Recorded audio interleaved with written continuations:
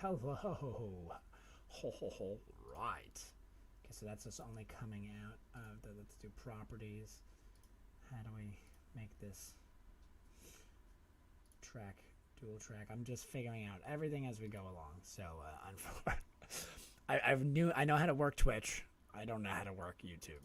This is going to be a fun one. So I apologize beforehand, but as you can see, we'll make this work as we go along. Advanced audio properties. Here we go. So mic, tracks, close. Perfect. That's mono. Yep, there we go. Got it. So now I'm in both ears. Hello. Yeah. Move that over there. All right, perfect. That's over there. Out of our hair. Put that up a little bit. So again, welcome. I just said this a moment ago, but the microphone wasn't on. My name is Sean Vergara. I am a recruiting professional with over 15 plus years of experience. And what I'm looking to do is help veterans and their family members actively 8 hours a day on Mondays and Fridays. Of course, today I am an hour late. I apologize about that. Things are going to happen. Of course, I had a little wrestle with FedEx for a good 2 hours today from 7 to 8, and I thought I would be ready, but then, of course, the facility that I went to didn't have what I needed, so then I had to wait till 9 o'clock on the dot to get the package out. So it is out, though, and I did my job in that regard. So now what I'm doing is just slowly and surely setting up this YouTube channel to be live on those days for 8 hours a day. In this case, you do not need appointments. This is a walk-in style opportunity. We are here to specifically help individuals, not limit them in what can help them. And I've noticed that a lot of people have, like any human being, have issues specifically with getting into an appointment on time because stuff happens. And that's why I figured it'd be a lot more beneficial for me to be live than it would be for me to have a calendar scheduling. So I will be going in and out of being on live, not on live, or being on mute, I should say. I'm sorry. Going on mute, closing on my screen. So if you have any questions, come into chat right away. We can have a conversation there just so that you're aware of what's going on. I can also keep your screen private. I don't have to show anything, of course. We can have this be a phone call where I shut it off on the screen. I don't show your information, or I don't, no one will hear you. However, I would implore, and I've already had several people that I've worked with that are comfortable with showing their face on camera. That's not something that is uncomfortable for them, because I will scrub your personal information off so no one will know who you are. I will even take your name off your resume. So no information will be on the internet, and of course, while I'm jumping through my scenes, I do have to be very careful with that. So there is, there's a learning curve on my side to ensure that I'm not sharing anyone's public information. So I will ensure that that happens. And of course, if that does happen, then I just take down the video. It's no big deal, or I edit it into a highlight reel of some sort and take it down. So I have some backup plans and some, plan Bs just in case what I'm doing is not the right way or the way that I want it to be done, because I have a very clear vision of what this looks like, the way that we've already worked with it in the past.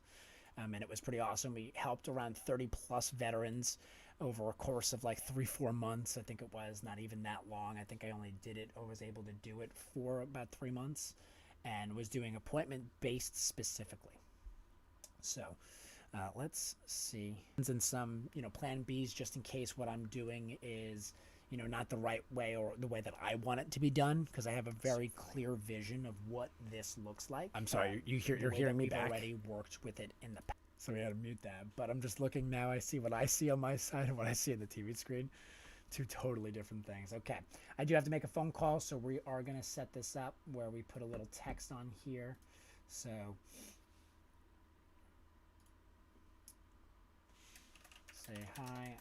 say hi on call. Okay, so okay with that. That is good. So thanks for stopping by. currently on a call, but say hi in chat to start the process. I think you can see all of that.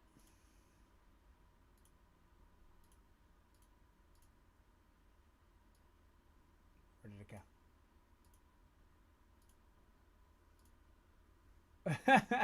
Where did it go? Shoot. 14, okay. 72. We're going to do that. Okay, thank you. There we go.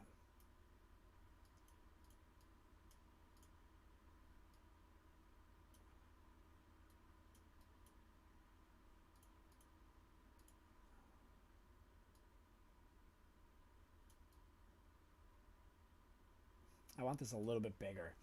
This looks horrible, by the way. I am so sorry. But this is, yeah, growing pains. Growing pains. I do need to set up an alert so that when someone stops by, we can let them know, like, hey, I'm on a call. Let's make this red, though. Select font. No, we had to do, how do you make red again? Oh man, it was something weird. Oh, text transfer. No. There was something weird with it where you had to like go to filters. That's what it was. Yeah, effect filter.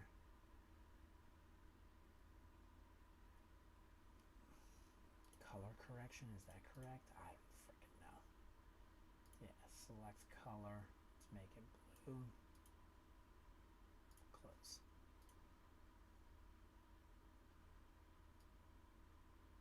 No, I want it to make it bigger.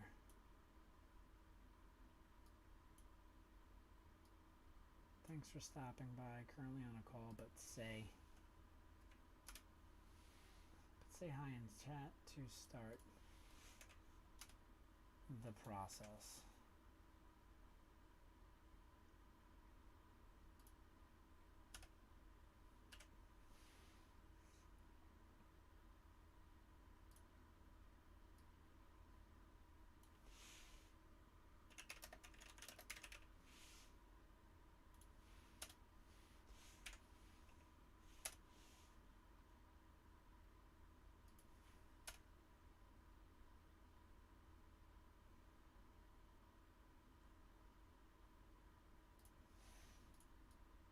Okay, but let's make that bigger.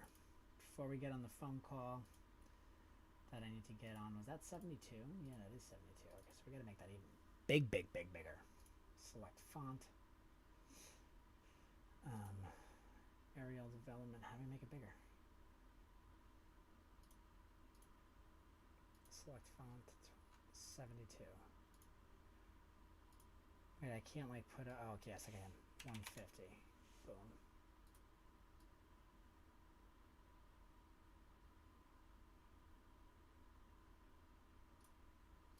So 150 is a little too big, so we're going to go 125. Let's go low. So 100. Okay, 100 seems to be the trick. We'll probably make that a little bit bigger.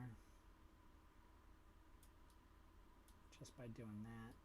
Boop, boop, boop. All right. Beautiful. So there we go. Halfway there. Okay. So that'll only be there to say hi on a call. Okay, cool.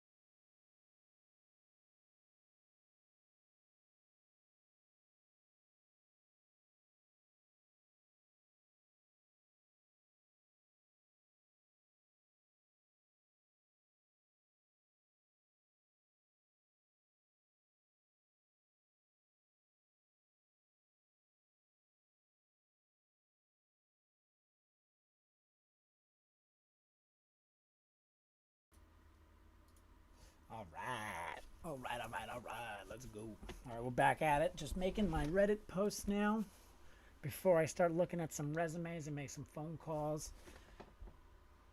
I got a lot of work to do with this camera. I'm also not like 100% like excited about it. It's a little blurry. I don't know. We'll figure that out. I'm not used to using a Logitech camera. I just figured it was easier with my desk space just to set it up. So I didn't have like a camera on my desktop or on my desk. I want to try to like fix up the office a little bit. If you look around, nothing crazy. Got another workstation right there for my business partners or anybody that wants to come in and just needs a place to work. From my other companies, my other friends. And that's about it. So we're going to post this. Let's make sure this just makes sense.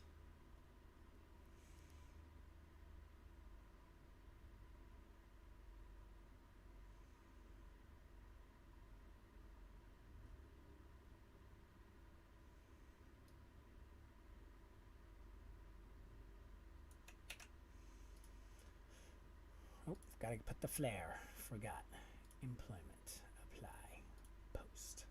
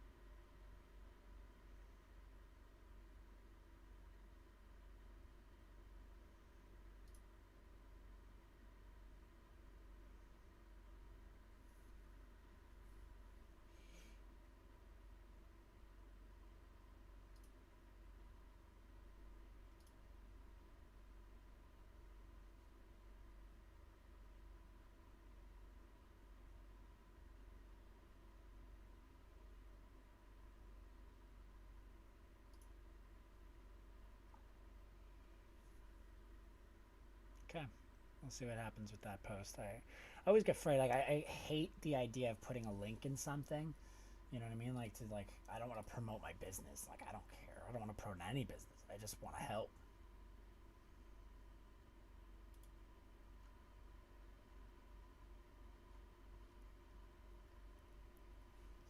Otherwise, you move posts from feeds providers including community safety. Yeah, see, this one didn't go through. I don't get it. The other ones did, but this one didn't.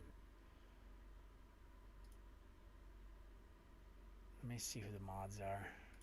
I gotta message them now.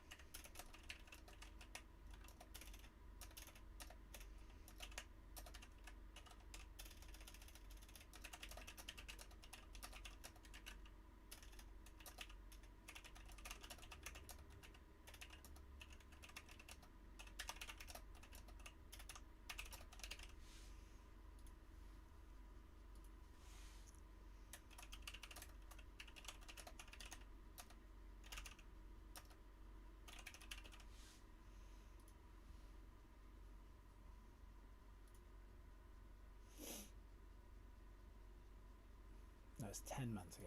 It wasn't even a year ago. Holy shit. Still just 10 months ago.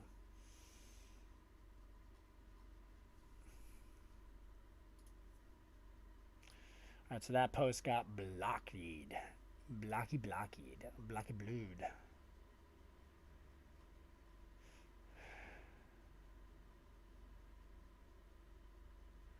It kept this link. I wonder why it deleted or blocked that post.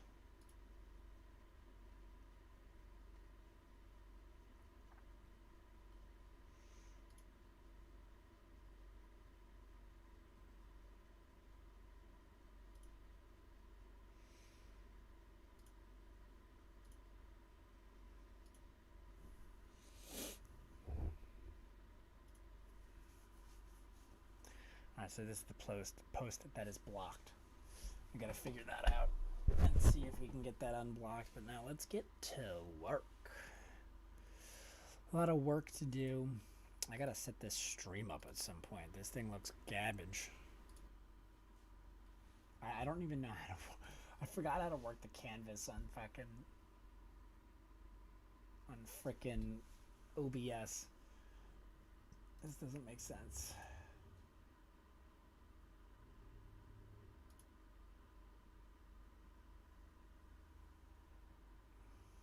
You know, the latency is really bad.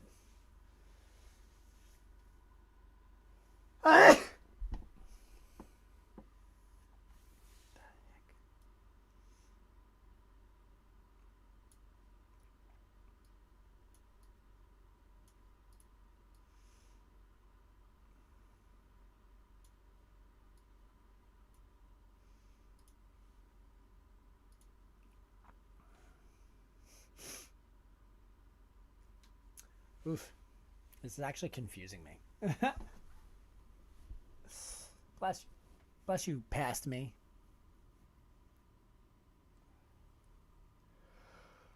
I don't know what to do.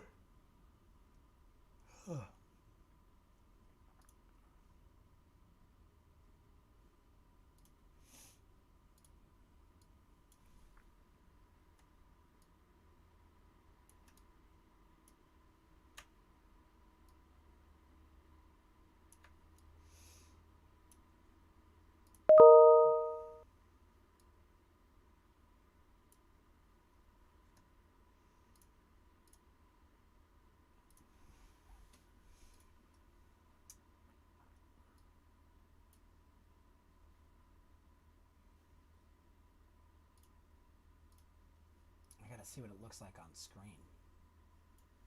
Okay, so there is the actual YouTube channel. I need to know where my edge is.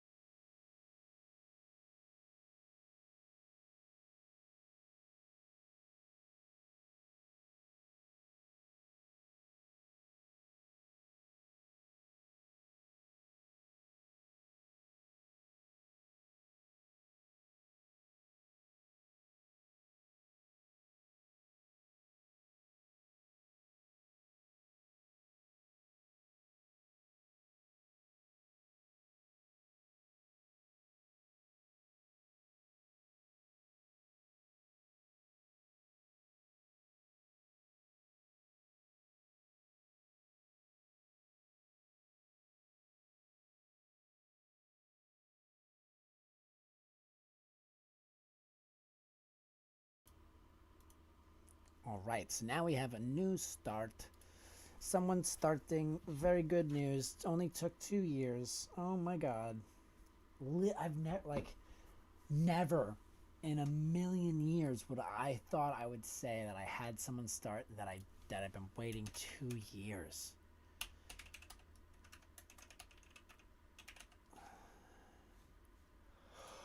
Holy guacamole.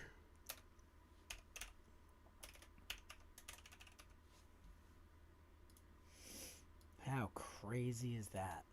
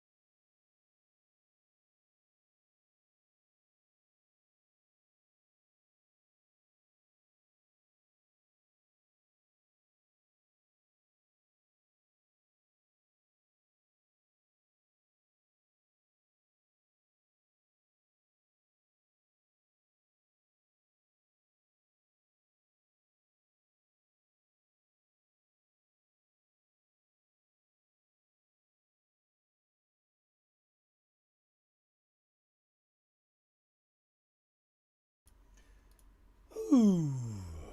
All right. A few little phone calls back to back.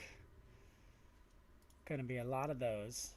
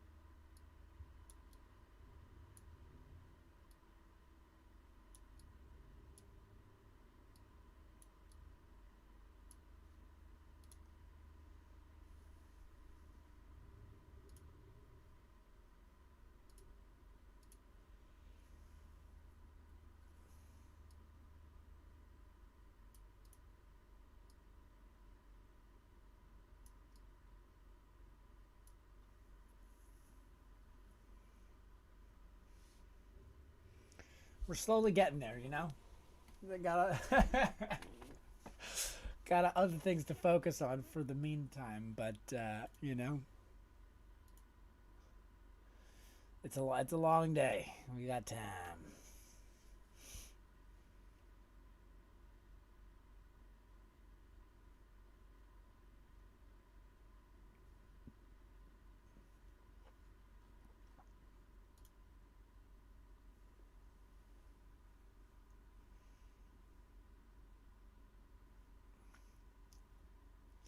I wish I knew how like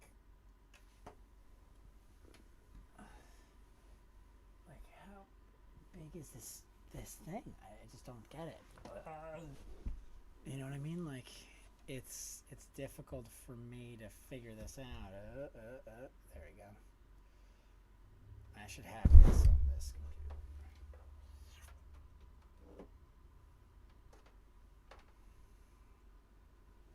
But I'm going to be looking at this computer, so that's the weird part now. So we'll keep it on here for now and just turn into it, because I'm looking at this computer, so I have to have a camera here. Gotta have a camera right here.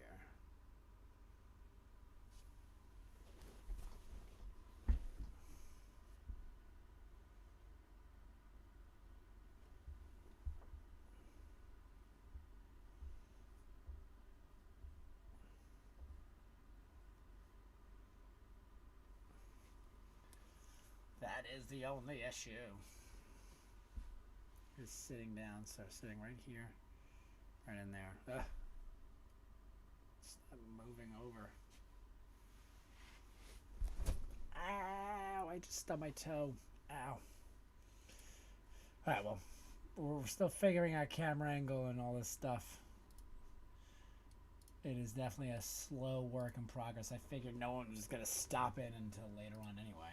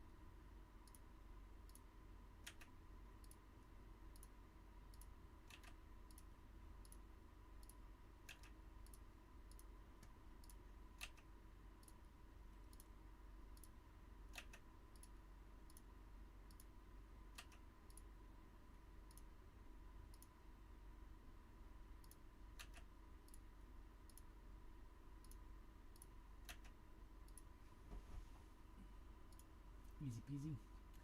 Lemon squeezy.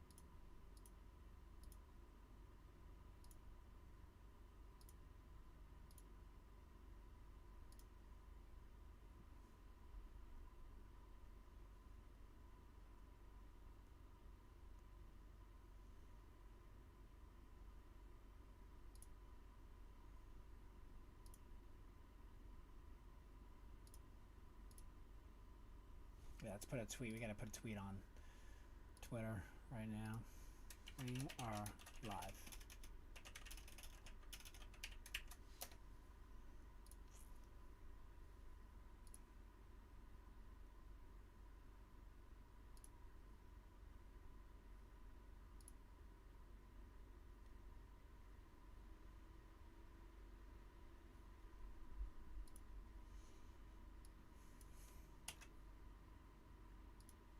Oh, that's the channel email, not the link email. Okay. Okay. Well, I mean, we still, that's what we need to hear live.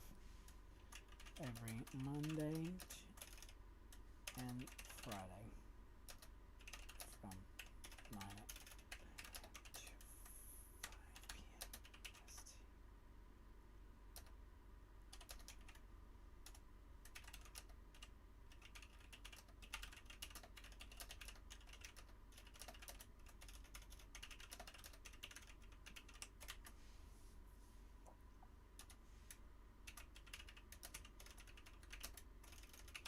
Free resume consultation and free career advice for all military veterans and family.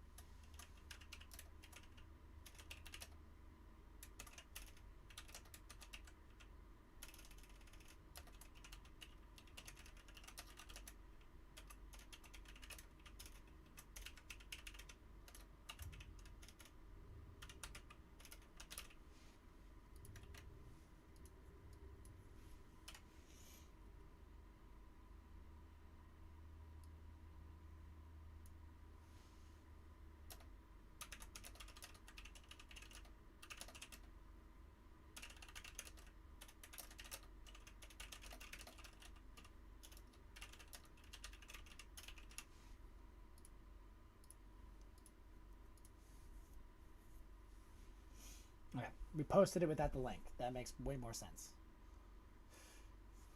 Hold on.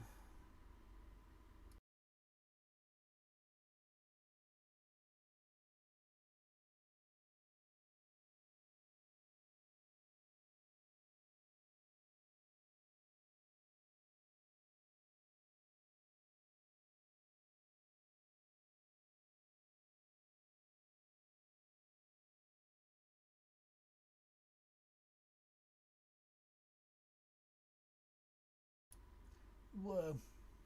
That's pretty cool.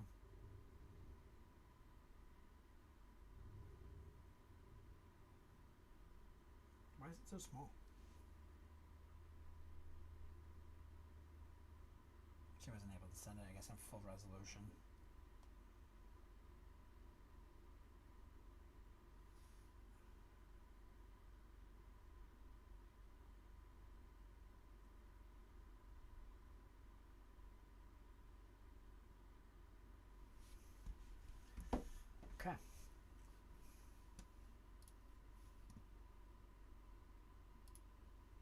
So.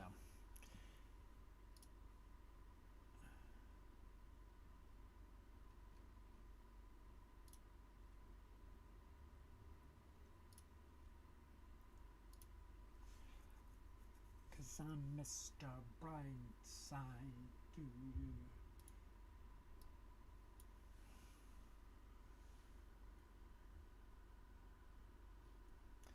So weird. I'm not understanding this at all. I really am not. I'm just like really slow to the I'm slow to the game on this. I don't know why. I don't know what it is.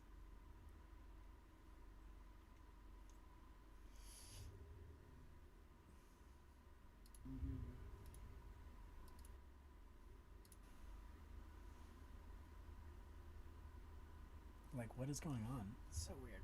I'm not understanding this at all. I really am not. I'm just like really slow to the I'm slow to the game on this. I don't know why. I don't know what it is. No, I gotta scooch in this way. Oh my god. That'll get me more visible.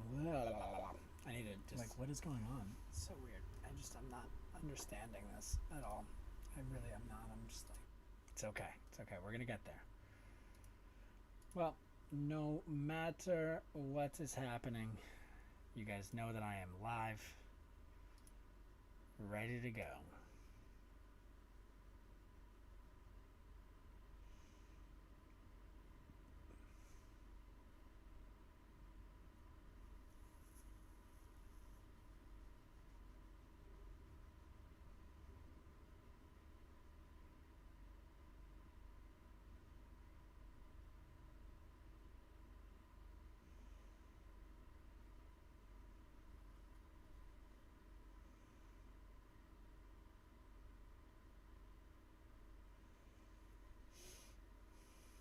Okay.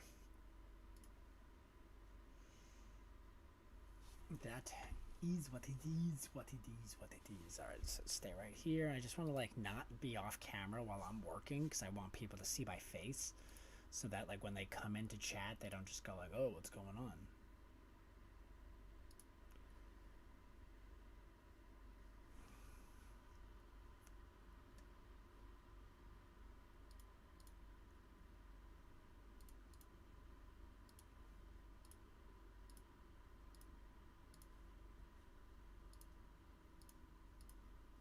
Okay, wait. Let's look at this. Hold on. I'm so confused.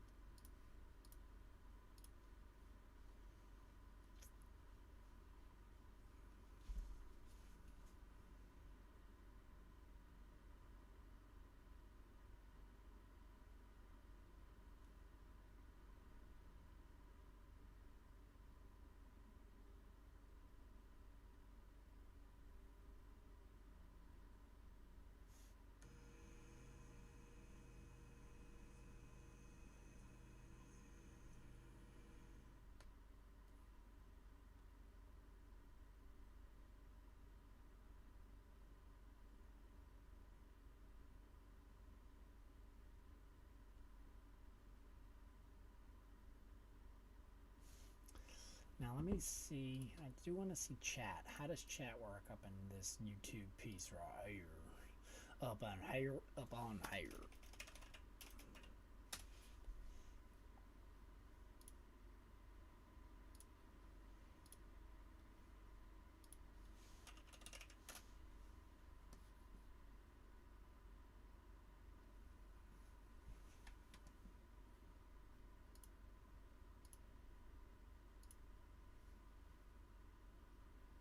So it takes about 10-second delay. Okay.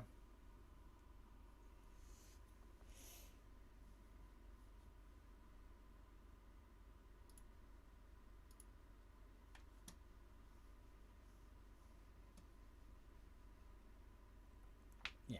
Alright, so there's a 10-second delay. A little bit more.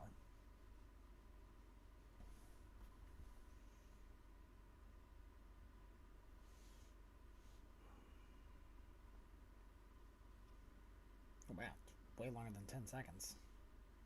Start. So I just started that.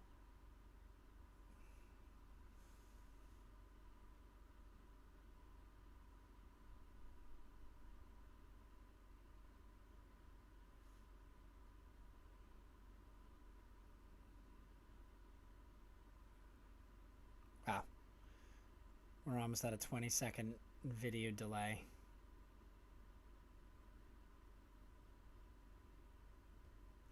Whoa. 32-second delay.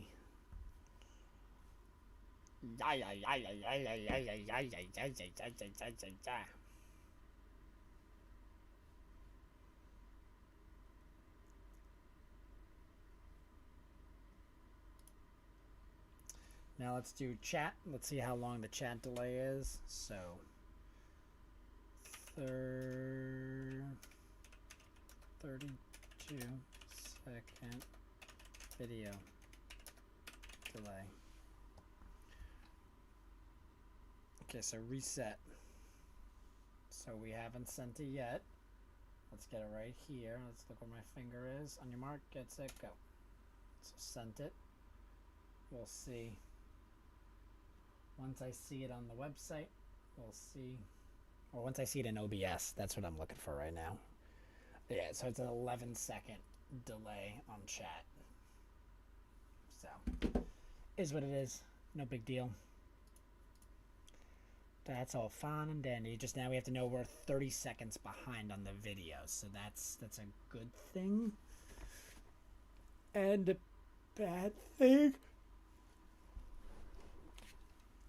So, we'll see what I can do with that.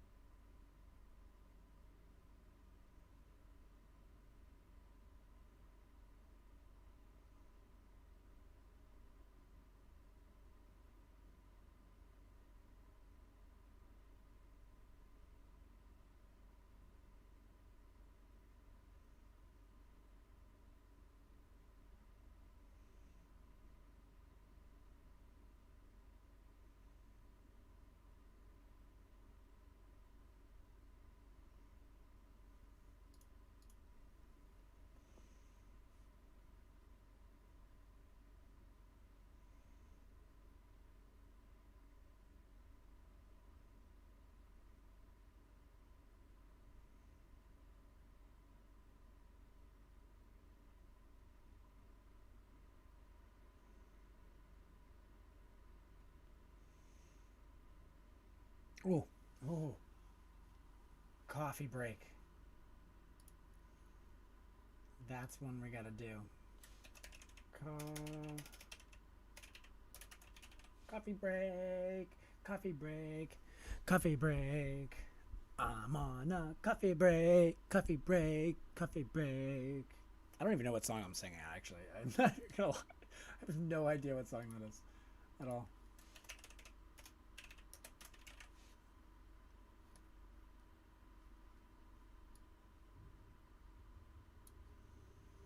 Coffee break, coffee break, coffee, coffee, coffee break, break, break, break, break, coffee, coffee, coffee break, coffee, coffee, coffee break.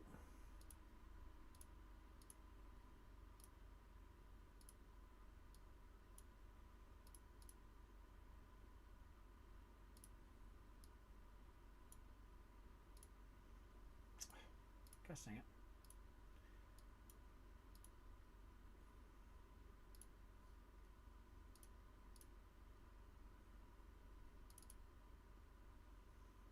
Coffee break, coffee break, coffee, coffee, coffee break.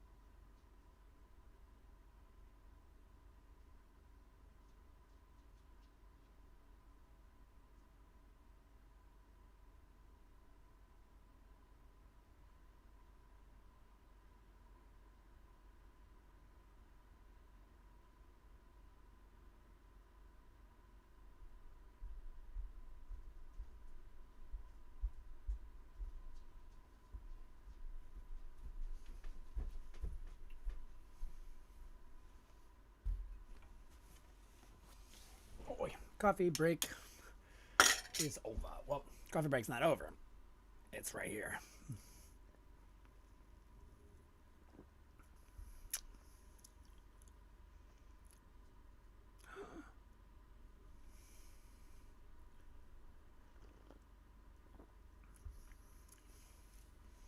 Dang, that's depressing.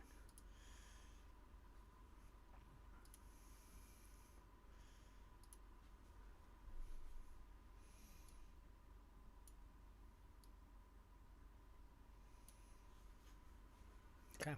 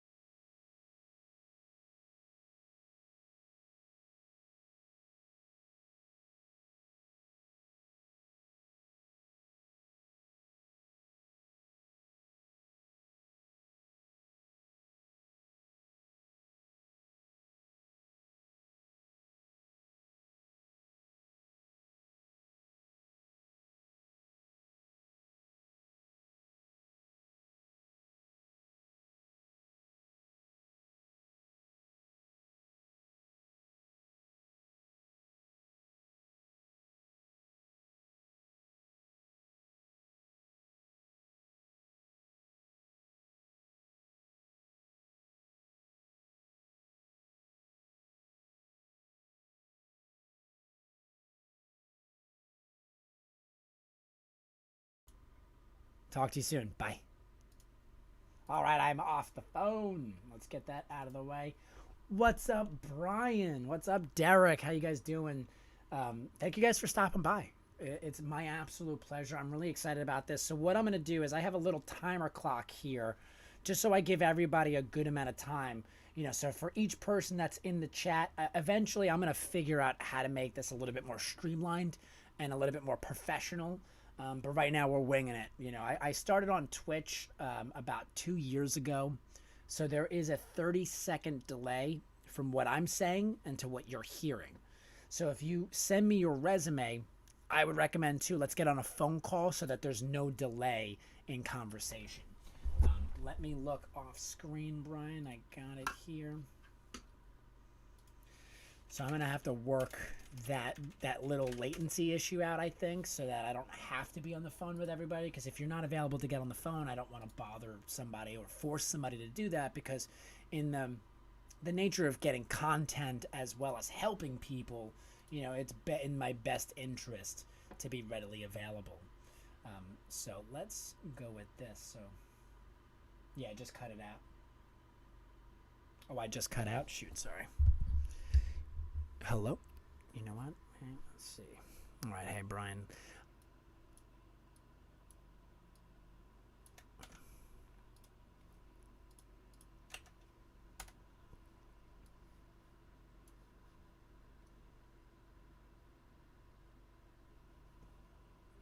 Hey, Brian, how you doing, bud?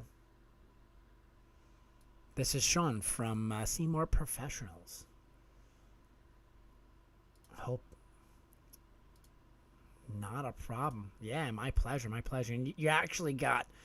So I'm gonna put your sound on right now so the chat can hear you, or the stream can hear you. I'm gonna take your resume, download it in a second, and put it on screen as well.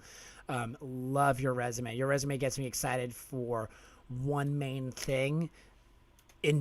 Light industrial stuff right now is going ham. If you look at this resume, so now unfortunately there's a 30-second delay. I was testing it out this morning. So from what you hear me saying and what you see me doing on the screen is unfortunately going to be a little bit laggy. I'm going to square that away. But what I see on your resume going through it, and what's really important here, is your heavy diesel experience. First off, as a recruiter, the first thing I think about when I see someone's resume like this, are you trying to switch industries, or are you trying to stay in industries? What do you feel like you're missing on your resume, or what is your resume not doing for you? So I'm trying to switch into engineering, and so I have my engineering degree. Awesome. That I've gotten. I got it just before COVID started, but I've been in a remote position that's gotten a little too comfortable, probably for my own good. So unfortunately, I've got a lot of experience in the automotive industry on the supply chain management side, but it's not a perfect transfer over into engineering. And, I think some of the companies are looking at how long it's been since I've gotten my degree without going into it, and may have some concerns about that. Yeah, so just my thought process too. I tell a lot of people there are only a few industries that are like that. Engineering, law, and healthcare are the three main pillars where, depending on how much experience you have in the industry, it doesn't matter where you got your degree. It just matters about applicable experience, for sure. So that definitely is something that is going to slightly limit you in that sense. Now, my thought process is so you're looking to do engineering stuff. Now, you have the logistics cost analyst. So are you looking to do more of that diesel automotive accounting, or what kind of engineering are you trying to get into? Honestly, I'm not really very picky. I'm not too sure myself, but I'm currently in the Detroit area, where in the big three U.S. auto manufacturers, pretty much either them or the suppliers for them is kind of where all of the money is in engineering around me, unless I find somewhere remote. Yeah. So something working that like a design engineer or research and validation or something like that within the automotive industry is what I'm looking. Okay. So now I don't think you need resume help. What I think you Okay. need is I think you need career advice in that regard. And it's a little bit of a double-edged sword. So let me pull some stuff up really quick. So you're saying you're in the Detroit area. Hmm. The hard thing about this is you're looking to get into something that you have a degree in, but you have limiting experience for the most part, or that's what you're getting some negative traction. So what I Right. would do in my sense, if I put myself into your shoes, the first thing that I would think about is, okay, if I'm not willing to get paid, or if someone's not willing to pay me for the job that I have, is there a way that I can sneak in through the back door? And what that means Okay. to me is like, I was actually watching something on Business Weekly or whatever it was about Detroit is actually not only are they the biggest manufacturers of cars, there's only two companies in the world that make test dummies that they crash in cars, and they're based out of Detroit. So there's a lot of these little small nuanced companies where if you look at yourself and you say, okay, listen, I'm trying to get a job with the big three, but what I want to do is how do I get to an interview in the big three where they're like, wow, that looks like great experience. And a lot of people say, oh, well, in order for you to get what you want out of this market, it's who you know. It's who you know. And that is such a Right. false interpretation of it because in reality, it has nothing to do about who you know. It's who remembers you. Because at some point, what's going to happen is someone's going to go, ah, shit, I need that one guy that can help me do that thing. And you know what? That guy was willing to volunteer on weekends. You know what? Like, let's call that guy in. And there are a lot of people that are able to squeak through the back door where they start off on an internship that was only 1 day a week. I've spoken to a couple of vets that had this issue in, very rural areas where they're like, listen, I'm a helicopter mechanic. And I'm like, okay, how many vacation rental helicopter companies have you have you just walked up to and said, hey, listen, I'll work only 1 day a week. Here's my Saturday. I can only work Saturdays. I'll do it for free just to show if you can give me the price of admission is I'm not going to do this for free. I need you to be a reference. I need you to tell people that, yes, I have the skills. I need you to test me on this. And then after that, I'm trying to find.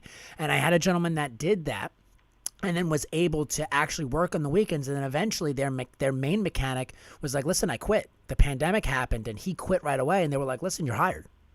So it's that happenstance where you don't have to. What you have to just set down a time of saying, what are you willing to invest?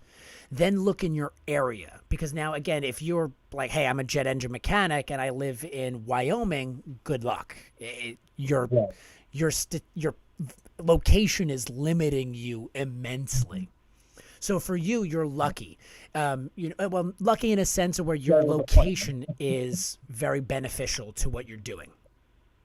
Hmm. So now for you, what are you willing to invest in, whether it be a few hours, a few days, have kind of like a script ready to go. And then what I would Hmm. recommend is getting in touch with and when I say every pharmaceutical, or not pharmaceutical, I'm sorry, every, you know, repair auto diesel mechanic company. Now, the question that I have for you, and I could be wrong on this, I don't know the industry like you know. If you worked for a diesel engineer facility, like let's say a regular, like an Exxon Mobil, they're just like a local gas station in your area, and you help them with just diesel engines when they needed it, would that give you the experience that you would need to be able to sell yourself, or would that not be something that I that fits? I don't think so. Yeah. I think it would look better than nothing, of course, but because it is a bit of hands-on experience. So if anything's dealing with building or hands-on validation or testing or something like that, Yeah. it's good. But I think I kind of have a bit of that, unless for something that's like super track oriented, like for the racing teams, Yeah. is well above my level, but. I don't know that would help me in the engineering Yeah, no. side. Okay, that makes sense. But that's what I'm trying to find is what is that Hmm. that threshold of Yeah. acceptable experience in your industry. Now, I'm not going to know that as well as you are, but I can also Yeah. think outside the box. Like I'm going to show you my screen right now. You're not going to see it for a good 30 seconds, but like if you look in this building, there are also other teaching facilities that you could also internship at as well. And again, the internship of what you're trying to say is if you have specifically, hey, here's what I'm trying to get out of it, and this is what my value is and my worth is. You know, I don't want you to go into an internship that's unpaid and doesn't have credits. You know, if we're trying to get you an internship that is paid, or like, hey, listen, there's almost no unpaid internship. Exactly. I've not heard of any. Yeah. And that's another thing too, where you can also let them know, like, listen, even if it's not an internship, I'm willing to volunteer. But we're just trying to get you that one person that can say, I remember him and I'm willing to speak on his behalf, because that's the stepping stone that you really need, is just to show like, hey, listen, I work at this manufacturing engineering building. So another engineering facility too that might really work is you can also do in that logistics facility that you're working at. Oops, sorry. That logistics. Well, there's actually engineering in my facility as well. Yes, that's what I was just about to say. Is there a possibility? It's like a 2 million square foot building, so you know, it's unfortunately there's just not really any overlap. So you know, I do know some people who work on the engineering side, but you know, in supply chain and finance, and you know, on like my side of the building, you know, I and my bosses kind of know a lot of people, but it's really hard for me to get over to the other side because they don't really talk, they don't really work together. Yeah, no, that I understand. I work with logistics companies where like you have one place literally 11 miles from another facility and they have no clue what each other does. It's like, how? Like, how is that possible? You guys are a business. So I understand that.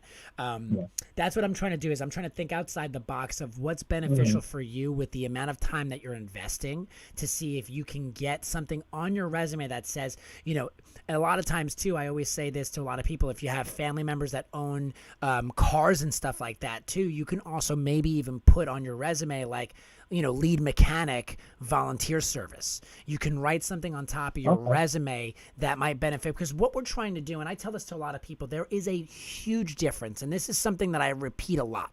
There's a huge difference of fabricating a story and then lying.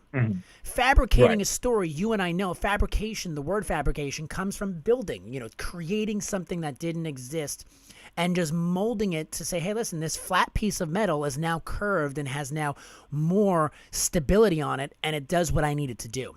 And that's what we're looking to do. A lot of people are so afraid to put, you have some people that'll absolutely bullshit their resume. And when I say they'll literally put lies like, I'm an Excel expert, I know VLOOKUP tables, and they've never done that in their life. They have no idea how to use. We're not trying to do that, because what we want to do is we want to just show the person the story. But that's what we're trying to do, is build that story to say, hey, listen, this is what I'm willing to do to be of value to you. So you can even add like automotive lead and literally just fix your aunt and uncle's cars and put all your stuff here, purchased parts for this kind of car, and then list down the car parts. You know, there's a million ways to skin this cat that'll benefit you, that might make your resume be like, huh, you know what, let me give this guy a shot. Because in reality, you're not selling your resume. You're selling yourself. It's just that you're unfortunately, your resume just has to have like keyword here, keyword there, something of that sort. And that's building that story where you can say, hey, listen, yes, I currently do have experience. Oh, what is that experience? Well, I work part-time at this facility. And they'll say, okay, well, who's the owner? And then they just give your aunt or uncle a call. Hey, I heard that Jim is a mechanic for your company. Yes, sure is. Greatest mechanic we got ever. And you're not lying. You're not telling an untruth. You're not being unfaithful in any way, shape, or form. Now, the only problem you have is if they ask for W-2 statements, you won't be able to find that. You'll be like, oh, you know, you'll have to let them know, like, oh, unfortunately, this is a, you know, small business. I get paid under the table of something of that sort. And that might be like, in the only company that or industry that really gives a crap about that is the healthcare industry. And that's something where you're not going for you're going usually for like an RN position or a medical receptionist. And you're working for one of the big healthcare companies like Blue Cross Blue Shield, where they do that to every employee regardless of what company they are. I work with the government. I work with all these, big companies. None of them do W-2 checks. They don't. Because they don't care. They want the right person, and then they want someone, hey, listen, if this doesn't go well, we're going to blame you for it then, and go from there. So that's just something where, again, building your resume that you can do. If you don't have the time to actually do that volunteer, again, you work an 8-hour job, I'm assuming 5 days a week, 8 hours a day. So that's going to be something where you're going to have very limited time where, again, you're going to want to relax on the weekends. You're going to want to do that stuff. So that's a level of risk that you have to kind of take, but maybe start off small. Update your resume just to add a little bit of that mechanical capability. There's another thing that you could do as well is there are a lot of facilities out there in Detroit that are manufacturing facilities that you can even review, where if you're trying to get into the engineering world, you can also connect with a lot of manufacturing facilities, may even have part-time jobs. Now, again, I don't know. Let's look on a quick Indeed search on my side. So the power that I have that's really beneficial is I can look at Indeed and look at all the resumes that are available for what you're looking to do. So what job category, what job would you say, like, hey, this is the job I would like to have? What's the job title in your company that you would like? And what does your company call it? Mechanical engineer, I suppose. Perfect. I don't know.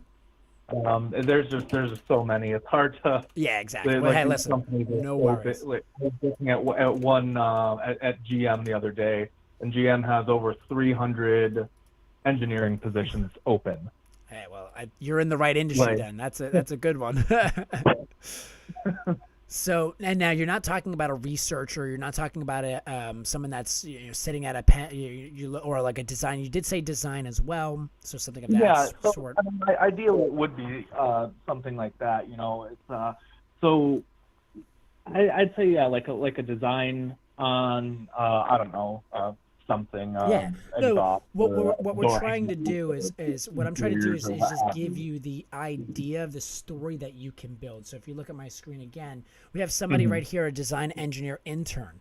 Now, again, this is another thing that you can, instead of, you don't want to make this up, but what you could do is on your own time, you could develop 2D drawings with whatever free software you have available, almost build a portfolio. Right. So if you look at yourself as a design engineer, what I look at that is you're an artist. You're a business artist.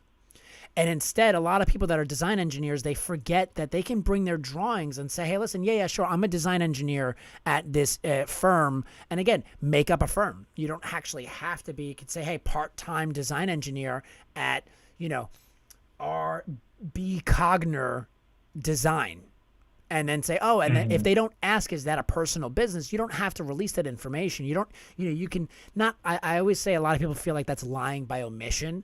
But again, what we're doing here is fabricating a good story where if you come in there with your design, if you have here like, hey, design engineer, intern, and then you don't even put a company name. You don't even have to put that down there. You can just say, hey, designed, created 2D drawings for manufacturing equipment. And then just have that on hand with you. Bring that to the interview with you and be like, yeah, here's some of the stuff. Like my day job, I work 9 to 5. I work as a logistics cost analyst. But on my off time, I volunteer at multiple facilities. And that's the best part about when you say you volunteer, because then you can say, oh, I volunteer at all these different facilities. Oh, well, how many facilities? Well, right now I'm volunteering with 10. And then you don't even actually have to volunteer with them. You could have just said, hey, I stepped in and I handed these, like actually go to those facilities that you're pretending to volunteer at, and then just let them know, like, hey, I'm a volunteer designer. If you want my stuff, if you need any help, here's some stuff. So you're building that story, because again, it's about who knows you. Who are you willing to say, like, hey, I talked to this guy, I talked to that guy, I gave them some free engineering stuff. So if you speak to some small businesses in your area, like really, really, really small car manufacturers or whatever it is, they might need a design makeup, and they might say, hey, listen, yeah, design me something and I'll be your reference. Sure, I'll tell them that you worked for me and that you're awesome, and go from there, so that you can just leverage that situation. but you don't want to build, I don't want you to go out there and lie and feel uncomfortable about anything that you're doing. That is not my goal. My goal is to just give you that advice to say, hey, feel comfortable with making up some truths. And again, you're making the truth up, but it is a fact of something that A, you can do, B, you have the capability, and C, you're doing it for other people right now in it, whatever capacity it is. This is business. It's not pleasure. You know what I mean? So you're able to utilize that as sort of your way of kind of going through the back door. Trying to utilize, because there are some people out there that, again, you don't have a Saturday free. If you got family, you got kids, you got stuff going on, you can't give your Saturday for free to go volunteer at a diesel mechanic shop. If you have that capability, then by all means, I would recommend doing that, because A, it's going to give you that experience. B, it's going to let you see the business side of it. And C, it might say, hey, listen, I don't want to do this for a living. Like, this sucks. I'd rather do the design side. I'd rather do, there's all this extra places that you can go. These are little bits of investments in yourself to say, hey, listen, what am I looking for? What do I truly want?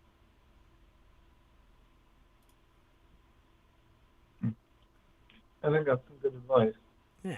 And like I said, I've said this a dozen times too, my door is going to be open. Period. Every Monday and every Friday, I'm going to be here. Now, of course, I was an hour late today because FedEx had to give me nothing but trouble, but here or there. Now, I'm going to be here an hour earlier. So if you have any questions or like, hey, this didn't work, or I don't feel comfortable with this, let me know. Pop on in. I can look at your resume. Or if you're trying to figure out like, hey, listen, I worked with my uncle. He doesn't own a shop, but he's willing to, have this conversation. He's willing to be a reference, or my wife's father or my aunt or my uncle, whoever it might be that can help you in this, fix their car up or do whatever it is that you're looking to do, or design some stuff on, on a part-time for a small business in your local area. But like, hey, I'm volunteering just like I'm doing right now. This is helping me build a portfolio as a resume consultant. And then I can put this online and I can show people like, hey, listen, yeah, this is what I do. Even though I spent 30 minutes with you and I didn't make any money off of it, I'm using the experience to benefit me in the long run. Now, this might take a year for me to see any value out of this, but I'm okay with that. I've looked at the risk that I've taken, and I'm like, you know what? That is a reasonable risk, where low risk, high reward. So in that cost or analysis kind of mindset, or economic mindset, thinking like an economist, it's all right. Just because I'm not getting paid hourly salary doesn't mean I'm not making value or creating value. So I don't want you to look at that where it's like, listen, I got to find my next job and my next job has to be this way. A lot of people get stuck in that mindset where there are other ways to kind of present that picture. And it's not just by, doing an internship, doing all that stuff. A lot of people that do coding, that's how a lot of people in the coding world, in the developing world, and the art world get their next step up, is by their own personal projects that they kind of leverage to show other people like, hey, I might not be a great C# developer, but look at this program I made in C# with a friend of mine. Here's what they did. Here's all the code I did. And then the person goes, hey, listen, you know what? You might not have the most experience, but you're the type of person I'm looking for. Because that is the number one thing that a lot of people hire first, is they look at your resume, they take 30 seconds. They go, okay, do the words match what I'm looking for? Engineer, design engineer. He's designed stuff. He's done this. He's done that. Okay, now next step, do I like the person? When they shouldn't, to be honest with you, they should not be hiring with that kind of emotion, but it is what it is. There's no school, no one's going to school to do what I do. No one went to college for this. They just kind of figure it out, and they eventually just hire people they can trust. And that's the most important thing. As long as you come off trustworthy and confident in your capabilities, that might change. And then as long as you have that little blurb of like, yes, the stuff that you're looking for, I've done that. And then you get to explain the capacity at which you've done that in, and see if that works for them. And then if it doesn't work for them, thank you for your time. Great job. Then you have some interview experience. You have your next step. So you have to you can always let me know too what you're comfortable with, what you're not comfortable with, and go from there. Okay. Well, thank you so much for your input here. Yeah, listen, I wish I could do more and get you a job in reality, but at the same time, that's what I'm going to Hmm. also do as well. I don't have that much in the Detroit area, but I work with a lot Right. of facilities and a lot of companies that are all Hmm. over the United States. So I'm going to share your resume with some of my teammates as well. And if you get a chance to say, hey, listen, send me a job description of a job that you're like, this is what I'm looking for. I understand the engineering field, but I'm not an engineer by any means. So I Hmm. don't know the nuances of 100% what you're looking for, but I would love to get a good mindset of like, hey, this is what works for Brian. Like, this is what Brian's looking for. So send that to me via email, and then I can kind of work some magic on the back end too, just to see if I can't help you, then I can find someone that can. Okay. Thank you. No problem at all. Greatly appreciated as well. If you have any other questions or any other concerns, don't hesitate to reach out to me. All right. We'll do. You got it, Have a Brian. great day. You too. Bye. Bye. All right, 24-minute call. I think that was. I always feel so weird after a phone call because I'm just like, did I really help him out that much? I hope I helped you out, Brian. I hope that was something that if it doesn't give you all the help in the world, I'm okay with that. If it just gave you one idea, one thoughtful idea of being like, you know what, this is something that I can do that I'm comfortable with. Because I don't want to make anyone uncomfortable with doing something that they feel like is lying. And that's the hard part about being a recruiter is where I want to tell you to build this story, but I don't want you to lie. And hopefully that can help you. Hopefully that's something that you can take and mold in your own way. Because again, this is something that you have to do. Whether it be an internship with a local small business in Detroit, or if you find an uncle or an aunt. I had one guy that was like, hey, listen, I'm a mechanic. Okay, cool. Work on your father's car, work on your aunt's car, and then put, hey, lead mechanic at my car shop. I help family members with this. Here's some of the pictures I did. So it's hard, especially in the engineering field too. It's hard because there's so many, like he said too, there's so many variables to that industry where it's like if you were in something easier like admin field or data entry field, it'd be like, hey, listen, go to an aunt and uncle, go to the smallest business you can find and give them free help for a week. And then boom, you got a best friend for life.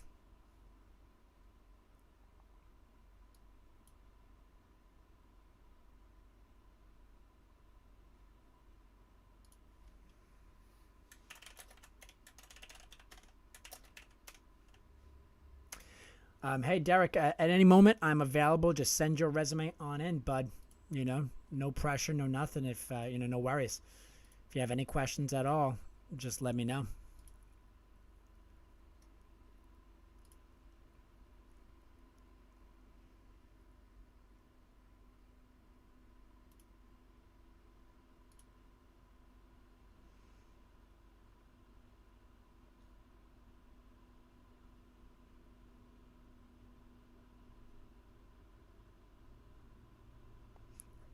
Oh, okay. It did get posted. Okay. That's why I was like, wait a minute. Did I post a second one? I'm so confused on Reddit.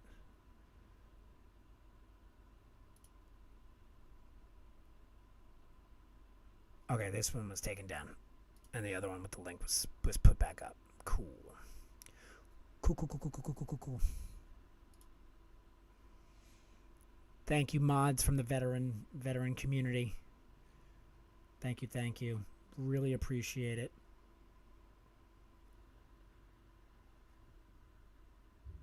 No worries, Derek. Take your time, bud.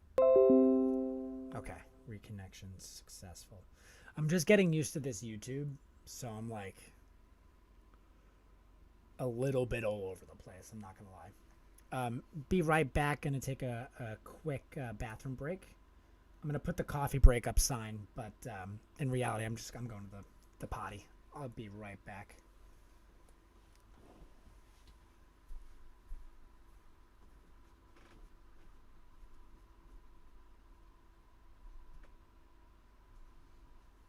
Let's put this on mute just in case. Definitely want to mute my microphone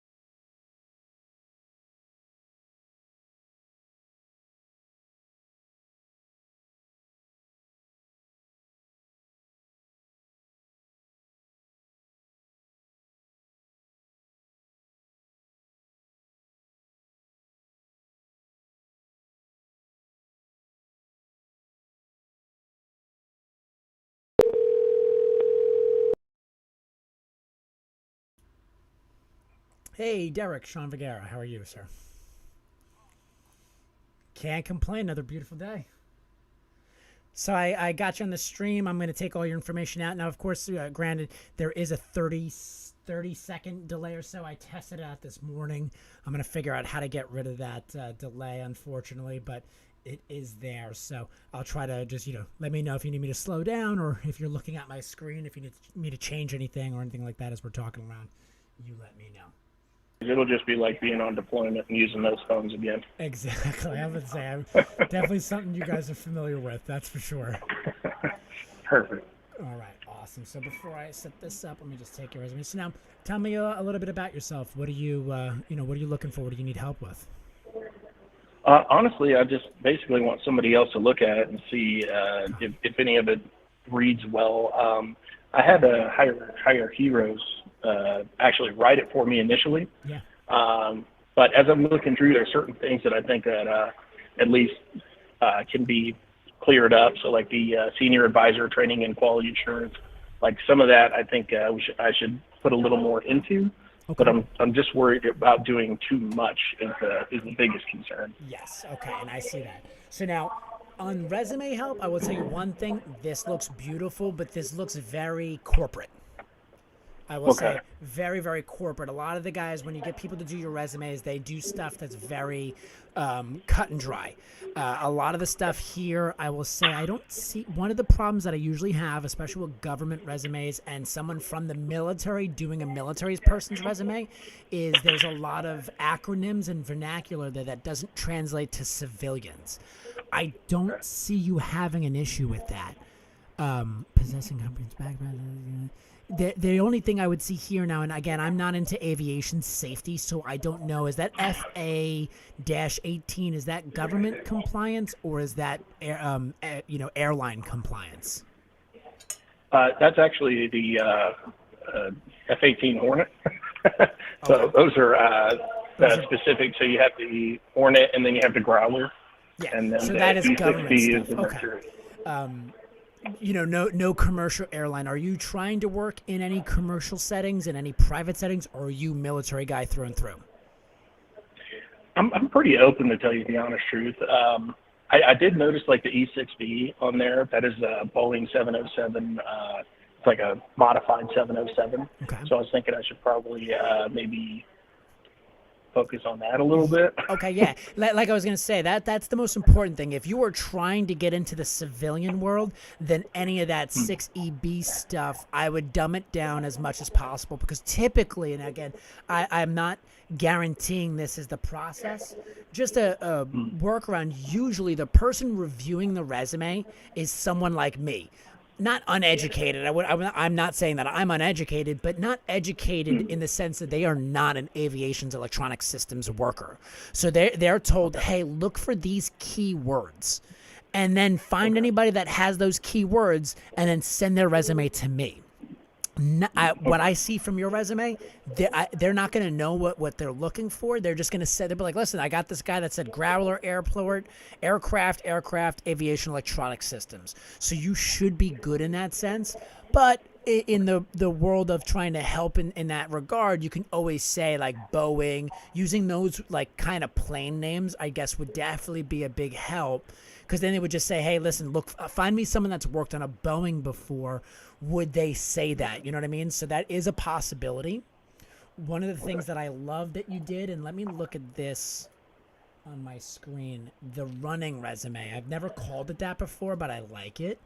Where what I tell everyone is I tell them a dump resume, and I don't think that sounds as nice as running resume. That's fair. I didn't know what else to name it. Yeah, no, but that's a good thing, because that's what I like to tell everybody, especially in the government side, is give me everything that you've ever done from top to bottom. And that's such an, I'm going to hold on. Let me put that on screen now that I have it. This is so important to just helping when you get a resume lead, when someone messages you and you're like, hey, I have a government job. What you should do is a running resume for government people, for government jobs that has the government loves their acronyms. Like, we love oxygen. That's their favorite thing in the world. So you can have a government resume that can say, hey, I have experience with the EA-18G, 95% completion rating, blah, blah, blah, blah, blah. have all that stuff, but then make a running resume for civilian companies where you dumb things down a little bit more, because this bit of experience that you have here is great. Because what you're looking to do is once you get that opportunity where you're like, oh, I like that job. All right, is that a government position or is that a civilian position? You can then drag and drop your experience to create the resume that you want, like here. So you want to have just that ability to say, okay, I know what I'm looking for and I know what keywords I have to use. Let me just go to my running resume, plug them into the few spots that I need them to be, copy and paste, and then boom, I've created a brand new resume. But it's specifically for this company, whether it be for Boeing, whether it be for, an aviation systems company that works on a contract base for Boeing or whoever it is. There's so many opportunities out there that in your benefit, that would be the only thing I would say to you is just have a commercial or a consumer version of your resume. But I don't see anything here that would also throw a consumer or a commercial person off at all. I don't think there are a lot. I've seen resumes in my day that are nothing but government acronyms, and you've done a very good job of not including that at all. So I think this is exactly what needs to be done. But just like I said, for you, the only advice I can give you is if you don't know what you're looking for yet, then a running resume for just government stuff, a running resume for just commercial stuff might help you in just applying to jobs a little bit quicker, where you might need to have that keyword of, all right, this is a maintenance company that is looking for, or an aviation company that is looking for a person that has use in this specific system. So then you could just drag all your experience with that specific system and then just plug it right into your resume, where you kind of move some of this stuff out of the way, like formulated long-term strategies. You can keep that in there, but then just include a couple of other key things that fit just for that company. That's not going to help you on Indeed or websites like that. That's going to help you when you're applying directly on the website. Right now, what I would recommend is this is the resume. If I were you, I would put this on Indeed, and then I would leave it on there and go from there. Because this resume should get you whatever company's looking for aviation electronic systems. This should get you on that search profile. Let me do something really quick too. So for you recommend making an Indeed? I have a LinkedIn. I recommend Indeed to everybody just because in a matter of numbers, Indeed is the largest website where everybody's on there. It's free to you, and a lot of companies are spending anywhere from $5,000 to $20,000 a month to just constantly be aggregating Indeed. So I would definitely be on Indeed for sure. LinkedIn is a little bit more of a long sell, where people reach out and communicate, and the time to hire on LinkedIn could take anywhere from 3 days to 3 weeks. And from me personally as a recruiter, I see the 3 weeks a little bit more so on LinkedIn than I do the 3 days. Just because you're reaching out to 100 people, you're having more intimate conversations with them about what they're looking for. When it's Indeed, they're going to call you and they're going to say, hey, listen, I got a job available. Can you interview, or what's going on? Let's get to the next step a little bit quicker than LinkedIn would take. Now, again, I could be wrong. LinkedIn has grown a little bit, and it depends on the person using LinkedIn. But I just feel that LinkedIn kind of promotes that little bit more of a communication based. Before they get to the interview, they have about 2 or 3 questions they ask before they get to that, where on Indeed, they ask one question and they're like, hey, when can you come into an interview? Or some facilities on Indeed don't even actually they don't even call you. They'll just set up an interview right away because they're like, we got a candidate, especially in this market where the candidate has all the leverage. You have the ability to interview with anybody at any moment, so a lot of companies are acting as quickly as they can. So I would definitely highly recommend not only Indeed, but any of those two. There are websites that are specifically for nurses, like RN website, rnresumes.com. There's hundreds of them out there. Now, there might be something specifically for you that is for aviation only. I don't know if it exists or not, but I would definitely look into that as well, where there might be startups or companies. Depends on what you're looking for. Yeah, it's called JS Firm. Is that for startups or is that for big companies?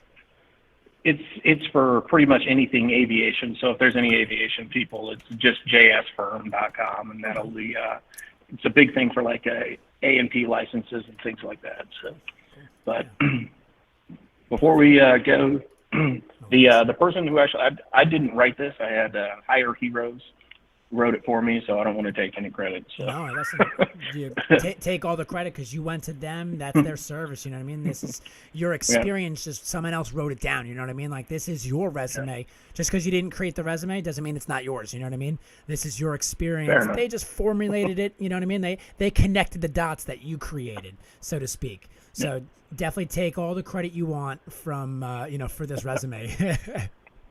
Awesome. Yeah. Well. Yeah. Any questions, any concerns on that side? Where are you located state-wise? I just want to do a quick Indeed search to see what jobs are posted right now. I'm in Nevada, specifically Fallon. Nice. You said There's a Boeing job in there. Fallon? Fallon. Yeah, you'll see a Boeing job pop up. But the problem is I'm at 6 months right now. I've been told that I am in the window. But I had actually people call me and they're like, we're hiring about 2 months out. So I'm like, oh, crap. Yeah. Oh, wow. That's insane. Yeah. The thing that I've noticed is I'm working at a lot of logistics companies and they're like, I need a forklift driver tomorrow, but I don't have any forklifts. And it's like, well, but then what's going on? And they're like, yeah, exactly. Just get me people ready for when I get that forklift. I'm like, okay, well, when are you getting that forklift? No idea. It's like, oh, wow. Okay. So then what the heck am I supposed to do? So it is a lot of that, especially in your field. You have a lot where they have the need for the person. They just don't have the equipment, unfortunately. Yep. So that's like a roadblock and a half where I totally get it. And that's just really good. We haven't been in that type of industry or market in a really long time. Even around 2008, we didn't have this problem. Where this is a new issue altogether, all in its own category. So, yeah, if you have any questions, like I said, with the resume, it looks great. Definitely a little bit more corporate. I don't know if you want to go with a little bit more of a more relaxed resume, but for an engineer, I don't think so. I think what the resume looks like does the job effectively. It's just that if you're going into other companies, you might want to just take a few. If you're, let's say, that Boeing job, you see a Boeing website, my only advice would be look at your resume really quick and then just throw some keywords in there that is on the job posting. Like, oh, hey, we need a specific amount of, E-6B experience, then put that E-6B experience wherever you can. Now, you don't want to make it just like silly. Like, let me show you really quickly what I'm talking about. Again, 30-second delay. I just put your resume back on screen.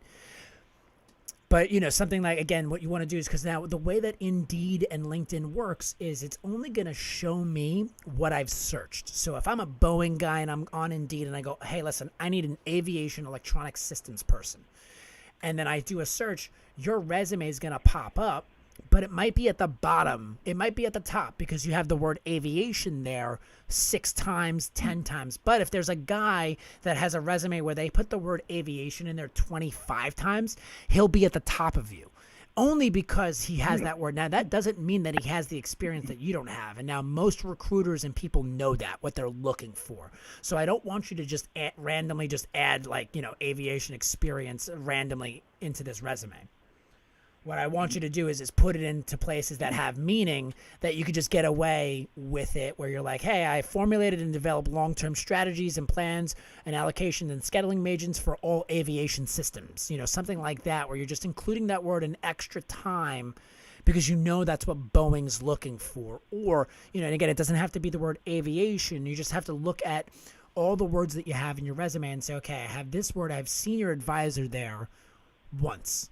I'm looking for a senior job. Well, then I would recommend putting senior in your resume like 5 to 6 more times. Now, you have it here 1, 2, 3 times that I can see. I think that'd be perfect. You don't need to put it any more than that. But if you want to be at the top of that search algorithm, then it doesn't hurt to throw that word senior in there a few more times just in case.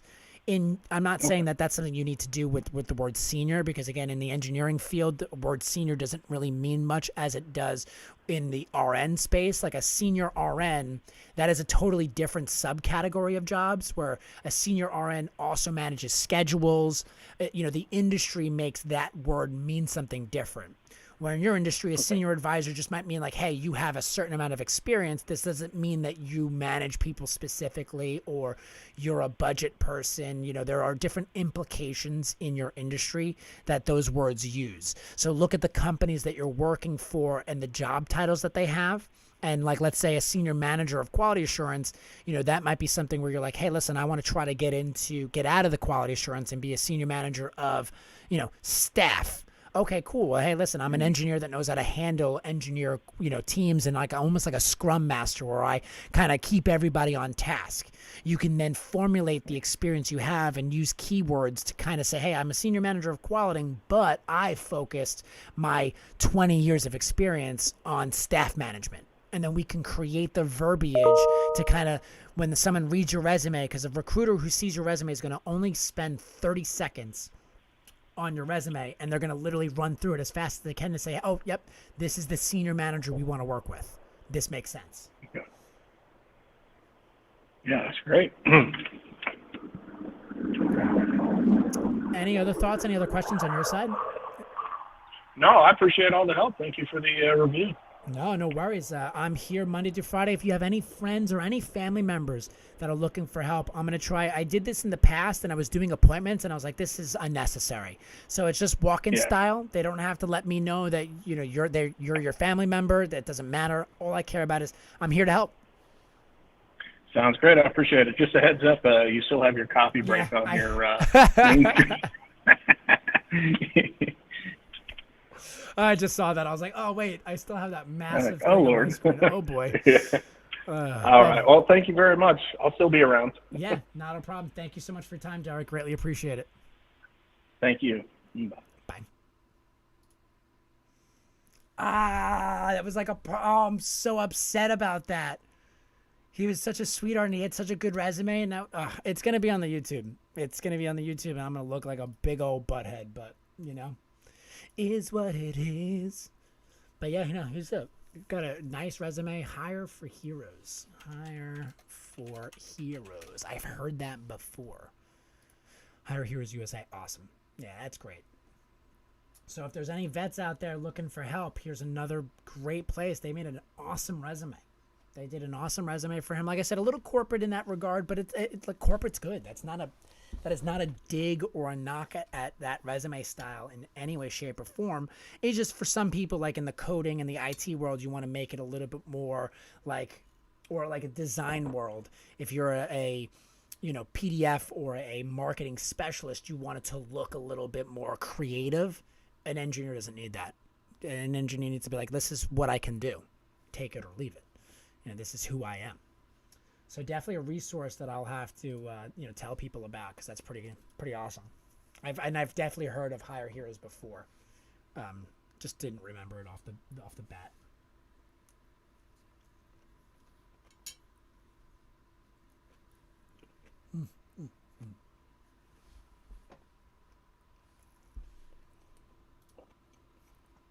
But let me finish chewing.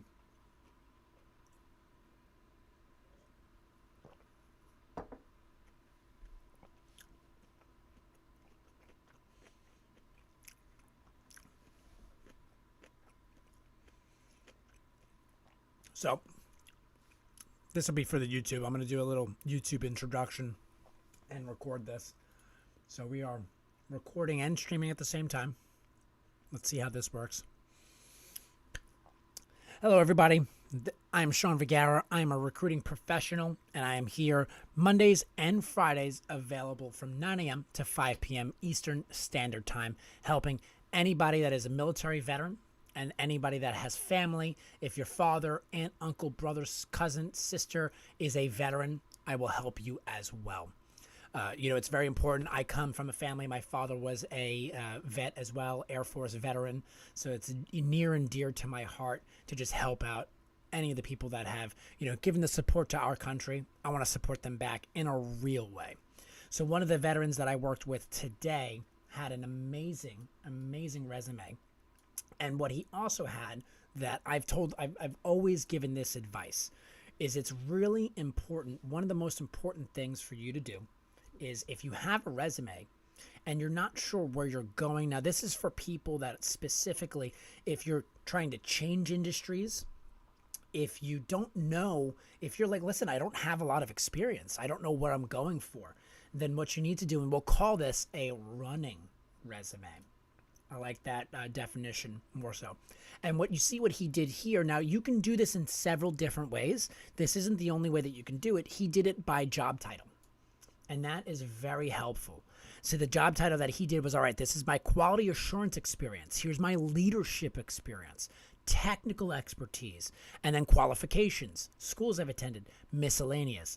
This is another way that you can easily take your resume, and when you find another company, now again, this isn't something where once you put this on Indeed, that's it. Indeed only allows you to put one resume, and that's okay.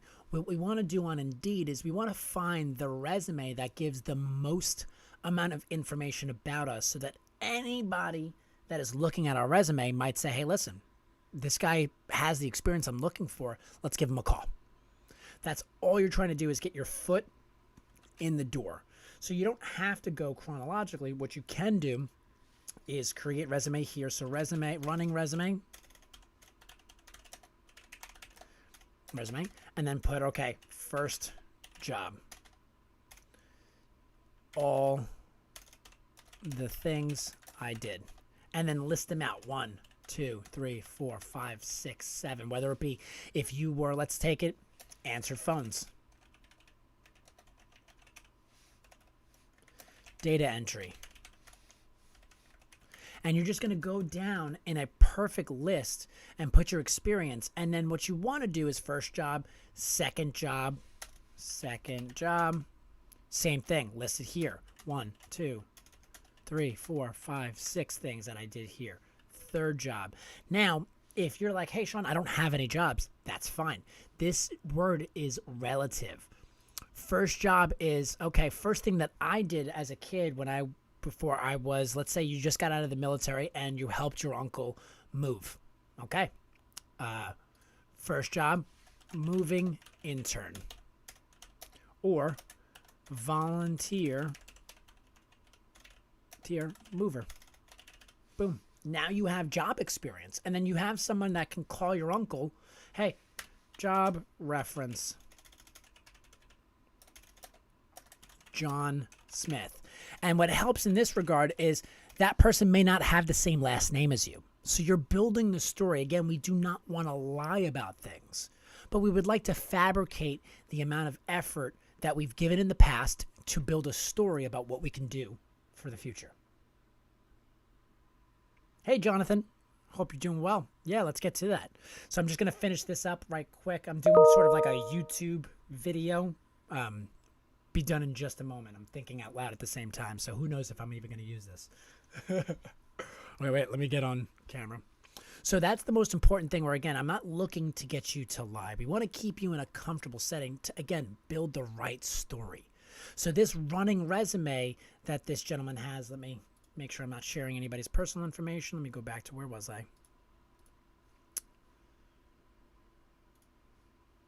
Right here. Nope, I was not right there. That's a blatant lie. Here I am.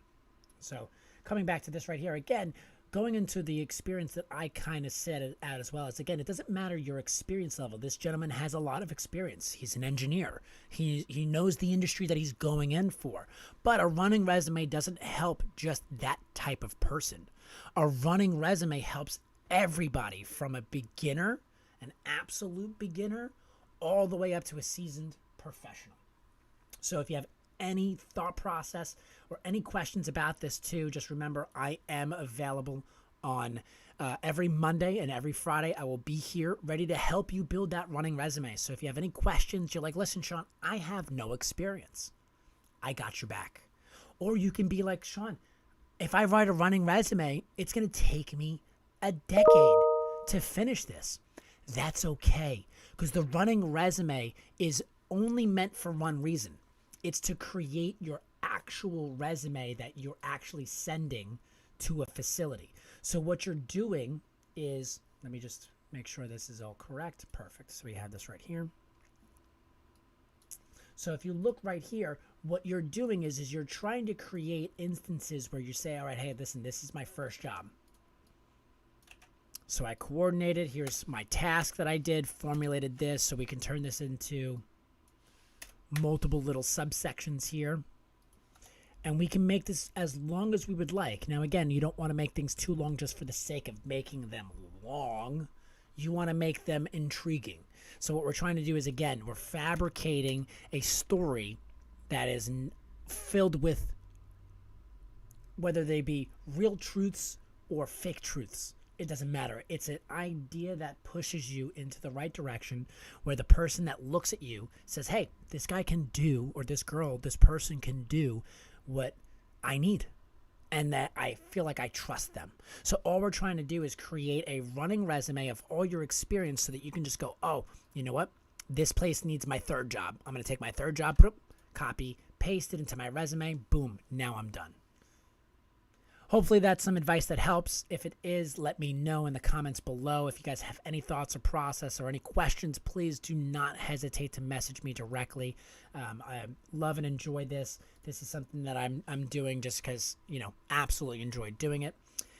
Please make sure to like the video and subscribe so that you can be available for or be notified for any of my future videos as I go live every Monday and every Friday. Thank you so much for your time. Have a great day. All right, so we're done recording that, I think. I don't know how that, well, no idea. I hope that came across as somewhat thoughtful. We'll see. All right, cool. Let us get back to this. So, Jonathan, let me see if I got your resume, bud. I don't see the resume yet, so once I get it, we're good to go.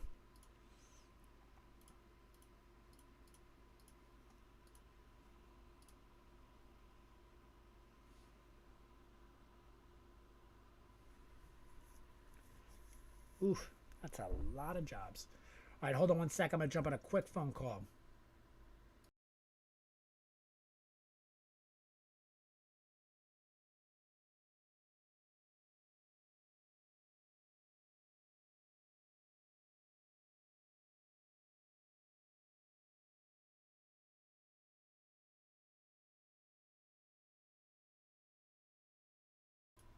You got it, Jonathan.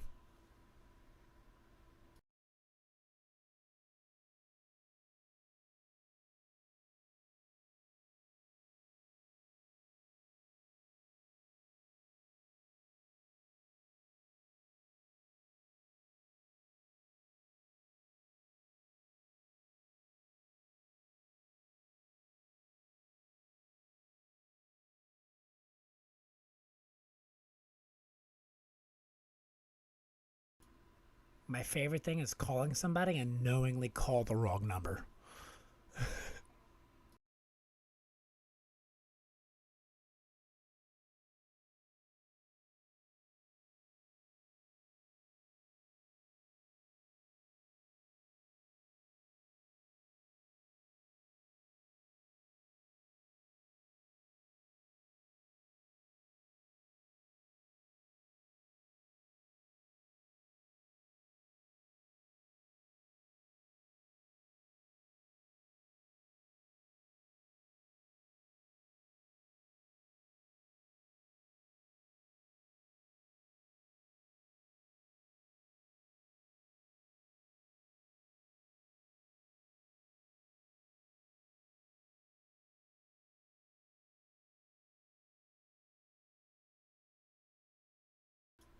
Hey, Jonathan, I got your resume, bud, so I'm going to look at it in just a moment. I'll be with you in just a second.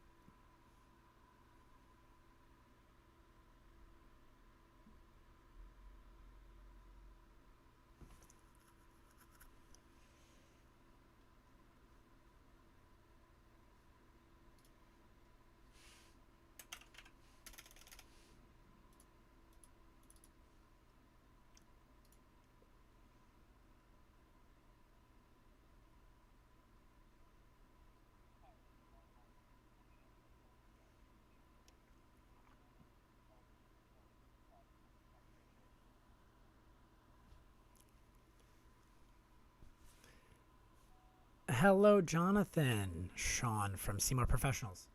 Hope all is well. You can give me a call right back at my direct number here.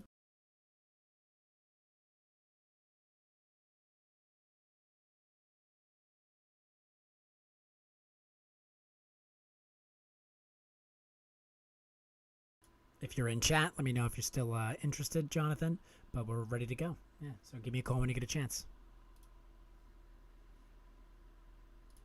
No rush, Jonathan. Just whenever you're ready. Hey, we're all good to go, bud. I just gave you a call, left you a message. So if you have any questions, let me know.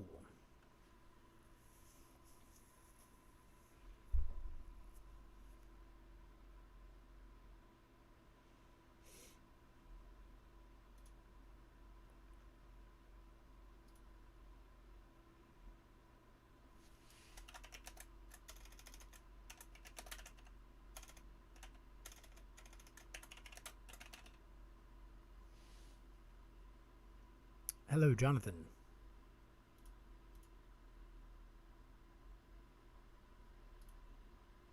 Can you hear me now?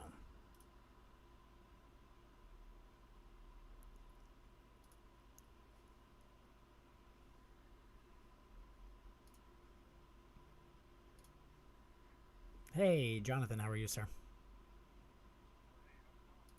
Not too bad. Not too bad. How are you? Hold on, let me shut this off. Awesome. Awesome. Good to hear. So I got your resume in front of me. I'm going to go ahead and let me just scrub some information off. I have a 30-second delay. What you see on screen, what I'm doing, I'm going to fix that hopefully tomorrow. But we can just work through it today. I'm going to also now put the microphone sound on so the chat can hear you, or the stream can hear you now as well on your side. So I'm looking at your resume. So tell me a little bit about yourself. What are you looking for? Yeah, so for right now, I've been with Trader Joe's for about 10 years. So it's just been about, all retail, customer experience, and I'm just trying to be a leader for the store.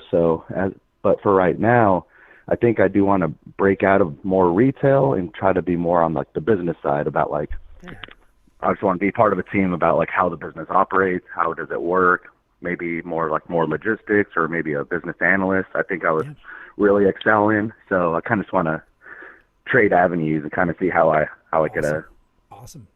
beat that way. I think so. There's a lot that we can do with that kind of drive.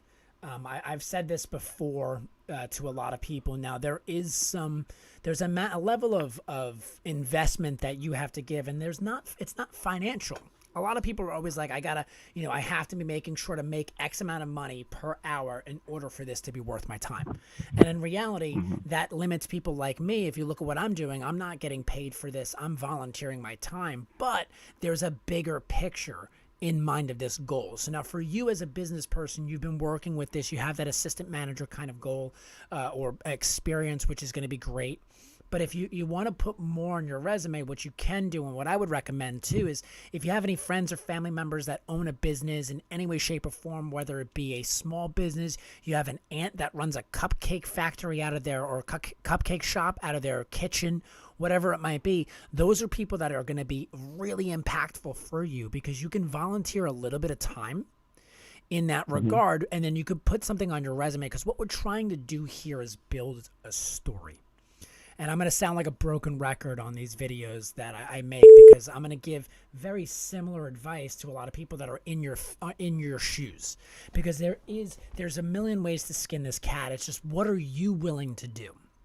So what you can also do, if you don't have an aunt or a family member or somebody that you can, do that with, where it's like you can take over their financial reports, you can take over some of their, small ins and outs and day-to-day operations, where you can do Excel spreadsheets, things of that sort. You can also do part-time receptionist work for a small business, whatever stepping stone. There's so many ways to get into the business side that it is a little bit of a difficulty in that same sense, because there's a lot of stuff going on. Now, where do you want to go? If you start off as a receptionist, will that really help you?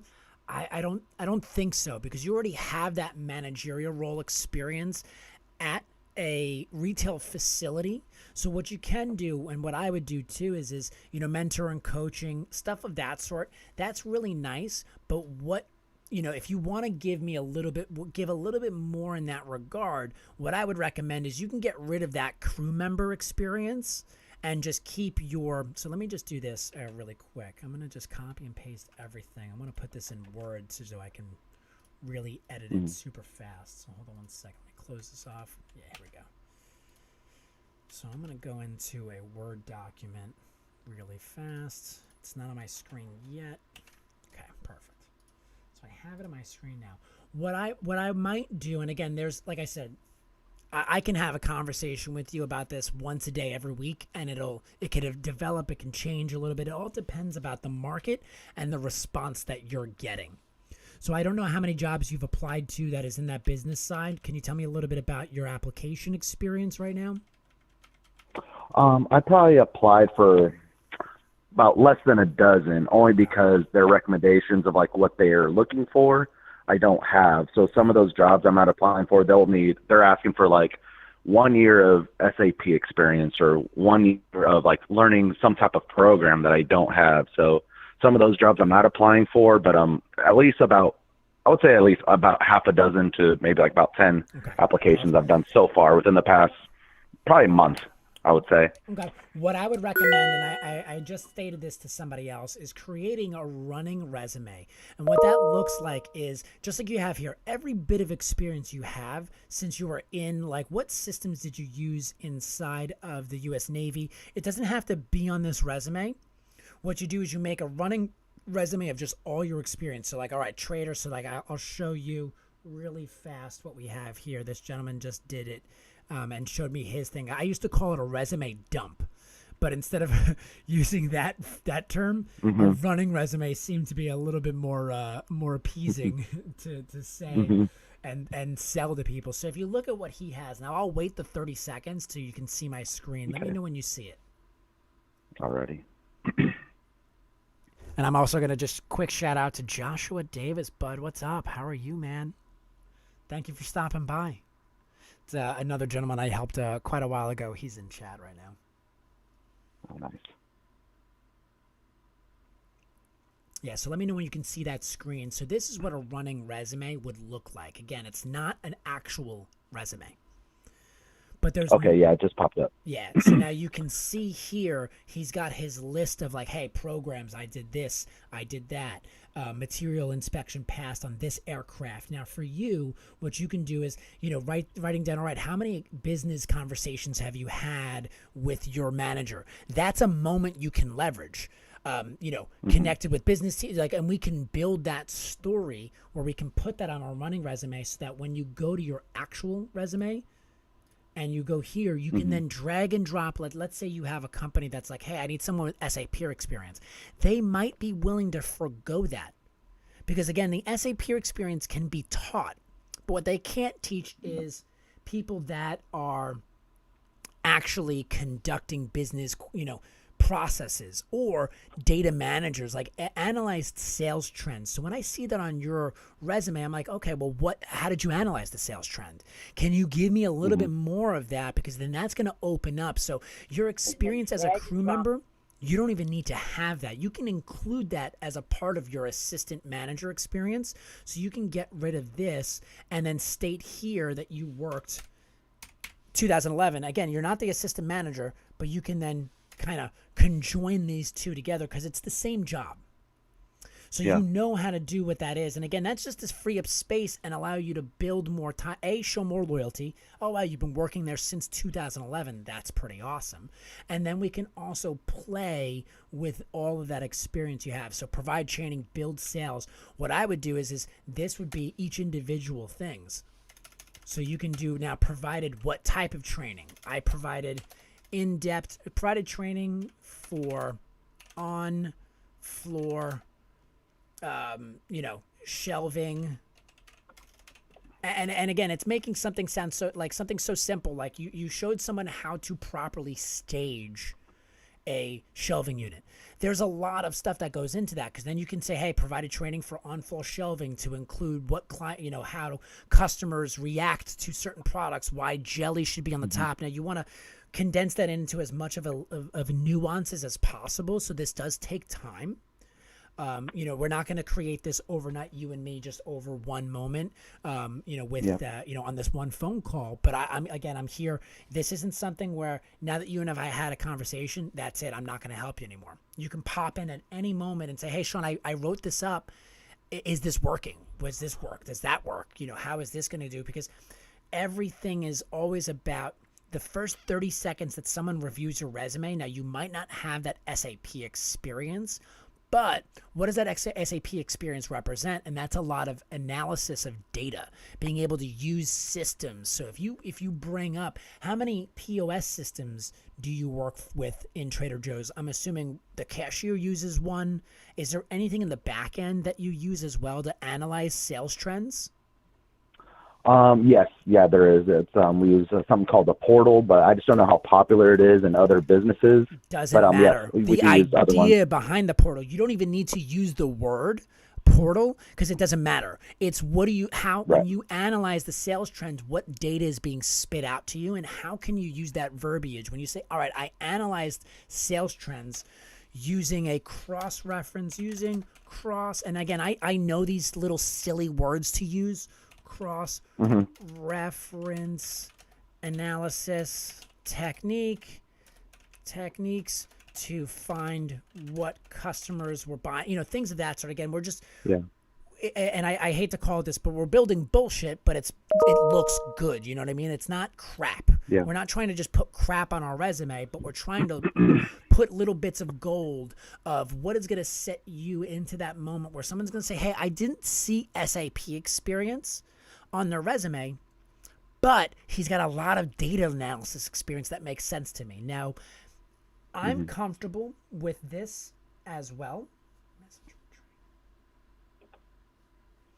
I'm comfortable with this as well as, for me as a person, what I honestly would do, and again, this is something where I've said this a few times, I don't want anyone to lie about anything, but I'm okay with fabricating some experience where it says, hey, listen, I might not have on the job experience. However, I do have SAP knowledge. You can always put that on your resume where watch some YouTube videos on SAP. Watch what it looks like. And look, I have a video here, SAP tutorial. Now, I'm not saying to watch this specific video per se, because I don't know if this has what we need in it, but you might have a little bit. Overview. We'll take a look at SAP ERP really quickly and then find out, hey, this is what business, and then you can put a little bit of that in your resume where you can say, hey, past knowledge with SAP. Oh, when did you use SAP? Oh, well, I didn't use it 100%. I had a friend that showed me around on it. And boom, now you've initiated the contact of saying, hey, listen, I'm the right person for you. And you can let them know, hey, listen, I've done some training on my own as well. So that might be, if you're seeing that a lot of the companies that you want to work with, and it also doesn't hurt, why not take an SAP certification course? Just get certified in it. If you have the time to invest, you don't have to do that. I think there is other ways to go through that process. But if you're noticing like, hey, out of the 20 jobs that I've applied to, I want to get into business, because you can also work on the business side of Trader Joe's. Have you communicated with them at all about their corporate potential or corporate openings? I've tried before, but they only operate out of Monrovia, California. And right now I live in Texas. Yeah. That's not going to work. So then that makes sense. Now, who are some of the key competition in that setting that you can leverage your experience with Trader Joe's and maybe go to a local ShopRite and also sell your experience there? Is that something that you've done now in the past, like local kind of walk into, like on your way to work, how many other Trader Joe's style companies that you work with that might have corporate local? Now, again, that might not be a ShopRite. That might be another company like that. But like you said, you're trying to get out of retail, so I don't want to stick you in that little pigeonhole. I don't want to put you in that little box. But those are other ways to kind of look outside the box where you can take your retail experience for Trader Joe's and maybe sell it to a clothing store, a local clothing store. You're like, hey, listen, I know about SKUs. I know about the data. I know about the analysis of it. Here's what I can do. What's opening? So you don't have to just look for food retail, because retail in a sense is retail. It's selling a product, it's knowing what inventory you have and being able to put the right products on the floor at the right time as well. So there's a lot of that data analysis that goes into it. So now maybe taking a quick, easy SAP course might not be out of the realm of risk versus reward. What we're looking for is low risk, high reward for you, something that you can do after hours, an hour a day, or whatever it might be. Now, getting a SAP certification course might cost a lot of money, might not be the right way to go about it. But if that's not the case, then watching some videos on YouTube, just getting familiar with what the old SAP looked like with what it looks like now, might give you that ability in a job opening or an interview to explain your capabilities and how you're like, I'm familiar with SAP. I'm not a professional, but I've been inside the software before. And that could make or break, because a lot of times when people put job postings where they say, I need you to have 1 year experience with SAP, it's bullshit. All they're saying is I need you to have at least logged on a few times so I can teach you how I want you to use SAP. Gotcha. Okay. Yeah. Those are some ways to go around it. Now, the other way is to go to other companies and volunteer on a weekend. Like, let's say, you have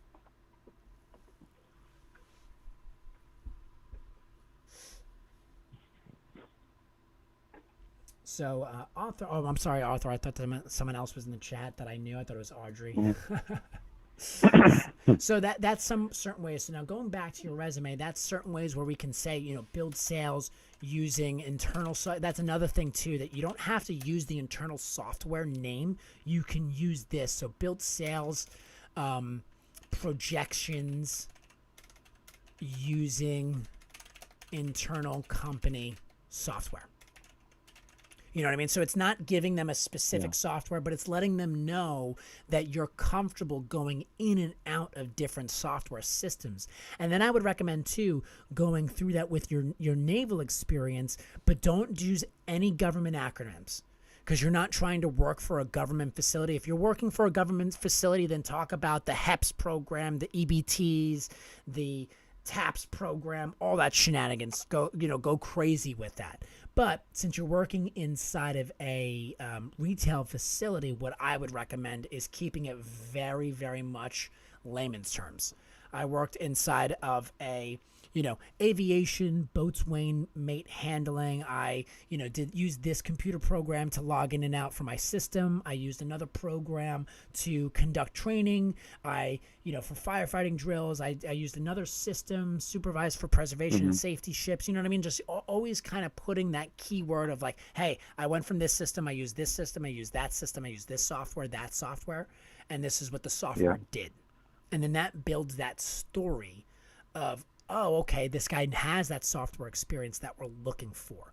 And again, what you can totally put too is like, not, in SAP or whatever you want, you can also kind of put, hey, had, small, a way to put like, I didn't use it, but I have knowledge of SAPs. You can put that in either the Navy handling here, or you can put that in Trader Joe's, where you can say,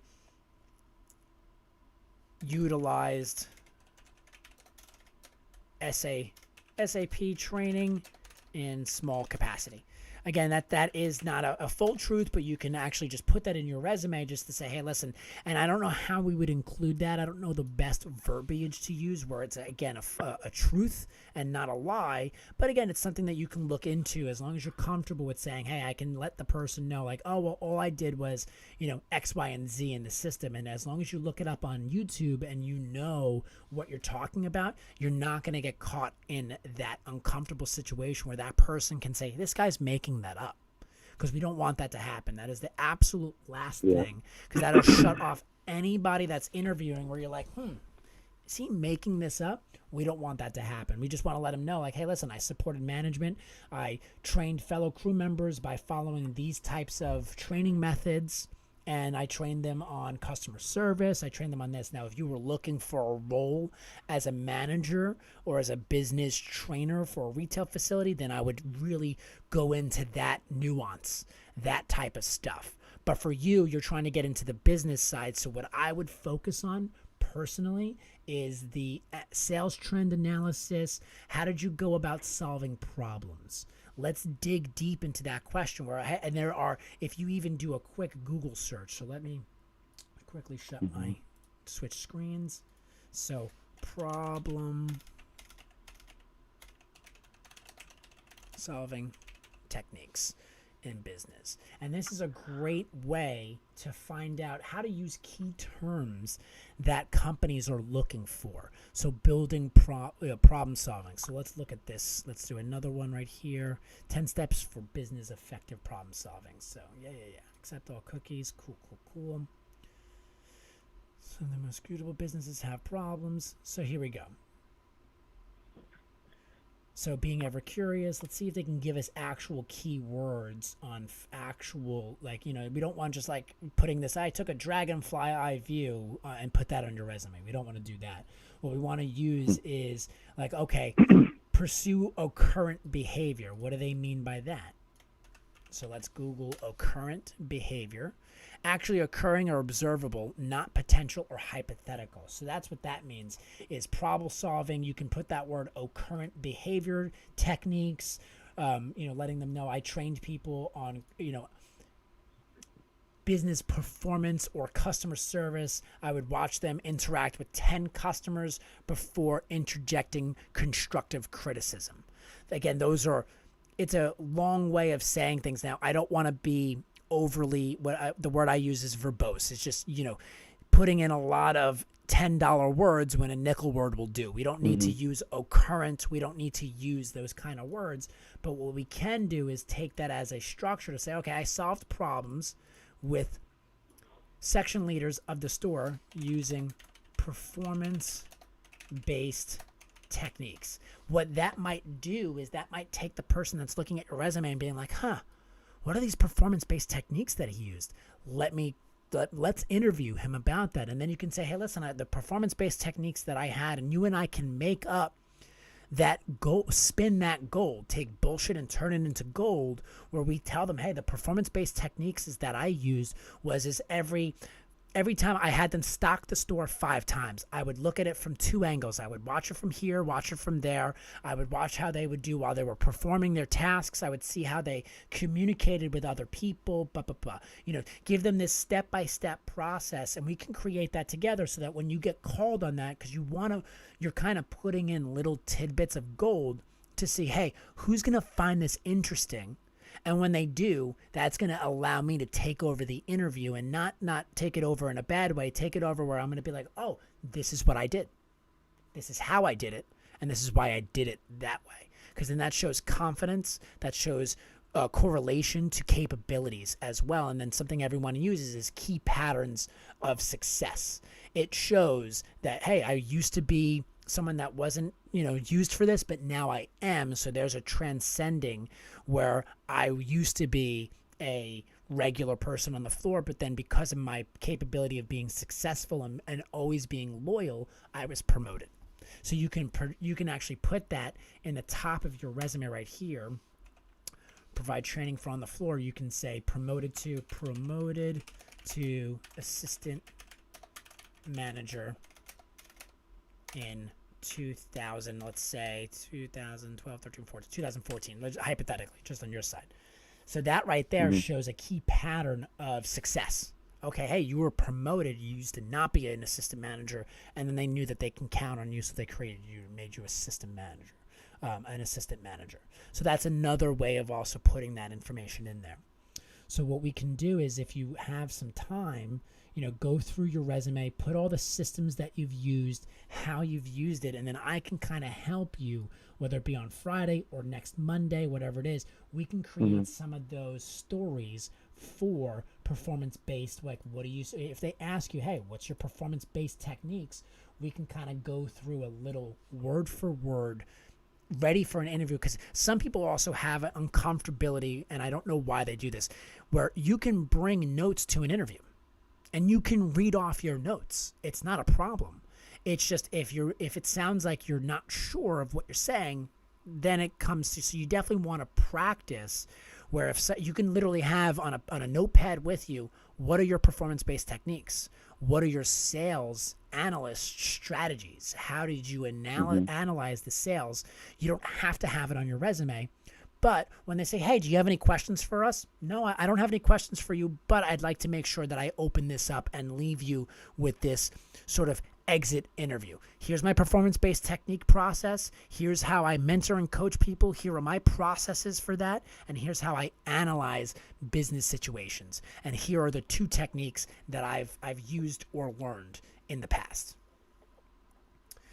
And that's something that you can have ready for the interview to go, where if they don't ask you the key questions that you're waiting for them to ask, you have them prepared to ask by the end of the interview, so that you end your interview.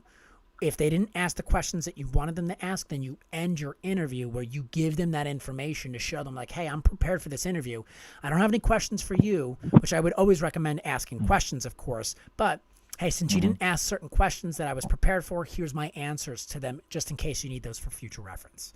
So that's also something that you might even want to type out and put as a back page of your resume of like, hey, business performance techniques that I've learned over the years, like a little, almost like, and I tell this to everybody, almost like an introduction letter, but I call it a post resume letter, where you have it on your back of your resume where it's like, hey, listen, you didn't ask me these questions, but I was prepared for these questions, so here's my answers to them.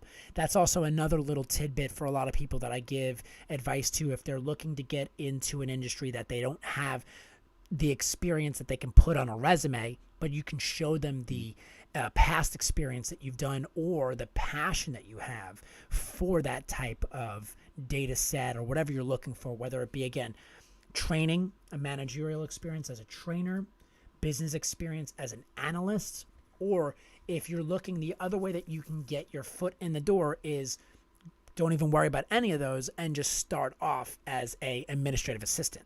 Do something of that sort where, again, you can go to local businesses and say, hey, listen, I'm willing to give you 1 week of free admin help, or once a week I'm going to work once a week for this place. You don't have to pay me. You can pay me. I'm looking for a job. I'm not looking for a job, where you can actually do that for a CEO of a company and then get that business experience where all you got to do is just sit down and watch how the business is run. And then you can kind of utilize that and leverage that, where you're like, hey, every Saturday I go out and I hang out with a small business that's 2 minutes from my house. You know, again, if you have kids, if you have a family, you might not be able to invest your time in that, and that's okay.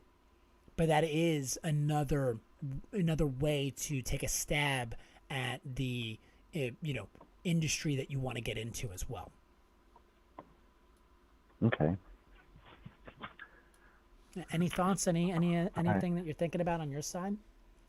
No, I'm taking some notes right now. It's all great information. One thing I was thinking about, like if I wanted to learn some of these programs that these companies are asking for, I started looking a little bit into the SAP, but I just didn't know if I should, or if there's any way to utilize the SAP at home. Like, is there any, like projects I could do on my own that I could put on my resume? Like, so, like, I know I don't have work experience, but hey, Mike, let's say like I made up my own company and I utilize these tools to like for my own projects at home, just to show them that I know what I'm doing.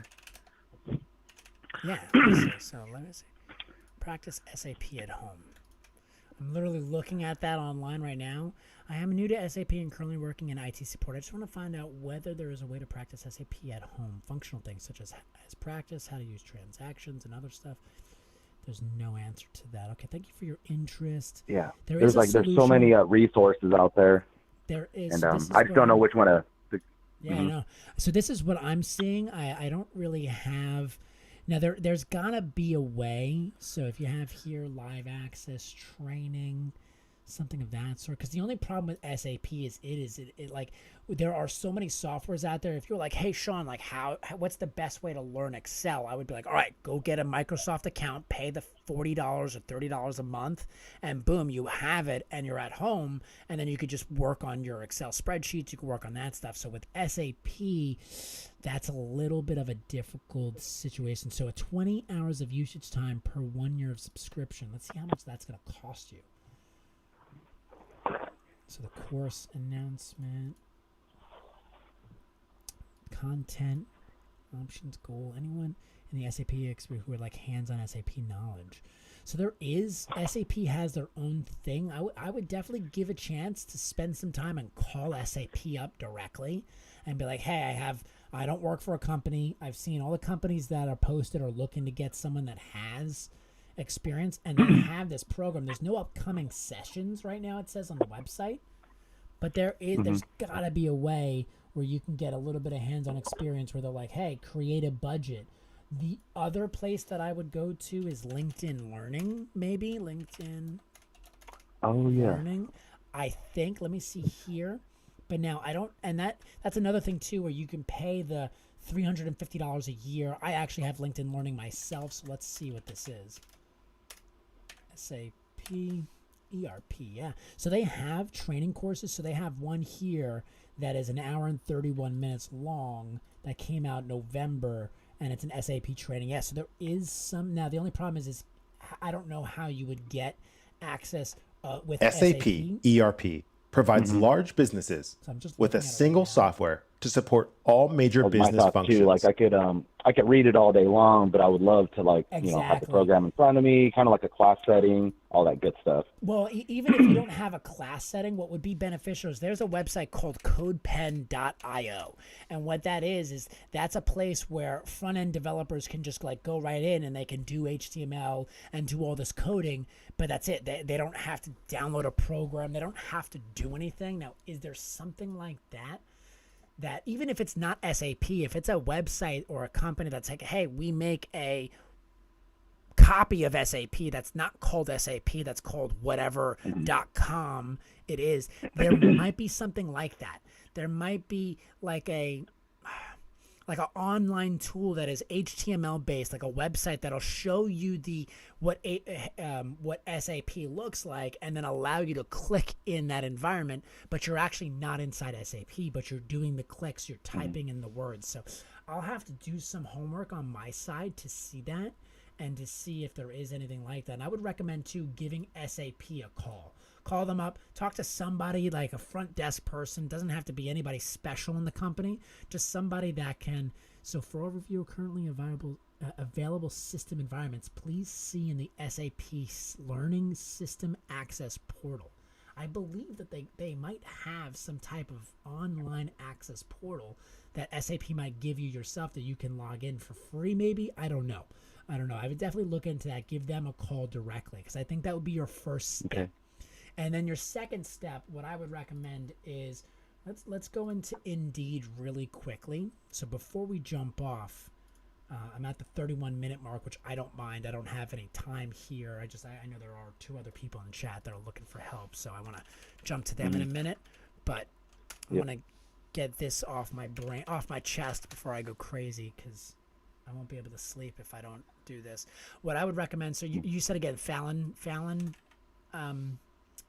F-A-L-L, Las Vegas, is that correct? Yeah, Fallon, Nevada, sorry.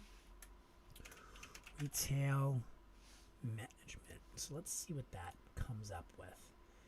So now I'm finding jobs. So a department manager, Navy Exchange Service Command. Now I'm not sure if you're looking to get back into the Navy or anything of that sort, but again, T-Mobile, you might be able to look at some of the other business types of styles that they have here. So you have a lot of positions like T-Mobile, terminal managers. I don't know if you're looking for those. So I'm not sure. I don't want to lead you in that direction, but I'm just looking online to see what kind of job positions that would interest you. So if you have some time, find a job description where you're like, Sean, this is the type of job that I'd be interested in. And then what I can do is I can take that when we talk next week or this week, whatever it is, I can take all of the keywords and I can be like, all right, this is what we're going to do to build your resume, to show this story. to build this story up. Okay. And then we can go from there. Okay, perfect. I'm gonna start working on this week, and I'll. Should we email back and forth? Will that be easier? Whatever's comfortable. I'm on Twitter as well. I'll eventually have my Twitter account hooked up. Phone message. You can text message this number I'm calling you at as well. Whatever. I would recommend just email probably would be the best, because then we can keep it in that email train of what you sent your resume to, so that it's one thread that I can keep in line with. So I'd recommend email actually. Exactly. Okay, that's perfect with me as well. I appreciate your help. There was a lot of great feedback, things that I never would have thought of. So you brought a lot of light on my end. So thank you so much. I appreciate it. Please, the pleasure. The fact that you just said that, it literally made my heart just fill with excitement. So I appreciate it as well. No. Yeah, I appreciate it. I know it's probably hard to do all this, especially on your free time and things like that. So, just keep doing what you're doing, and, we'll keep in touch. You got it, my friend. Thank you so much for your time. You have a good one, sir. All right, thank you, Sean. Okay, bye. Oof, I get all butterflies. It makes me just so freaking happy. You know what I mean? I want to cry. That's how excited I am. Okay. All right, I have another guy's resume here. Is this Ronald? Ronald, you're up. There's no phone number. Ooh, secret clearance as well. Ooh. Let me just hop on the phone. I got to call my business partner really quick.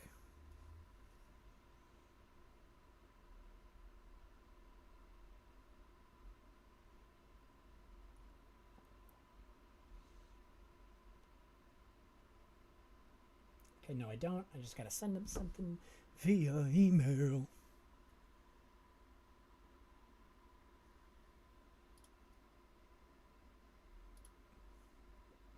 Lindsay.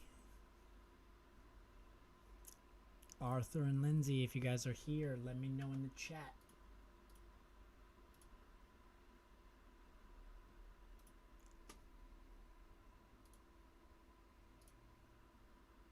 Discord work? Yeah, Discord works for me. I don't have, I used to have an old one set up that was a lot better. Unfortunately, it's not active anymore. So let me go to the account here.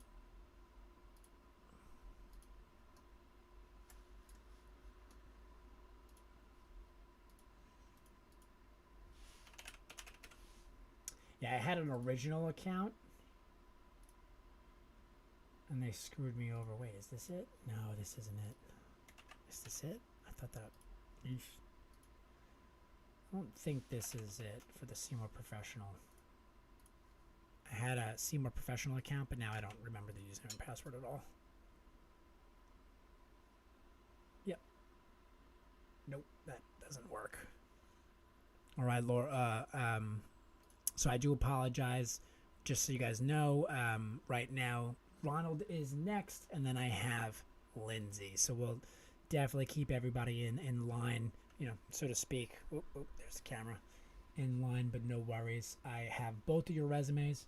Just got let go from Starbucks last week, and I want to get out of retail and food and bev and teaching. So you want to get out of retail, and we're going to help you with that. I just saw your resume, Lindsay, so I think you have quite a bit of experience to move over. Starbucks, get out of the way. Perfect. I'm going into the medical field as a radiation technician. Nice. Okay with that. Beautiful. No worries. Ronald, I did not get your phone number. I have my gaming Discord. I can message you. I'm going to put it in the chat. This is my gaming account. I had a Seymour Professionals account. I got to reopen and I got to find it. So I will definitely make that. I have a professional account for Discord for sure. But unfortunately, just been, I haven't logged in. I think I started it last year. Wait, what am I doing? I'm going over to here. Yeah. That's my Discord.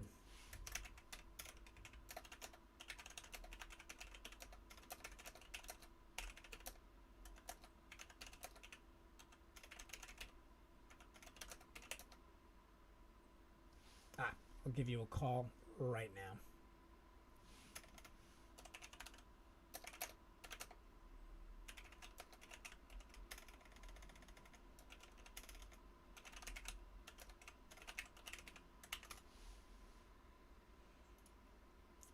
Okay, I see the new phone number.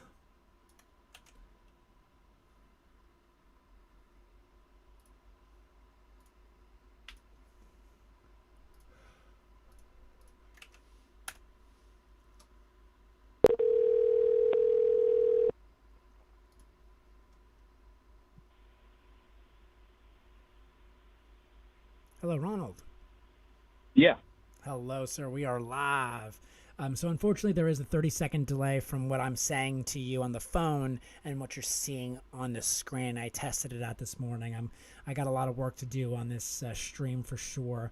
First time I'm using YouTube, so it's a little bit different than I'm used to. But I'm really excited.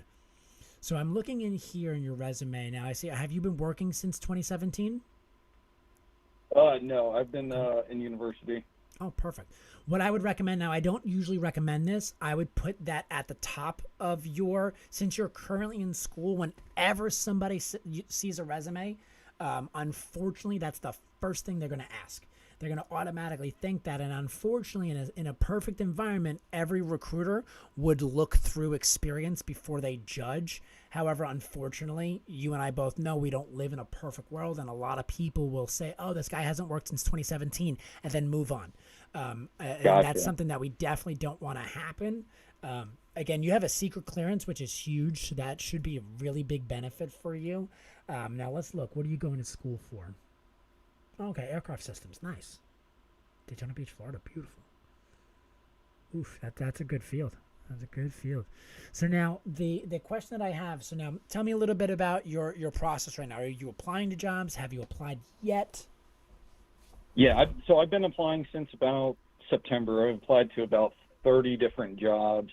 I've gotten several auto-deny emails within like 12 hours. So I'm assuming I just didn't meet the criteria in their computer automated search engine. Exactly. Yeah, talking to a few people, and I've got a referral. I'm waiting to hear back from an internal referral. So I'm just want to make sure that my resume is not like lacking anything or missing something out for any I guess like verbiage and whatnot. Yeah. So let's look at that. So the first thing. So now I'm gonna. Unfortunately, we have a little bit of a delay. If you want to use Discord, I can use the Discord stream to be a little bit quicker for you to take notes and stuff like that, but we can go through it. Let me just go ahead and scrub your personal information off really quick. So I have it on the screen now, but again, there is a 30-second delay. So the first thing that I would change is definitely putting this up here. Now, and I know this stinks, but no one else, like when you're going through the job process, most people don't care about, let's see, they're not looking at the rest of your education experience. But what I want to definitely keep on your resume, so you can technically, you could get away with Columbus State, get rid of that. You don't have to. But again, what I'm going to try to do is really put this into a format that kind of, ignores this. So what I would do is take this and buy some real estate on the screen and then just make it like a little bit smaller maybe. I don't like that 100%, so we're not going to do that now. This isn't as important. It is something that you want to kind of show, like this right here. You don't need to have that on there. You can have that on there, but this is really what, when they look at this and they say, okay, air systems technology. So they're looking for unmanned drone engineering type of systems. So you have a huge world to work within. So actually, hold on 1 second. I am getting an important call.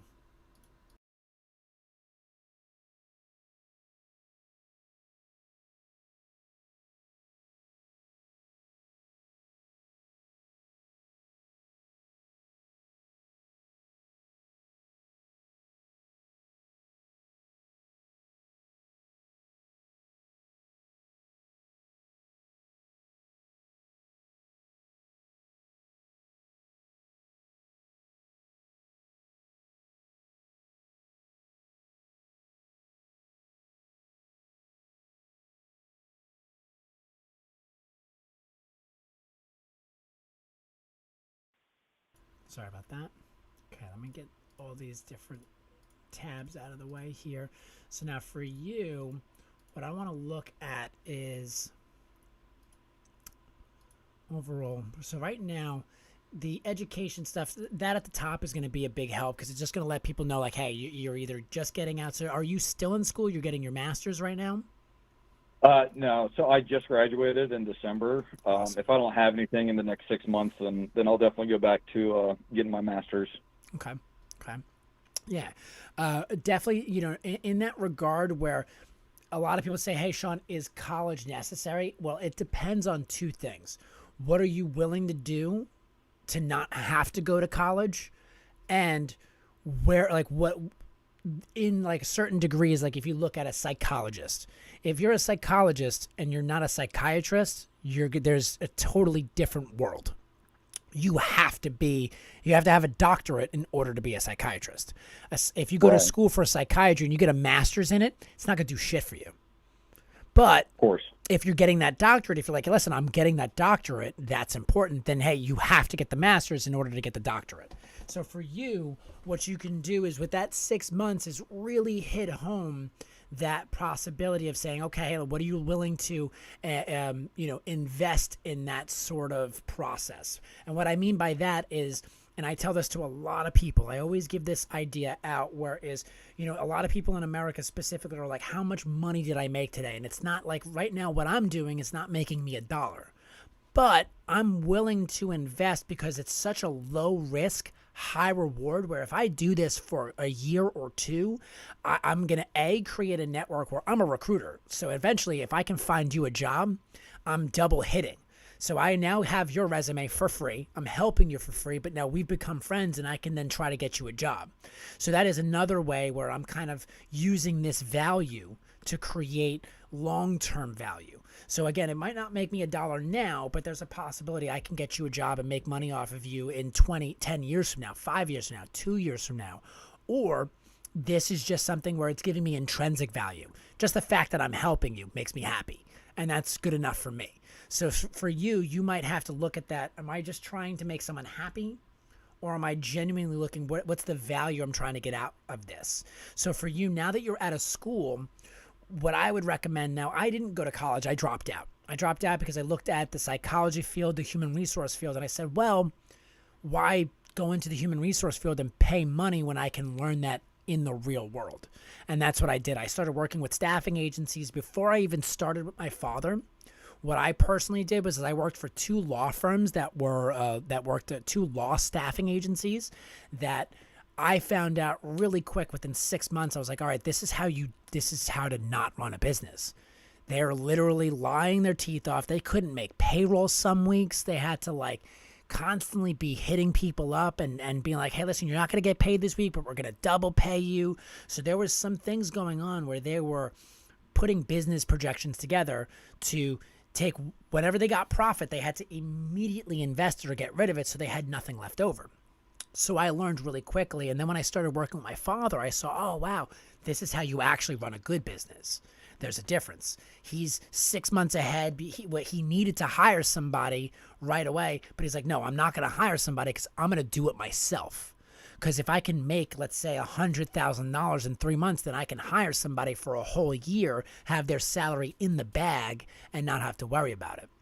So that's the value that I want you to look at this as a business owner of the Ronald White Company. You want to look at yourself and say, is there a local store, a local facility that if I can volunteer on a Saturday? There are some people that have no time. They're like, listen, Sean, I physically can't do that. What can I do with my time then that is beneficial?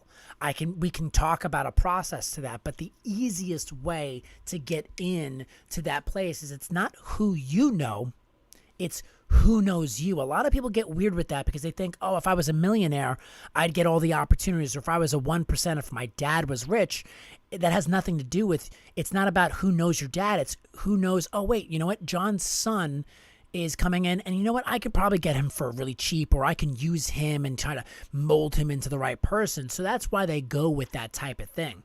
So it doesn't matter who you know, it's who knows you. And that's where what you want to try to do is look at yourself like a billboard. Is every time you work one day for whatever type of unmanned aircraft company, engineer firm, graphic informational system, there's nonprofits. You might be even to be able to work for your local hunting department on graphical information systems and use that ArcMap stuff. They love that shit.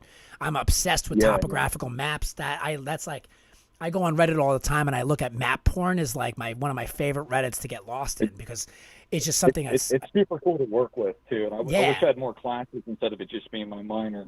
Yeah, but now there's another way that you can go about it, and this is me literally thinking out of the box, like crazy idea. You know, if I was you, I would also go and like with an engineer software, be like, hey, listen, I used ArcMaps to go to my local golfing course, and I topographically mapped the course, and now I'm going to try to sell this little book sheet to the local golf course for them to sell $5 to $10 a pop, so that when someone's playing golf, they have a legitimate map reading of the local area, and then bring that shit with you on interviews. Be like, oh, this is what I did for my local golf course. Like, I love topographical maps. I love this stuff. Now let me go to a software company that does mapping techniques and show them this passion project that I did. And you don't even actually have to sell it. You could just sell that story of, hey, listen, I went out to a golf course. I used only Argus Maps. I only used those systems and softwares or free softwares to give like how close it is to the bunker. If you're at the red thing, here's a little open booklet that has all this information. That could be something that you can sell or create a website to show somebody like, hey, this is what I did using that kind of system. So if you have those little projects to include links on, then your education is only going to sell a little bit of like, oh, this kid has a degree to do what we need. Okay, cool. What else have you done? What do you do for fun? And if you do what you want to do for a living for fun as well, then that passion's going to show immediately, where they're going to say, listen, he doesn't have 80% of the experience we need, or he's missing 20% of the experience he needs. We can train that. We can mold him because this is what he loves to do. So that would be one completely out of the box mindset of how to go into a field that you want without any experience in it, and just kind of sell yourself, because that's really what you're going to do. Is you're going to be like, listen, I don't know how to do this, but I can guarantee you I'm going to figure it out. Why? Because that's what I do. And that's what you're selling in that regard. Now, again, I don't know how many other Argus Map facilities or you know, those kind of systems that you're going to have around you, but that's just one way to think outside the box to get yourself when you're in that door and you see that, because that's all this is if you're walking by a facility and you're like, oh, shoot, I have my little interview pitch ready to go. That's preparation meets opportunity. That's what luck is. You might get lucky in a sense of where you're like, hey, I have this little secret project that I'm building that I've tested, and I'm only spending an hour a day because that's all I can physically invest. You have to definitely come to terms with that first. Because for me, I was trying to do one appointment a day, and I was like, you know what, this isn't working because I'm missing the person. It's not helping. You know what if I do a full day? I can sit there for a full day, because right now, if I have to do work, I'll just make it up, and I'll stay at my office today until 10 o'clock at night. I don't care, because the one day I have is worth it to get in touch with someone like you for the intrinsic value. So I've already figured out what my goal is and what I'm capable with losing, what my risk is. So for you, you have to say, all right, how much time do you have? You need to have time to sleep. You need to have time with friends and family. But then you also have to say, okay, I'm working 8 hours a day. That's 1/3 of my life. You have now 2/3 to play with. And what are you willing to invest? I see you've done like research assistant stuff, things of that sort, which is great. But that was a college like thing. Now you're out of college. Now that's going to look at what are your passion projects. So those little projects that you can put at the bottom, that might be what gets you that leg up. That changes you from, hey, I see all these other people that have experience from college, but this kid, he's got more experience, or this guy or this man has a better experience because look at what he's doing on his off time. So that could be one way to sell yourself. Now, the other way, what companies are around your area? Let's talk about that. What companies have you applied to? I'm primarily looking at like defense contractors and whatnot, and I'm open to move wherever. You have me at defense contractors. So I'm up in Ohio right now.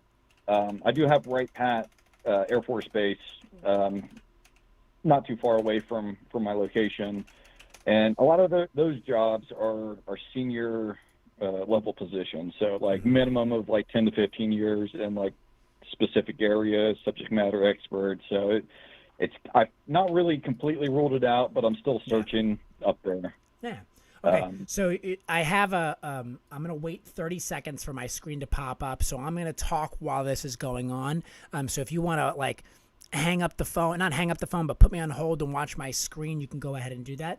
But to be honest with you, you're going to become a small business owner for the Ronald White Company. And what you're going to do is if you want to work in government settings, there are so many free resources where you don't have to look at the job boards to market yourself.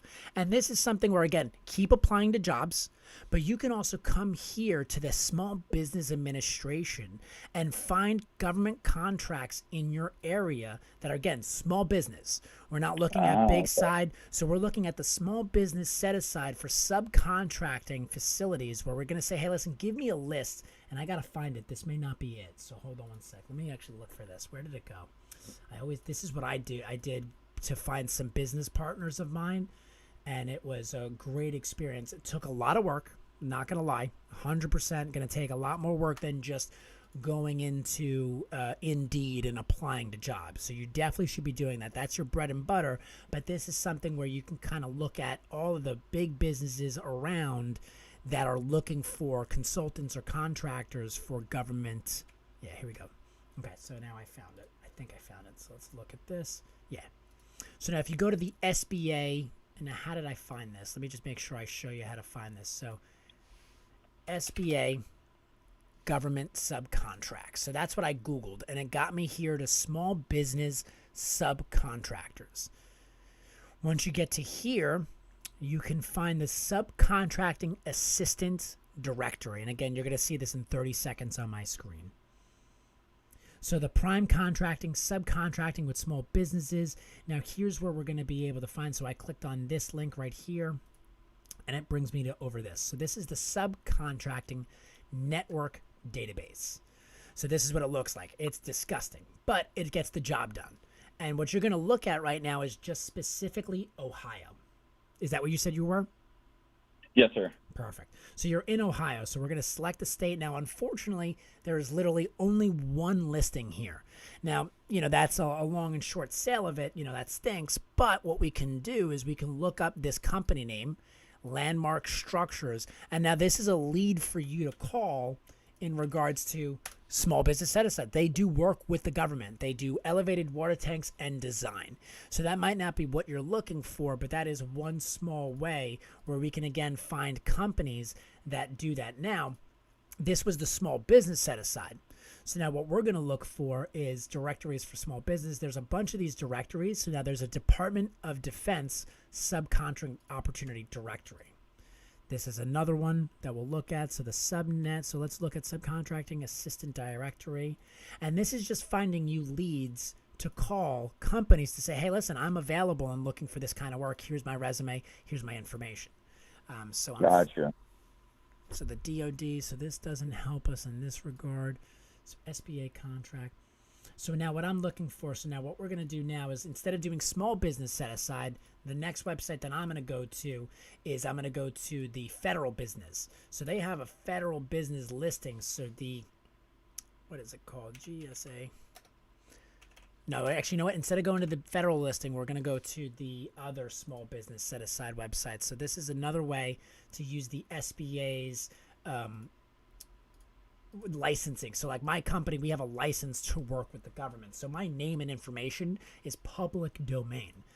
So there are a lot of stuff where you can kind of connect with your government facility and say, hey, listen, where's my, how do I touch bases with companies that work for this? And they might be able to give you that information. So there's a lot of digging that we can do together. Now, I'm going to give myself homework, but I'm going to do this on the phone with you where I can search this with you. I won't be able to do it after hours. If we're on the phone, I'll do this with you. But off the phone, I might not be able to dig this deep. Yeah. But there are a ton of listings. So let's find this one out. Let's do 2019.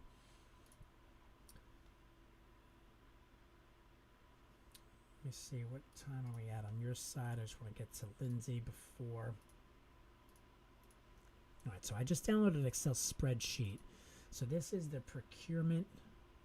Okay, so what this gives is public information on defense contractors and who. So you have, now this isn't going to really help us because it doesn't give us it gives us the name of the companies, but it doesn't give us location, which is unfortunate because I don't want you to have to call these. I know, yes it does. It gives us location. Perfect. So now these are all the companies that do work with the government, and here is their description. And how I found this out was, again, going to the directory of federal government contractors. So this was right here. It was this small business set aside. So we jumped from small business set aside. We got on Google and then got to the subcontracting, where here's a subcontracting network. Here's another network. Here's another Department of Defense subcontracting opportunity directory. And then here's the SBA's federal contract. Prime contractors with a subcontracting plan. So what that means is it's a really big fucking business that is okay with partnering with smaller businesses. So like if you look at here, now all we're looking for is companies that are in the Ohio area near you to see if it's even worse. So we have one here that is Cleveland that does highway, street, and bridge construction. You know, if that's something, again, they might need someone that works in the map setting. Again, an opportunity for you to send your resume to them and go from there to kind of get your foot in the door. Let them know. Now, the other thing, too, is what we want to do is while you're doing this sort of background work of what local companies or government facilities you have near you, you can also connect with every database, with every Air Force base, you know, whatever bases there are near you, connect with their HR department and just keep sending your resume to different people in the HR field. But what we also want to do is have your resume ready for that. What are you looking to apply for? And we don't want, because like, again, you and I both know that you'll take not whatever job comes your way, but there are 3 or 4 jobs that you're really looking for. When you're doing that kind of catch-all, you need to have a resume that has all 3 of those job information specifically allocated into your experience. So even though you have experience from 2012 to 2017, you can put whatever experience that may not fit in this actual job that you did at the Air Force, but maybe you did it in school, maybe you did it over here. You can still put it in this listing. It can go underneath your communications, navigation, and mission systems journey experience. You don't have to make another, oh, I also worked here, I also worked there, because what you want to show is longevity and loyalty. So the fact that you worked from 2012 to 2017 is a beautiful thing, and we want to showcase that as much as possible.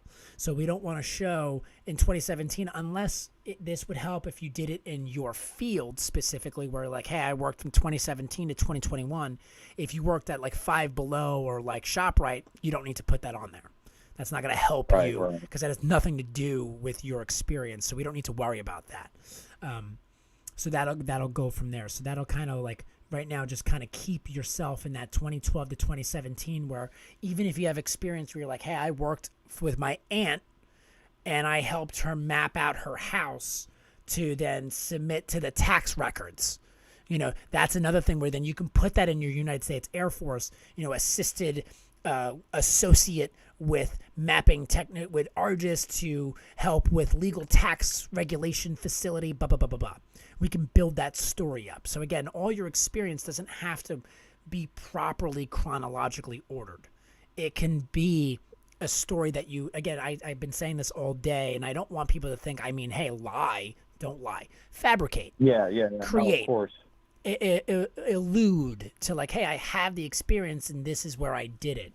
So there's another way that you can go about doing that as well, as if you have family or friends that you can help in that regard, where you don't even actually have to go to the tax record. You could just do the research and be like, oh, hey, if I wanted to make sure that my aunt had a proper, you know, tax allocation for her property line, how would I go about doing that? That could be a volunteer project that you do on your own to then find out the process, connect with government officials, communicate with them about what would be needed, and then just say, hey, I'm doing this for a college project. I'm doing this for a college project. We're like, oh, okay, what college? Oh, I'm Embry-Riddle Aeronautical University. And they're not even going to check if you're still in school because you're just saying, hey, I'm helping somebody out. I'm doing this college project on how the process works. I've mapped out her facility. Is this up to code? Is this what the government's looking for in order to approve her property line? Yeah, sure. All right, cool. Boom. And now I got a fake project that I just made up that could also sell my mapping and engineering software. Again, depending on what field you're trying to go into. If you're looking more in the computer software side, then that's a different story. Then we want to do the same thing that I'm telling you, but do it with the Pix4D software. Or if you're like, hey, no, I want to get into manufacturing. Right now, I've seen the amount of jobs that I have. I think there's the best industry for me to get into right now would be electronic soldering, wire maintenance, troubleshooting, and then we can also schematics and wiring diagrams. That might be your best industry because Ohio is a manufacturing haven. Yep. There are a ton of manufacturing facilities out there. So that might be your best case where you're like, hey, Sean, I'm looking to just get my foot in the door. What's the best thinking like an economist?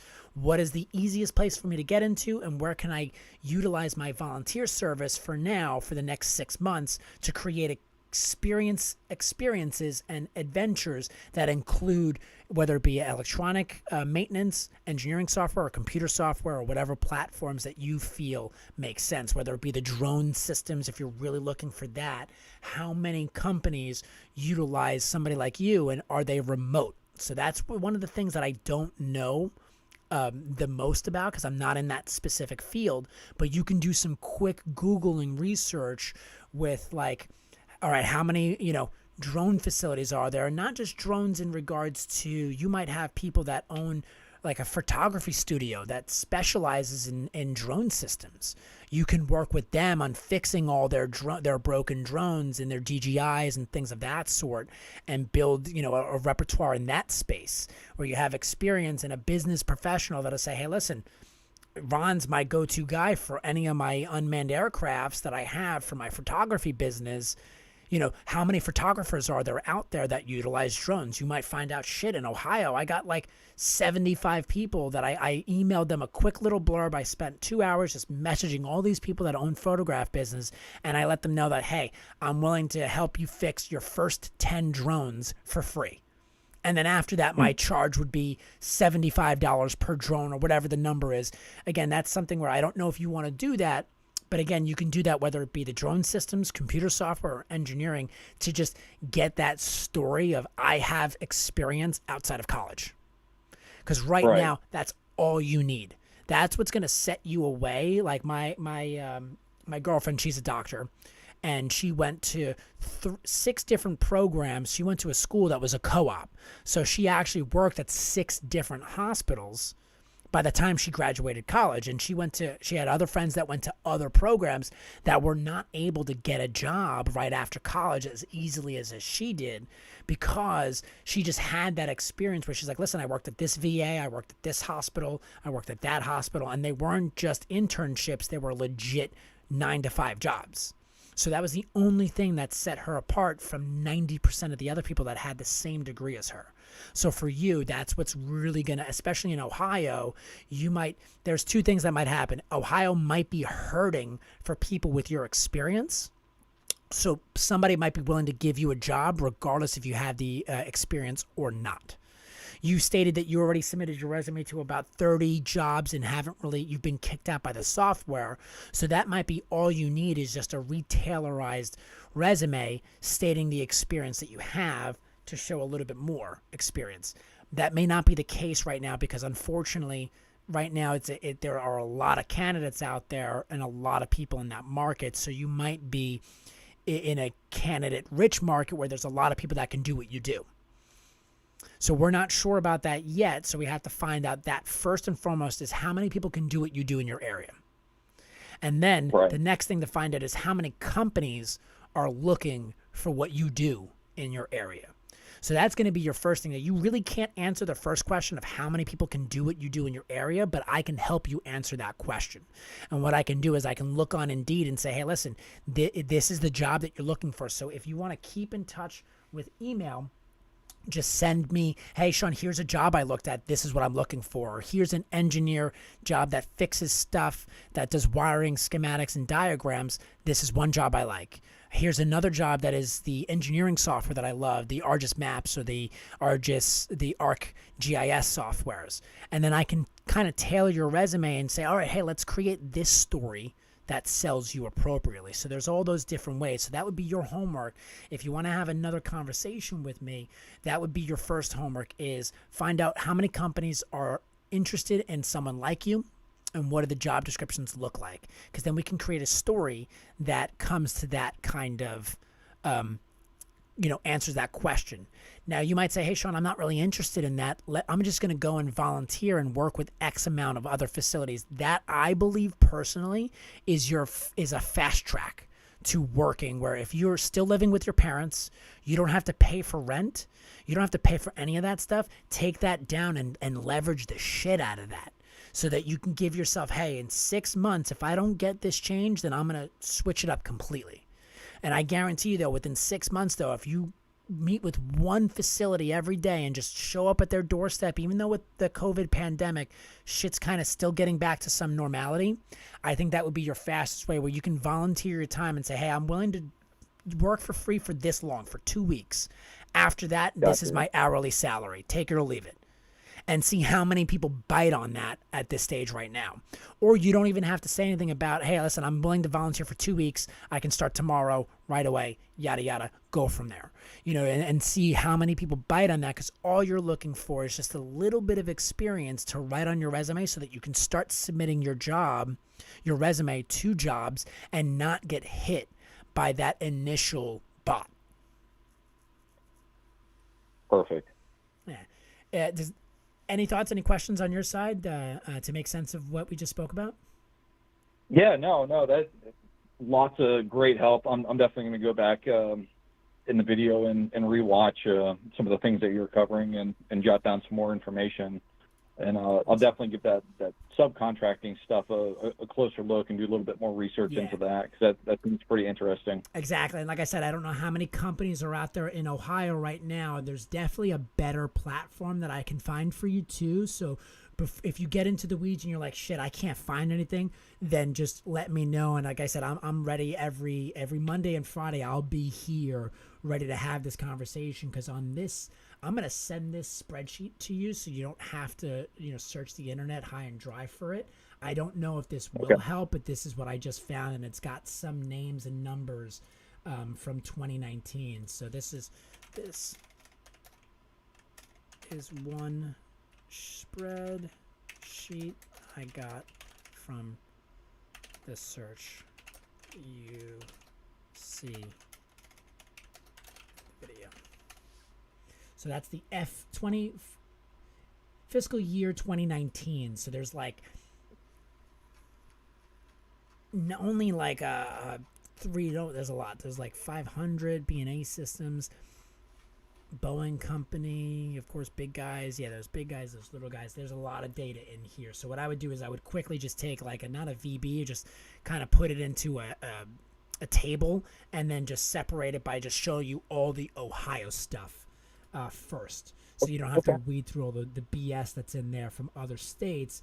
And then just say, you might even have a research development, and then that would be your first bet too, is just go to those websites and apply to every job, or message and call their HR department and say, hey, listen, I'm a vet. I always recommend any veteran now, because my father, when we first started his business in 1983, no one cared about veterans. At no point did anyone give a crap about if you were a veteran or not and trying to get you to work. But now that's completely different, thankfully. Thank goodness that the market itself has now gotten to a point where people want to show that. And that's the reason why is they get a tax break for every veteran they hired. They get a tax break to show the government, yes, I hired this many veterans, and help me save money now. And that could actually help them in the long run. So keep that in mind, where you definitely want to show and make sure on your resume through and through that the word veteran is there as many times as possible, just because, again, it's just a good selling point. It didn't sell hot in the 80s and the 90s, but now it does. Cool. Yeah. Awesome, Ronald. Thank you so much for your time, bud. I really appreciate it, sir. No, thank you, Sean. Thank you so much for worries. doing this for us. Not a problem. Not a problem. If you have any friends or any family members that are looking for help, let them know. Will do. Thank you so much for your time. No worries, sir. You have a good one. Bye. You too. Awesome. Yeah, it's such a hard. There's so many things that I want to go over that I have to. I already physically just having these many phone calls have already come up with like hours of content that I think will help specifically veterans trying to stay in the military field. That's going to be the most important thing. Hey, Abraham, thank you so much, Sarif. Unfortunately, I don't know what VORRED means, but I apologize for that. But yeah, if you need help with your resume, go ahead and send that to me via email. Abraham, I have one person in front of you. I have a young lady named Lindsay, who I'm going to be calling right now as well. So if you have some time to stay put, I will be right with you. You are second in line. Eventually I'm going to make some type of website that'll show you where you are in line so that you don't have to like sit there and be like, oh, when am I coming up? So we don't have to do this like this for now. But thank you so much for coming in. Okay, wait, what are we doing right now? I am calling Lindsay. After I talk to one person, I gotta go back to my Google and get rid of the millions of tabs that I open up as I go through the process.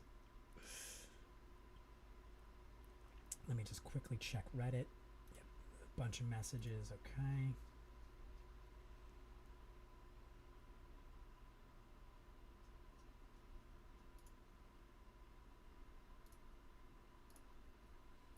Okay, I saw your post. Highly appreciate if you can help me out. If you have any time, my boyfriend is currently active, but his release date is coming up June 12th. They've been told to create a LinkedIn page and decent resume. He's in the Army, but didn't provide much guidance. Oh, I can help you.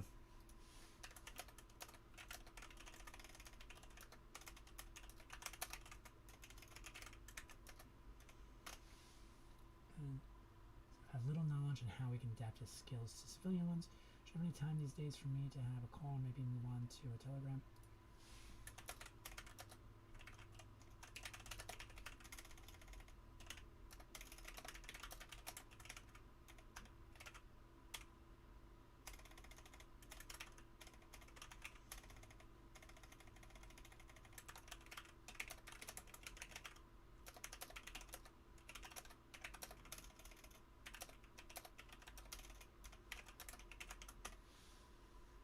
Oh, thank you, Lindsay. YouTube is blocked where I work. I'm unable to reach out and I working during hours. Okay, so I bunch of stuff.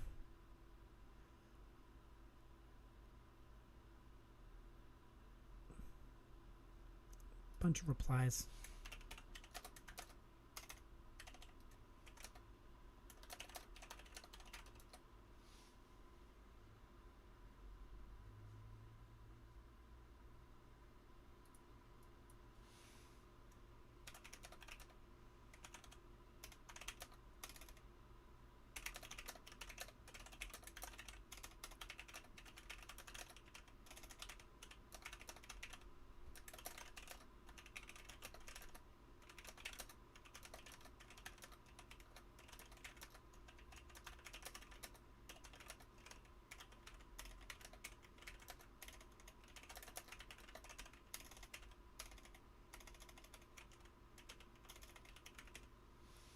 Get that person's link.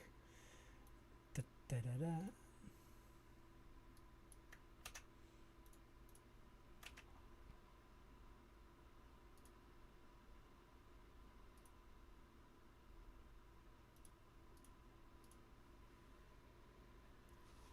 Let's turn the heat down too. Oh boy, gotcha. I'll be here waiting. I'm gonna be quick, waiting to go over possibilities for my wife. You got it, Abraham. We'll help you and your wife for sure.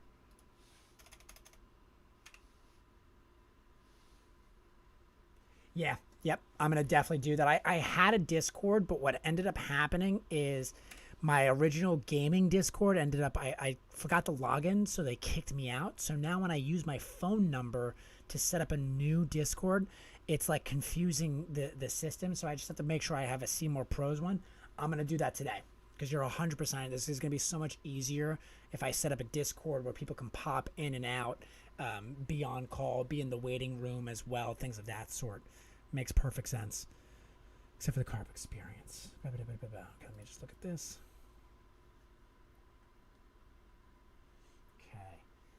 Okay. Sorry, Lindsay. I'm sorry for making you wait. Let's get that resume up.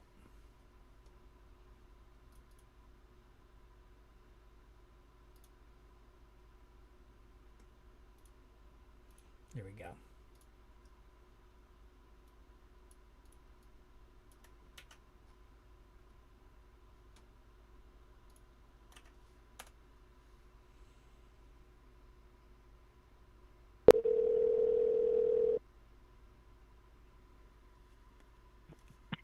Hello. Hello, Lindsay. How are you? This is Sean from Seymour Professionals. I'm good. How are you? Good. So I got you live on the YouTube stream right now. So Okay. just to give you a heads up, there is about a 30-second delay from when Can you say it one time? there is a 30-second delay from what I'm saying to what's on screen. I gotta eventually fix that after today. Oh, that explains. Yes.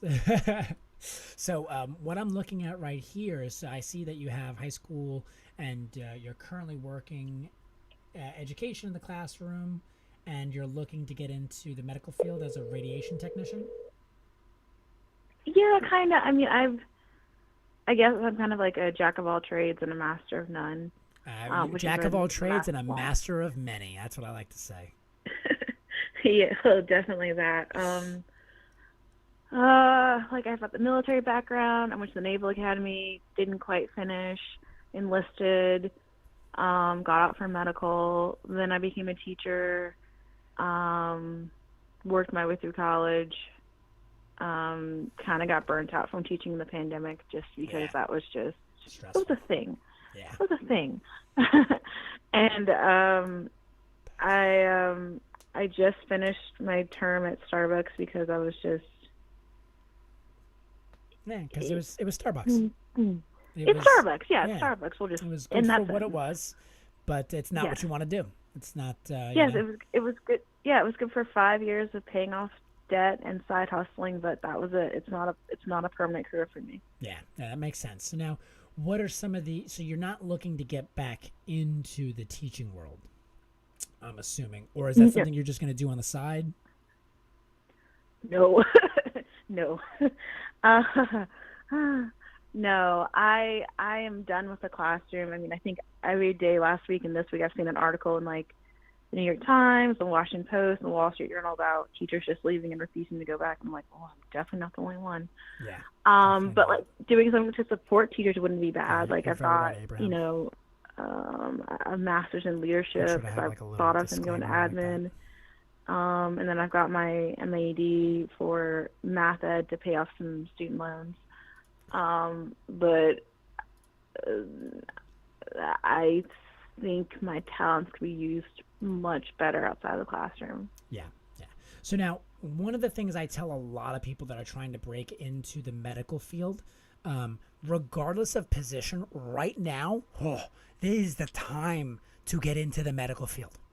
Like, if there is any time to do it, like now is probably the best time, because it's not that they're willing to get unqualified people. It's just that they need individuals that are passionate, that are willing to go through a lot of shit. Now, I will tell you that, and I want to say that specifically because my girlfriend was involved in it during the pandemic, where, you got to be comfortable with putting up, PPE stuff. If COVID starts to rise in your area a little bit, you got to be comfortable with triple gowning, double gowning, following all those protocols. And then, of course, you have to be comfortable with, if you're in the schooling system, I'm assuming that you've been vaccinated, you've been boosted, things of that sort. Oh yeah, definitely. Yeah. So perfect. So that right there is a threshold that kicks a lot of people out. There are a lot of people that are not looking to get those, and they have 100% have a right. I am not one to tell anybody what they should believe or what they should do. That is between you, your family, and your work environment as well. So the fact that you're able and you're comfortable with it is a big thing. So they're looking for individuals. What I would recommend too is getting your foot in the door. I'm not sure in your area how that's going to perform. So I'm going to look this up really quick. Let me go to Indeed. really fast, and I'm going to show my screen once I get to it. So you're in, and I have your South Carolina area that you're in. South Carolina. We're going to do a quick search on that of what jobs are open, just to see the overall medical world, like what's going on in South Carolina area near your location. Yeah. Okay, yeah, and I'm on the border with Georgia too. So, like, do you know where Paris Island is? Yes, I do. I'm 30 minutes away from Savannah. Perfect. I know exactly where that is, actually, just because I had a few government contracts out there about 10 years ago. It was right on the cusp. Okay. Yeah, we used to get people from South Carolina. Actually, no, was it South Carolina that it was near? I actually don't remember. I think it was Georgia and the other. I think it was Georgia and Alabama that it was. I forget now. Been too long. But let's look at this. So search. No, I don't want to search resumes. Let's just do an open search. Yeah.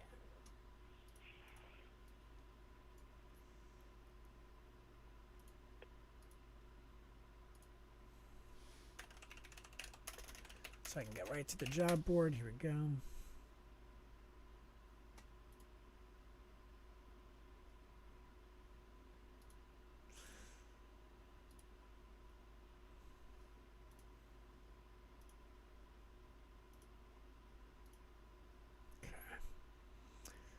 It's not letting me get to that easily for some reason. I don't know why.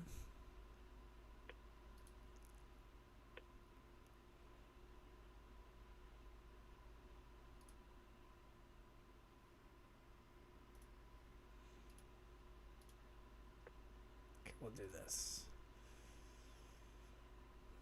Indeed is running extra slow today. Oh.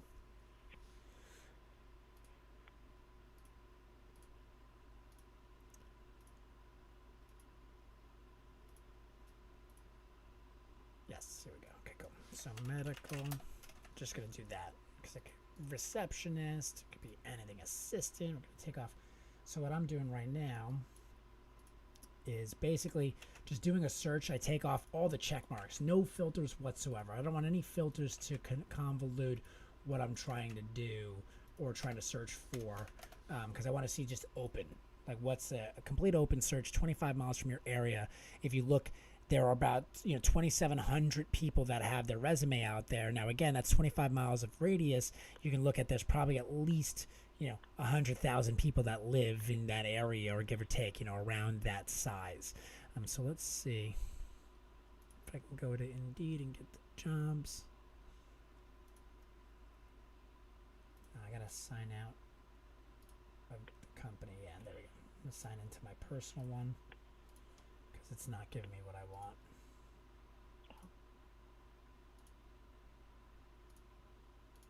Okay, here we go.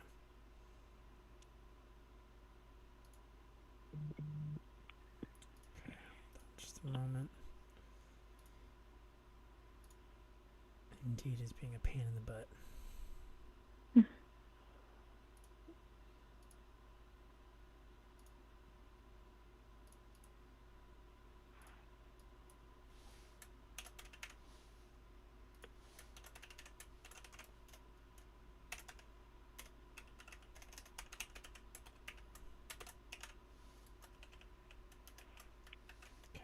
Go. Perfect. Date, sign in. Okay, so we should be good now. So I just want to see, because now in your field is really important. In the medical field, it's hard because again, there might be a ton of openings, but we don't know what the overall hire rate is or how back-ended they are in your area too right now. So that's why it's a great industry to get into. But how much problems are they having? Because I'm finding that in light industrial and like forklift places. They're like, listen, I need a forklift guy. I need 100 people yesterday. And it's like, oh, okay, cool. I get them 100 people. And they're like, oh, well, wait, I can only hire 2 of them. And it's like, why? Well, because I only have 2 forklifts available. So that is one of the issues that we have with this facility, like going into that industry, is because they might have the need for people, but do they have the equipment required to get individuals in as well. So that is one of the issues that the healthcare industry does have as well. Oh, okay. Is the amount of equipment ready to go where they need it. So hold on. So let's do that. All right, just did that. How do you spell your location again? It kicked me out. So that. Oh, Beau. Yeah, got it. Mm-hmm. So now, all right, so medical. So what we did now, I just posted the word medical in Buford, and I find 840 jobs. Now that leads me to believe that that's a pretty good market. You're talking about some decent amount of positions in a 25-mile radius. So now let's go even down further just to get a sense. And now I went to 5 miles, and there's still 486. So now that's a really good indication of market value. You know, if you do a search and you're like, hey, I'm a aerospace engineer, and you do a search in your location and you find out there's only 2 jobs in that area, that's a good thing or a really bad thing. A good thing means that, hey, you're very they're going to need you. The only bad thing is now they might have 100 people in that area looking for those 2 jobs. So what happens is, even though it's just like the housing market, even though there's a million people trying to buy houses, they're all trying to buy in 1 or 2 areas, the nice neighborhoods, so to speak, quote unquote. So that's what you want to look at. Right now, your job is maybe considered by others be like, oh, I don't want to work in the healthcare field because it's chaotic. It's not what they signed up for. Just like when you were a teacher, it wasn't what you signed up for. So right now, what I would recommend is just getting your foot in the door on the lower entry-level positions might be a really good indication for you to even see, like, do I really even want to be in the medical field? I believe to be honest with you, and this is just my opinion, no, I would rather be in the medical field than the teaching field right now. Just because, right, unfortunately, teachers aren't really respected as much as they should be. And then on top of it, too, how many teaching jobs are there in your area? There are probably not as many jobs as there are medical jobs. So you can't, if you're not enjoying your environment, you can't just pick up and quit your job and move on to another job. So the medical field gives you a little bit more flexibility where you're going to still have to eat some, and for lack of a better term, you're still going to have to eat some shit. Like, that goes without saying, because you're getting into the medical field, and right now the medical field is crazy. But it might pay a little bit better, and it also just you might have the ability to, after a year or 2 of being in the field, you might say, hey, listen, it's going to be easier for you to find another job.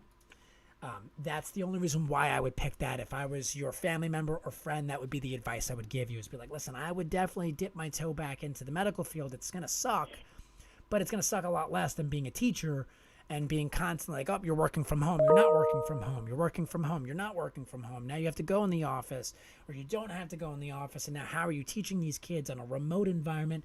There's a lot of hectic stuff. Now the healthcare field is still dealing with that, but in a much different way. It's just you have to then protect yourself. You're using PPE. The CDC is now letting people with COVID go to work because they're so itching for medical staff that the CDC is saying, hey, if you're COVID positive, you can still go to work, but you have to wear 2 masks and you have to do all this other stuff to keep yourself quarantined from other employees. So they're just so desperate to keep people in that field that they're willing to forego a little bit of the risk capability. So that's just something you have to be comfortable with and keep that in mind as well.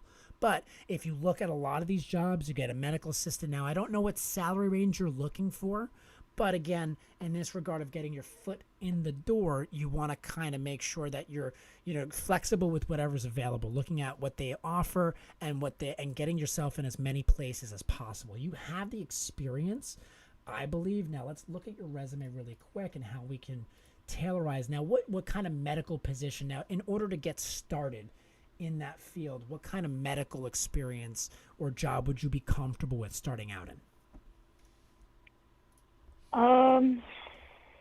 Probably something like really entry level. So medical assistant, filing, data entry person, you're okay with something like that, paying like $15 to $18 an hour? Yeah, that'd be great. Did you look at my medical resume that I sent you, or just the resume? Okay. No, I looked at the medical I mean, I took the EMT. Okay, perfect. Yeah, something like that. I mean, like being a yeoman, and then on top of that, being a teacher. Like that's 100% of your job as a yeoman, and then 60% of your job as a teacher is straight paperwork. Yeah. I needed to Google what a yeoman was because I was like, what the heck was that? We're paperwork jockeys, basically, for the Navy. Yep. That's like, oh, okay. Very good, hard, and valuable work that someone does, especially to support a cause, to help a team. I was like, all right, so that's the Navy's way of saying an admin professional. That makes sense. Basically, yeah.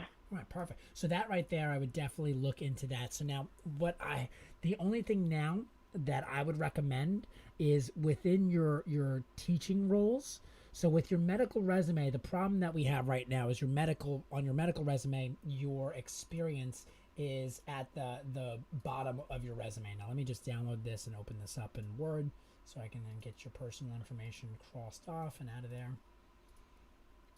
Where did it go? Here it is. So I'm opening that up right now. So that's one of the things that we have to kind of figure out, how to build that story that you have. Because again, you're a teacher, you have the data entry experience. So that's going to be huge.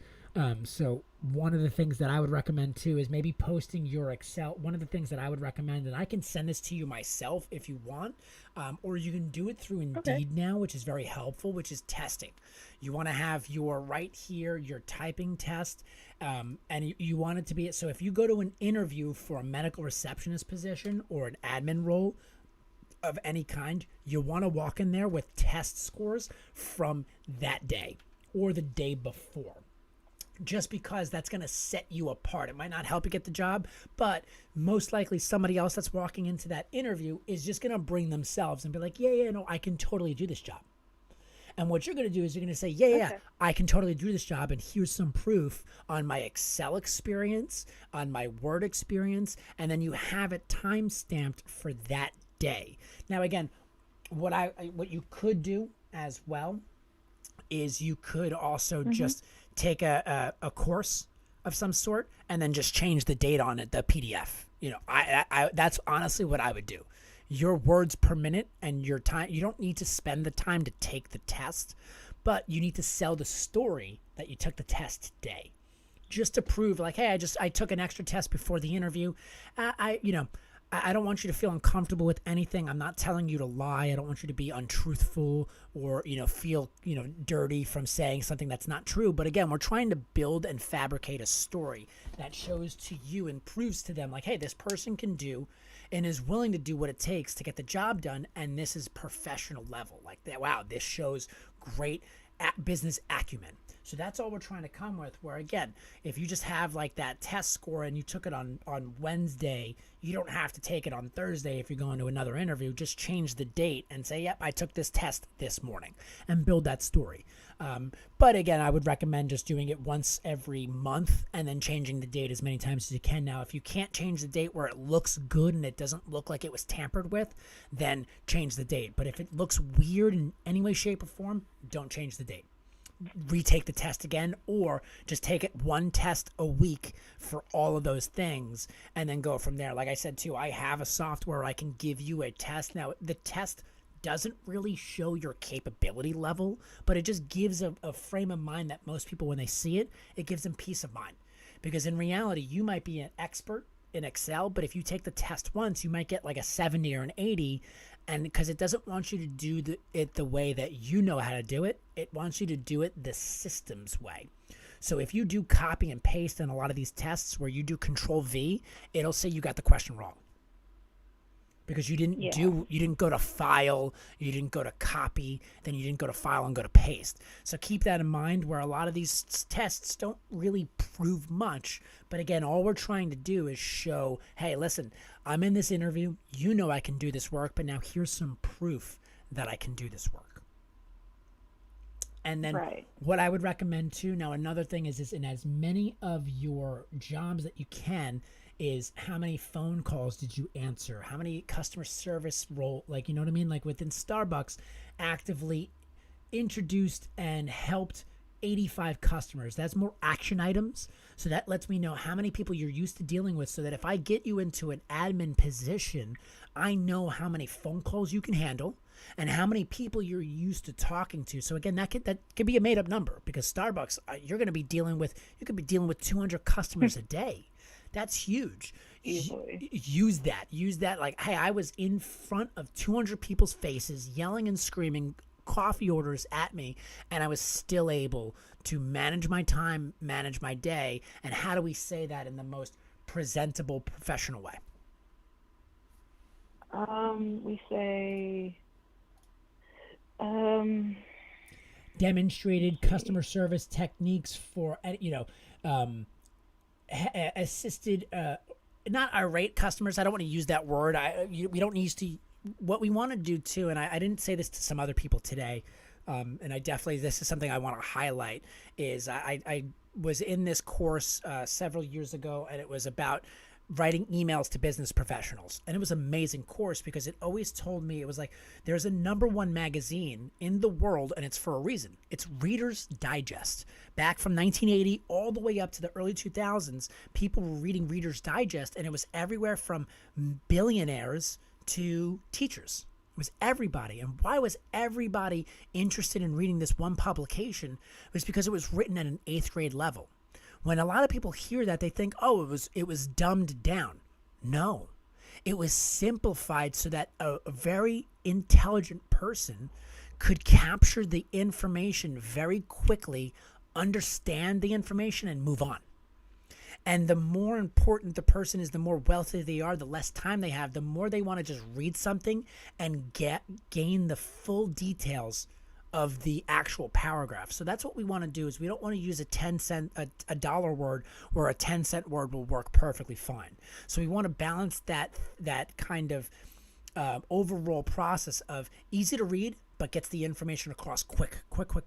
So we don't want to be too verbose, which I have I'm the worst with that. I can write a resume and I can put all these intricacies, and then most people that read it are like, you can say the same thing in a much easier and understandable way. So I would definitely keep an eye on that. But like you said here, so provided an exceptional customer service experience. If in the admin world, they're going to want to see, like, what do you mean by that? Like, did you do it over the phone? How many phone calls did you take? Because that's what you're trying to sell, is that I can be on the phone and handle my environment around me as well, without at any point saying I dealt with stupid people that were a pain in the butt. We want to ensure the person that they understand, like, hey, I dealt with difficult people, but I was able to make them not difficult people. And this is how I went about it. So I don't know the exact verbiage on the phone right now of what that looks like, but I know that I can help you create that over time. Right now I won't be able to do it right off the phone in this moment, but it's definitely something where I think that's going to help you kind of, when you get into that interview, of being like, all right, you were a teacher, what can you do for us? And then you can have that sort of script ready to go. Well, actually, this is what teaching showed me. This is what teaching showed me, how to deal with difficult people. I can also dumb things down because of my teaching experience. I'm able to make difficult items very easy for the general public. So that's something that we can sell as well. But you're only going to really be able to sell that in the interview, not really on your resume. But we definitely want to put it on your resume somehow, to project a pleasant and professional image to all contacts at all times. Now, how can we put a little bit more action item into that, is what I'm trying to say. So to project a pleasant and professional image to all contacts at all times, we can then change that to, utilizing customer, positive based enforcement for negative customers. There's a way to say that sounds like snazzy for a business professional. Yeah. Because you also worked in a hotel. Mm-hmm. So that actually kind of helps you sell the idea of a hospitable, like, hey, I worked in the hotel industry.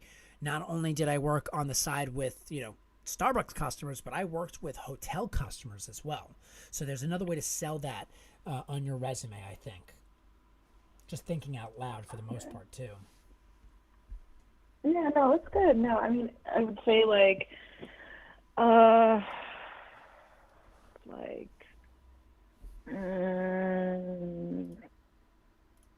Hey, Mike, I saw your resume, bud. something and you about are like second in line. I got Abraham right ahead of you. So you got two people in line right now. use good conflict resolution skills with customers on various occasions. Yep. And don't even worry about the various don't even worry about the various occasions. Just use customer quell down, like that's something there, like supported a strong working relationship with store managers, responsible for food inventory, best practices to ensure they're taken out on a timely, accurate basis. One of the things too with the food inventory, you can also throw in, did you use Excel spreadsheets in that regard at all? Or was that an Excel spreadsheet that was printed out and then you kind of went off of that Excel spreadsheet?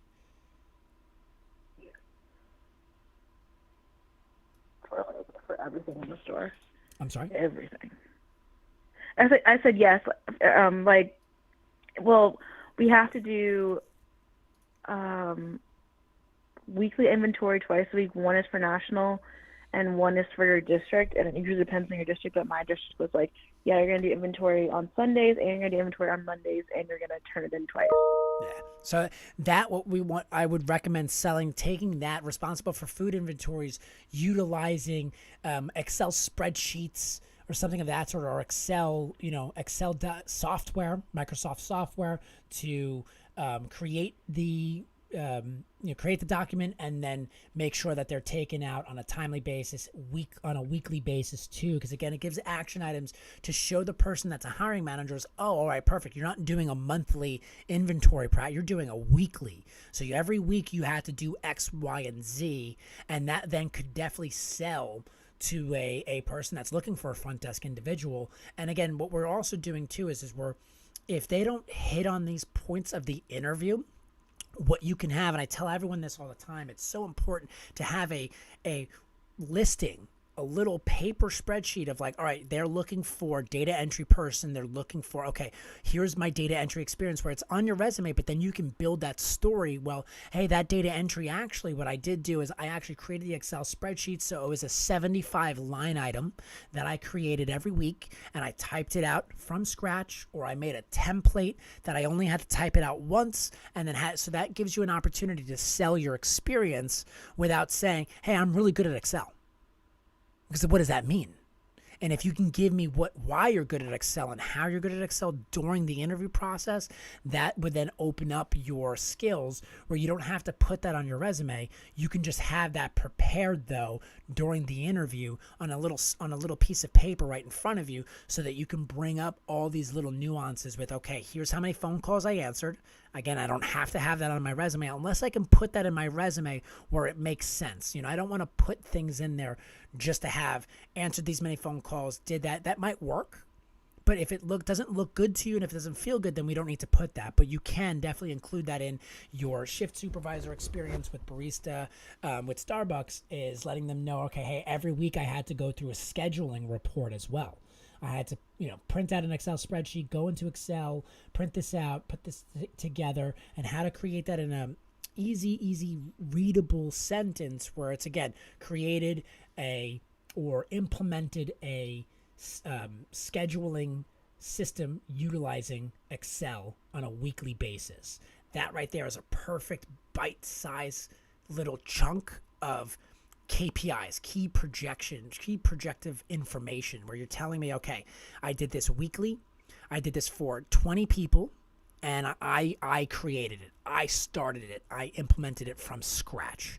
So that lets the person kind of know as they're reading it, like, oh wow, they have the Excel experience, because all they're going to read is created Excel spreadsheet weekly, boom, and then they're going to move on to the next bit of experience that they're looking for, because that's what they have. Is they have most hiring managers look at a resume for 30 seconds, and then they make up their mind, and then they go into the interview of just asking you a million questions. Line item that I created every week, and I typed it. Okay, cool. Yeah, I'm changing it as you tell me. No worries.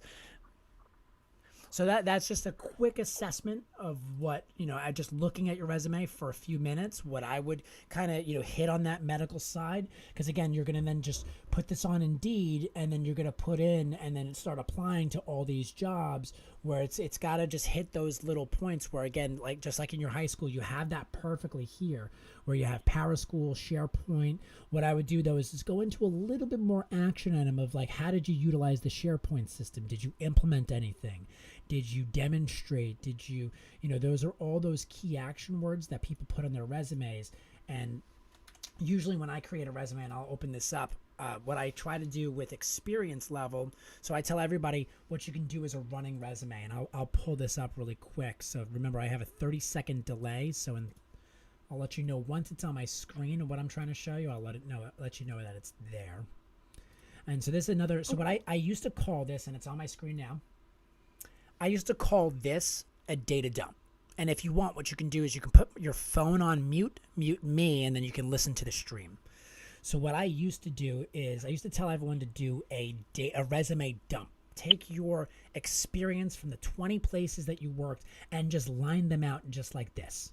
In a line item of, okay, answered this many phone calls, dealt with this many customers, did utilize this many spreadsheets, supervise this many staff members, things of that sort, where you can put that line item out of what your individual experience was for the job you're trying to get. Not just your experience of what you have in the job that you're doing, but in what you're trying to get. How does that fit? So that when you look at a job description and it says, how many of these can you cross out and say, yes, check mark, I do this. Yep, I've done that. Yep, I've done that. I've done that. And then put them into words for your resume appropriately. And that's what we want to do for your two bits of experience. So let me just turn the camera off for 2 seconds and then jump to your resume without giving anybody's personal information out. Boom. So now that's what I would do for this, so that this individual line item will go down the list of each job that you had in a running resume of how many Excel spreadsheets that you planned and organized and what did it look like. So you, again, maintaining an active database of student attendance. How did you do that? Was it with a VLOOKUP, a pivot table, things of that sort? That safety plan. Now, you don't have to sell the idea of like, look, I made a safety plan, because you're not trying to become a safety manager. But what you are trying to sell is the idea that you typed out a safety plan that 300 and was consistently able to type 10,000 word document in 5 minutes. Now, I don't know if that's physically possible, but that's just the idea of being able to sell this and give this an action item of why this makes sense. Why is having this safety plan going to help you as a receptionist with this medical facility? And that right there might be what they're looking for. Like, oh, wow, she did 10,000 words in X amount of time. That's huge. And then with your testing skills, or like, hey, testing experience, or whatever the heck the word I'm trying to use or think of in the moment, sorry, is like testing. Assessment. Yeah, there you go. Yes, assessments. You have your assessments here, and then it could be, hey, words per minute is XYZ. And then you have that there as well at the bottom of your assessment test, and then have your assessment test for Excel, PowerPoint perhaps as well, if that's something big. Now, for a medical receptionist, I don't really see you using that much in PowerPoint, so I don't think you have to concentrate on that. But I think the most important things are going to be most importantly, Excel data entry, numerical data entry as well, and then capability. Just really data entry is going to be your most important thing, because you're putting in patients' information, things of that sort. So that's another thing that you can do, is how many times when you were conducting feedings with student families, attending trainings, things of that sort, when you were conducting those meetings, did a family assessment, utilized Excel to create a family assessment spreadsheet to properly conduct performance reviews on students. Now, again, that's a very verbose way of saying what I want to say, but it just gets the idea across of saying there's an action item behind those conducting the family meetings. I did something with Excel and data entry that shows me that I can do that on your job. Okay. Yeah. I mean, like, like that's how I did all my parents conferences after the first time I learned to definitely be organized for sure. Yeah. But how would I like? I guess what's a good way of saying that? I guess I would say like organize meetings with parents, students, administrators, and counselors / social workers / school psychiatrists. Well, so don't forget review. the company that you're working. Well, actually, no, that might actually help sell that. Where if you worked with psychiatrists, worked with like, you know what I mean? Like, showing that kind of like, constructed, worked in a team environment with psychiatrists and social workers to implement a driven strategy. Or again, I don't want to get too verbose with it, too like, play it like bullshitty on our side. But there's going to be a way. What I would do is if you can, if you can come back on Friday, write out some of the little things that you're looking for, like that we have your action items.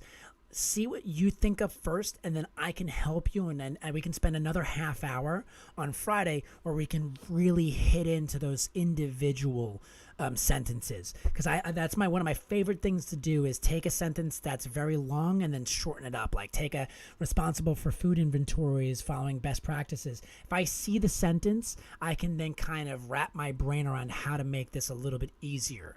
But when I'm trying to think of the sentence, I usually think of a long form of how to say that sentence in a very long breath and then dumb it down. So that might be your first exercise, is looking at the sentences that you have and then how to say, okay, demonstrated a positive role model for Starbucks service steps, providing excellent customer service. So what you can do in that thing is I was a positive role model for Starbucks service steps. Now, what is Starbucks service steps? So that we can give a little bit of information, is that a step-by-step program to implement proper communication with individuals in face-to-face contact. On the phone acumen. Now, for you, what you would want to do is heighten that. Hey, we were on the phone, and I was able to learn from Starbucks, utilize Starbucks services. So instead of demonstrate a positive role, I would say utilized Starbucks service steps, providing an exceptional customer service experience to ensure customers. All right, so utilize Starbucks service steps to help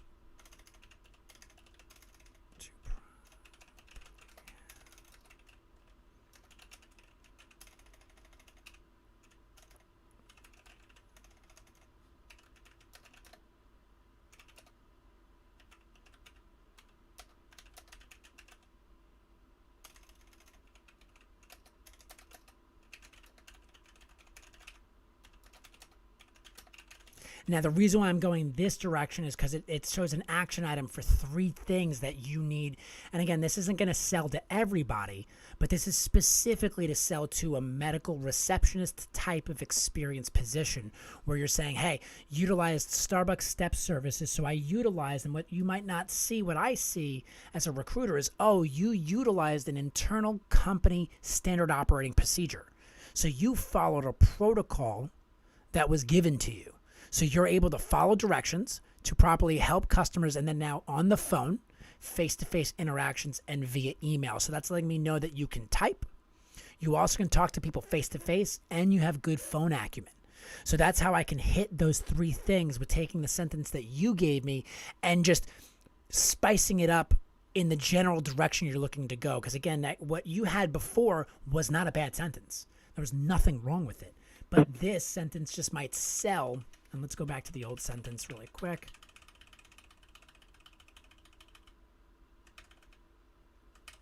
Yeah. So now the old sentence was demonstrated a positive role model for Starbucks service steps, providing an exceptional customer service experience. The only reason why I changed it to what I had, which is right here, utilized, is now showing I used Starbucks services. So I always go on action item words as well. So before we get off the phone, implemented designed, utilized. Words like these are good to start sentences where you had demonstrate. Demonstrate is a great word, but you can use that word demonstrate in a different sentence, because in this role now we're using the word utilized specifically to show, hey, I used a internal SOP, and it was in the regards to helping customers on the phone, face-to-face, and email. So I have those 3 bits of experience. Now, upholds quality standards and actively coaches others to deliver. There's another way that we can maintain this word and kind of change it up a little bit. So I'll definitely work on you with that next week, and we can work on each of these sentences just to change it again, not to make it better. It's not making it better.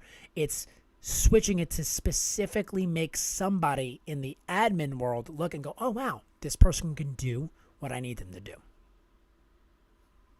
Okay, yeah, I think so. I mean, like, I'm reading this and they're, they're good, but they're wordy. Like, they could be like just one line instead of like 4. Yeah. There are like that coaching to achieve desired barista performance, and then this can also be another, like, you in your resume that you're sending, you don't need this. Again, if you were looking to stay in a coffee environment, then you definitely would want that. But you don't need that now because now you're saying identified and used additional resources. So I learned, and this is something that there's a way to reword this just a little bit to, instead of say identified and used additional resources, is possibly say, learned through multiple techniques to measure how your store was delivering customer service experiences. Or you can say, there's another, the word's not coming out to my head right now as fast as I would like it, but say this way, analyze. You can also do this. Analyzed, but now we need to get a little bit more action item-y with this. So analyzed how the store is delivering customer service by using what are those things? Suggest by using suggestion box.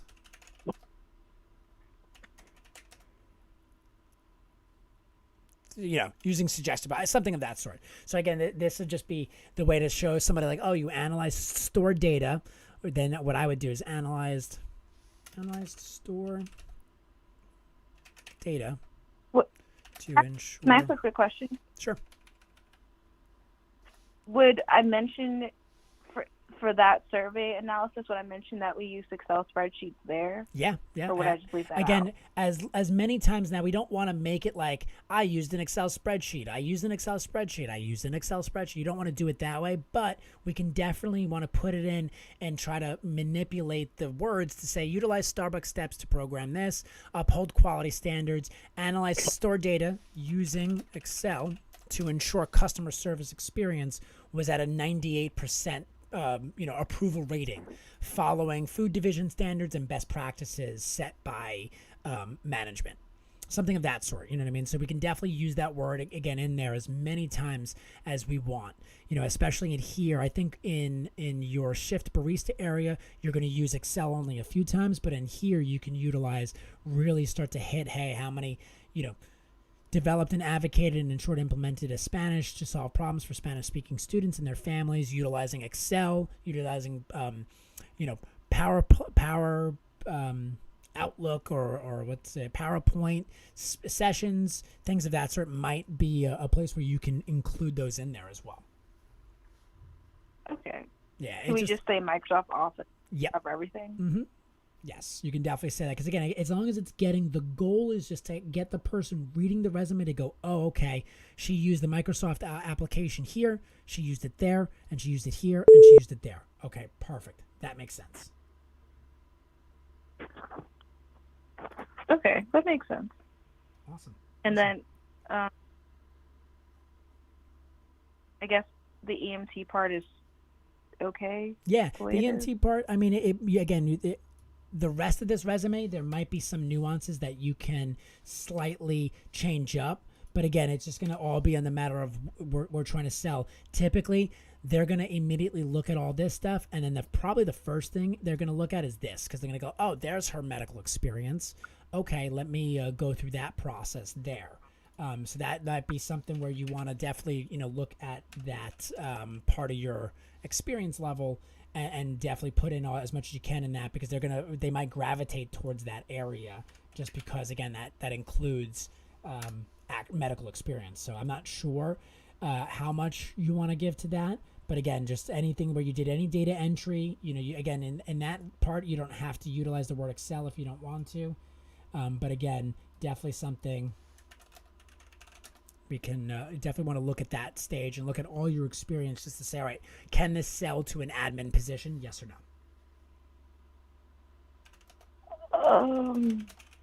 I mean, I think so. Like, I wish I could. What's a good place to put medical terminology? Because definitely EMT. Like, I can't talk about my call. Definitely EMT.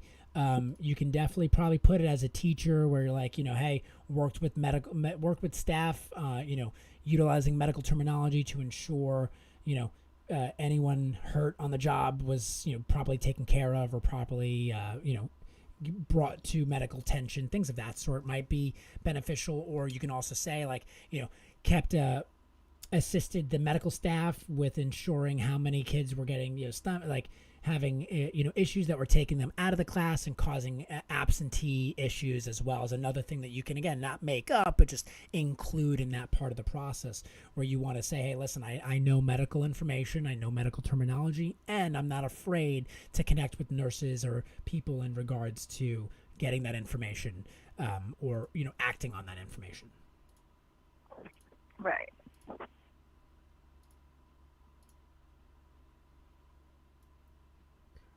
Sorry, I'm just working in the background just to get one of my contractors in New York set up with something. But yeah, any other thoughts? Any other questions?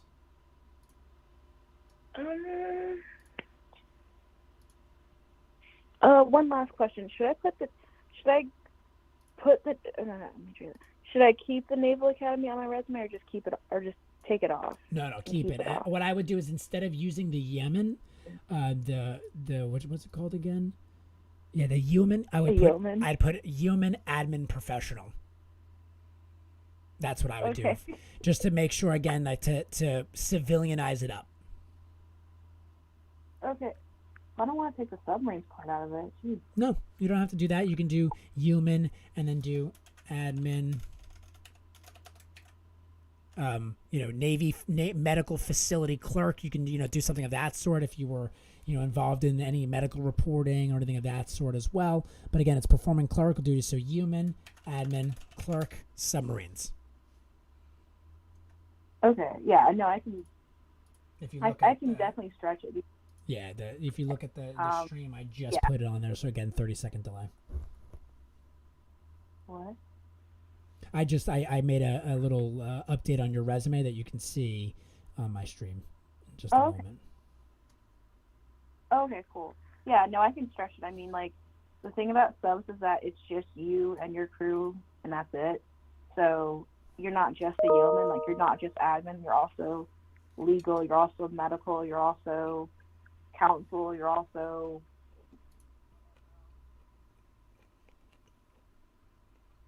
You're not going to see the sun for a while. Yes. Yeah, no, so then I would definitely jump into that. Because, again, you don't have a very long resume. We don't want to make it more than one page, so that's perfect, right where we have it. But like you said, anything that can give you a little bit more information of saying, like, hey, I typed up medical duties, because everything in that experience is great. But if you can, throw a few more keywords in there with medical stuff, I think that would be great. Like support for shipboard legal proceedings and maintained medical documentation, things of that sort. Because again, you just want to sell that word medical, and the word illegal doesn't hurt.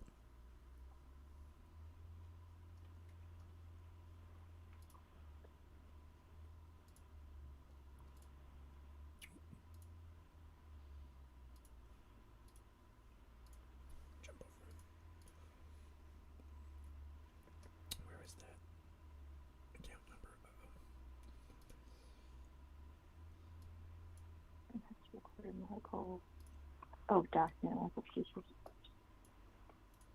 Or medical staff.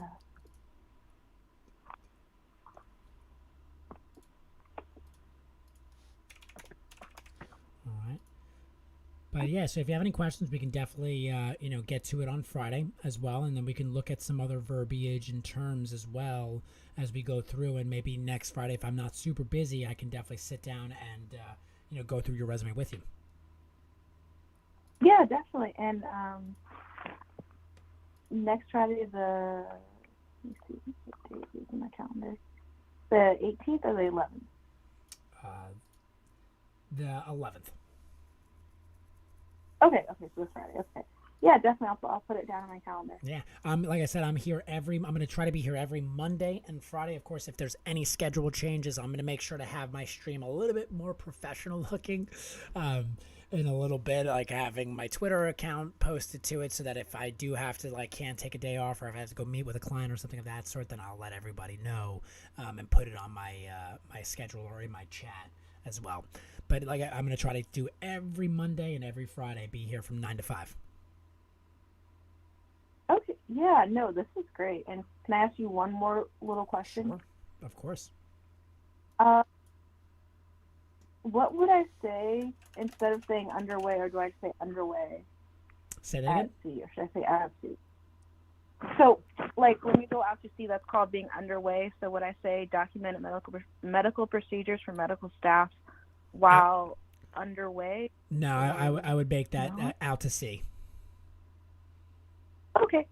Yeah, just because, again, no one from a non-military facility is going to know what that means. Okay, I was saying this is gonna sound really, really weird. It'll be under what way? What do you mean underway? What's underway? And you're oh yeah, I'm not in Kings Bay anymore. My bad. Yep. Sorry. No worries. I totally get it. It's once you live in that acronym world, it's hard to or that military lingo world. It's hard to get yourself out of it because you've been doing it for so long. And, with friends and family, it's like speaking another language. Once you learn how to speak that language, you kind of, always speak that language for a little bit. Oh, yeah, definitely. I was yeah. I mean, it's a wild ride. That it is. Well, thank you so much for your time. I really appreciate it. And I look forward to speaking with you again. Any help you need, I'm here. And if you have any friends or any family members that are looking for help, just let me know. I will. Thank you so much. No worries, Lindsay. You have a great day. You too. Bye. Bye. Nice. I hope I helped. I'm glad, too, that this is why I did it on YouTube. This was a huge reason why I did it on YouTube, because I just had a massive conversation with her. How is she going to remember everything we spoke about? And so YouTube gives people the opportunity to pause to do that. So I have a lot to work with on this platform. But I just think that this is a much better platform. Give me 1 second. Abraham, I have you on the line. You are in line right now. Next up, I know that I think you said you needed help with your wife's resume. Oh, deployed could work better. Good idea, guys. Okay, yeah. Deployed could work also. Thank you for that. I think, yeah. For medical staff while out to sea, no, I would do what they said. That makes so much sense, especially to a civilian. They're going to know out to sea, that might not make sense. Maybe that might get lost in translation. I don't think so, but there's that level of acceptability. Documented for medical staff while deployed. I think that is the best, because there's no way any civilian's going to confuse that. Maybe out to sea, that might not mean something to them, and it might get them, thinking about something else or get them confused. I think documented medical procedures for medical staff while deployed. I think that is the best. Because, again, it also gives you that sense of hey, don't forget, I'm a veteran. I'm a military vet. Help me out. Give me a job. I don't want to come off beggy, but unfortunately, especially in a time frame with the economy the way it is, we don't want to, of course, feel like we're begging people for a job. I totally get that. But at the same time, we need to be representing ourselves in the best way that we can, Because again, like I said, some corporate facilities will be like, oh shit, you're a vet. Let me hire you. Now, does that stink that, hey, you're getting advantage over a civilian because of your government experience? Heck no. That is the whole reason why it's called an advantage. You sacrificed something and you should be getting that advantage. Your resume should be immediately looked at before anybody's resume. It should be literally, in my opinion, it should be a law that you have to hire veterans before, like a capable, well-qualified veteran before you hire a civilian. That's just my honest opinion, because the fact that anybody in our service and in our military is not able to get work doesn't make sense to me. Doesn't physically register with my brain. So I think any advantage that you can take, I think, is one that you have to be, get yourself comfortable with and take that advantage. Okay, Abraham, looking at your resume, I just did what I needed to do. All done on my side. Let me just get rid of some of these sites. So wait, I got all my contractors in New York are good to go. I just got to do the 11 p.m. shift. So let's see how many of those show up. Okay, sign on. Wait, who didn't report to work yesterday? Let me just find that out. Hold on, guys. I had a few people that called out and then didn't tell me, so I'm on this. I implemented this contract 2 years ago, and now I'm back on it because unfortunately the contract slowed down and now it's back up and ramping, so I need to help out again. So we had, and the person who was handling it, great worker, but just green, not as experienced as I was in setting down the foot and being like, hey, you were absent this day, showed. That's not acceptable. Like we need people that are going to show to work. So I got to kind of be a butthead to people, from time to time. That was the 11 p.m. shift. They didn't show. Okay, that's why I was confused. They both didn't show up. So we're going to make sure that they are informed that's not acceptable. And then not feeling well. Are they feeling better? Question mark. Okay, another person.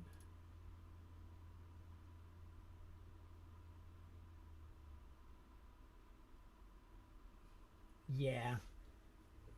That's definitely an achievement, though. I would put that in like an accomplishment area, because that's like pretty big.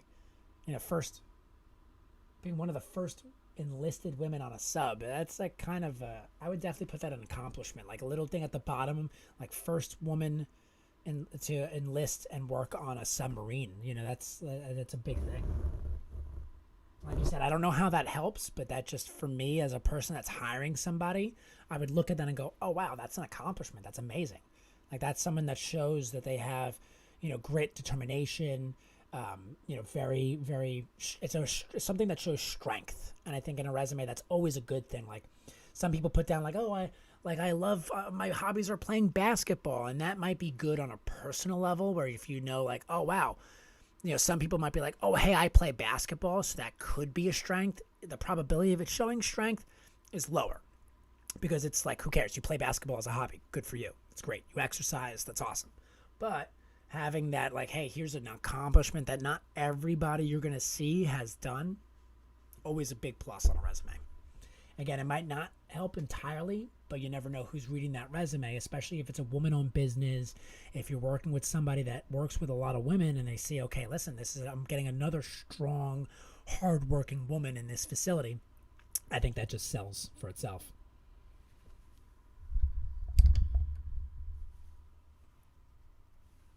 Or if you're also somebody that's like you apply to a job too, and this is just the way my brain works. If you apply to a job and it's a lot of men that you're working with too, that also shows a lot of strength, because you're like, hey, listen, I was a woman surrounded by men and I handled my shit. I was able to work there in that kind of environment. So that may not help entirely, but that's definitely got to be something that at least would show, again, that strength as well. It's all about leveraging strength and leveraging capabilities. Okay.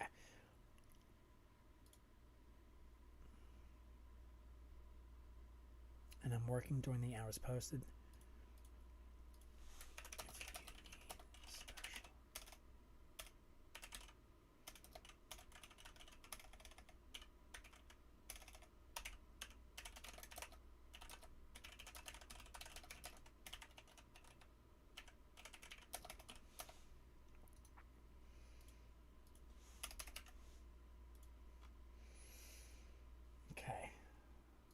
I going to? I'm sorry, Abraham. You are next. Okay.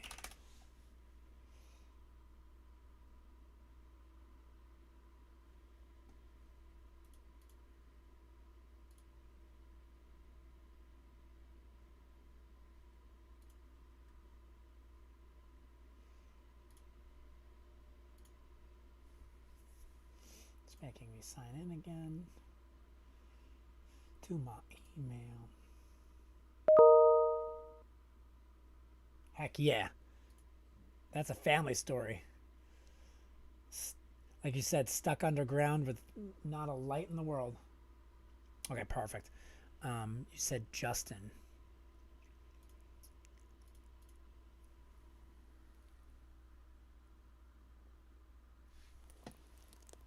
Sent an email from Justin. I don't see the email from Justin. Let me just do this really quick. Justin.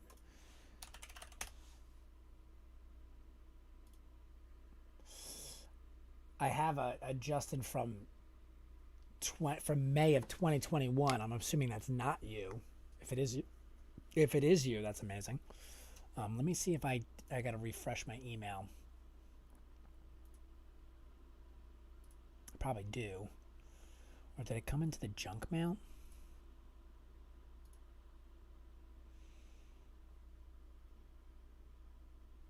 Oh, let me.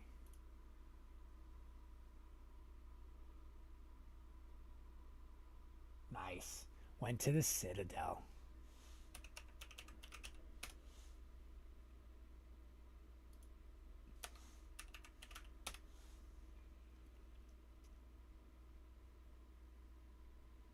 That's awesome.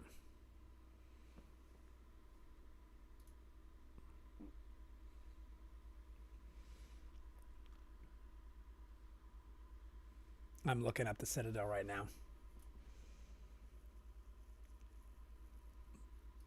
Just because I've heard the Citadel so many times, and I'm like, wait a minute, is that like a Rick and Morty thing? Like, oh no, it's not. It's a real life thing. I actually work directly with the United States Merchant Marine Academy. Love that facility. But I don't know. The two ones that I always have an obsession with were the Navy and the Air Force. Sick. Citadel ain't no joke. They got the business school too. I didn't even know. Oh, engineering. It's a great program. Military College of South Carolina. I bet you the campus is gorgeous.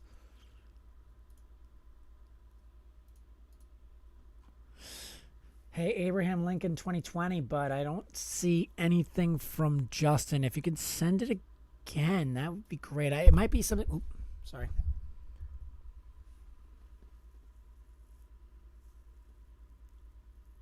Yeah, being a trailblazer is definitely exhausting. That's for sure. Yeah, I assume that wasn't you. That was from May of 2021, back when I was doing it on Twitch. So I'm pretty sure it's not you. I just don't want to say the last name on stream.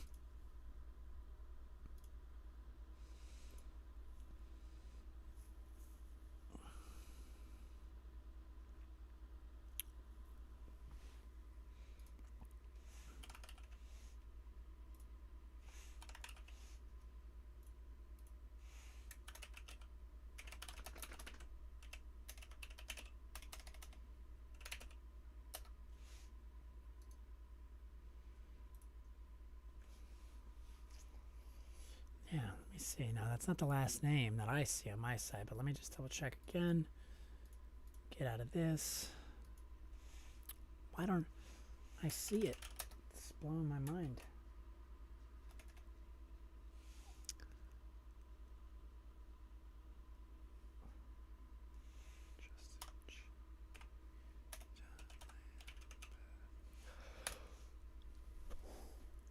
Oh, sorry for the yawn. Where's the smooch? Okay, yeah, try again. Sorry about that. Yep, I just got something. Yeah, all right. Just got your resume. Perfect. Salt Lake City. Let's go. I was literally just there. Just came back from an amazing trip to that beautiful, beautiful city. Love Utah. Hi, can you hear me? Hey, Justin. Sean Vergara here. Hey, let me switch over to my... Yes, and if you want to, you can mute the stream or at some point. So unfortunately, we have a 30-second delay from on stream to when you hear it. I'm going to fix that latency issue later on. Yeah, let me just send something to my colleague here. So tell me a little bit about yourself. Yeah, so I guess there are, because I was trying to think like what to say when I got on. Three things I wanted to touch on. So first, I'm an Air Force veteran.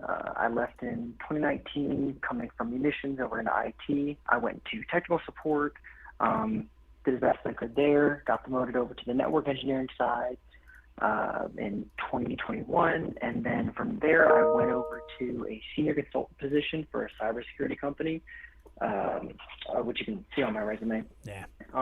And I think I did pretty good. I think I set myself up pretty well. The only problem is I don't know how to help my wife get set up. And I guess I had two questions about that, mainly setting her up, and then secondly, since I'm kind of, I don't have a degree, I just have some certifications. Getting to that next level of like, I'm just about making six figures, and then kind of getting into like that upper past 150 bracket, like how you go from the bottom, like just barely 100K to like 150, 175, 200.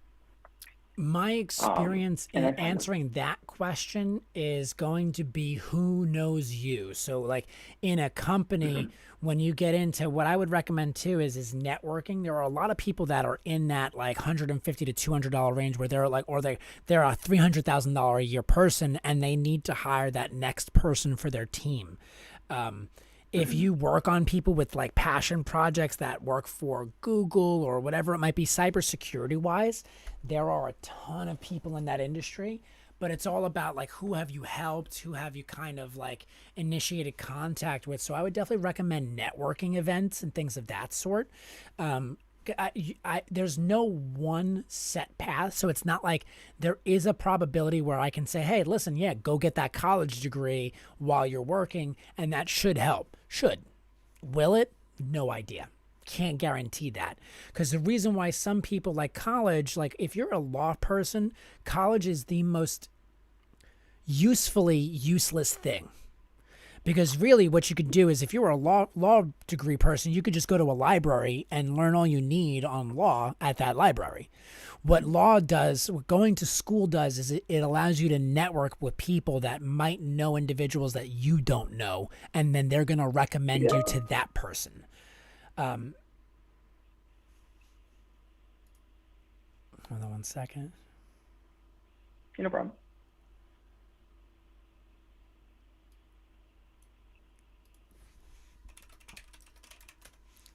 That in a minute. So that's what I would recommend. Is that's one of the ways where, again, college is not the answer. It's one of the solutions, of course. So like for an engineering field to get to that next level, it's going to be all about who you've helped in the past get to where they need to go, and then kind of getting to that next step because they've either included you in an opportunity or they've recommended you to somebody else. So that's not probably the fastest way to get there, but it also could be the most fun. It could be the most enjoyable kind of transition to that next step where you're having, because I've met with people that were in certain HR fields, but they couldn't get to that next step only because they didn't have a master's. That's it. There was a guy I worked with for like 10 years, or like 5 years actually, 10 years ago, I think it was. It was like my first 5 years, and he was my mentor, and he couldn't get to the next step because he refused. He worked with a very, very big pharmaceutical company, but he was in his early 40s at the time that I knew him. So now he's probably in his 60s now. It's been that long. Like, geez, I'm getting old. But he literally the company that he was working for was willing, and I can say the company name, it was Johnson and Johnson. So he was willing, and they were like, listen, we love you so much, we'll pay for you to get your master's degree so that you can become XYZ next level person. And he turned it down because he was like, listen, the amount of work I'm going to have to do, I like where I am. I'm not looking to go any further. So that was one of the opportunities that he got, was because he was so good at his job and so good at working with everybody in that corporate environment. They were willing to pay for him to go to that next step. So that could also be a program that you might be able to find, whether it be a military program or a civilian program with the right company.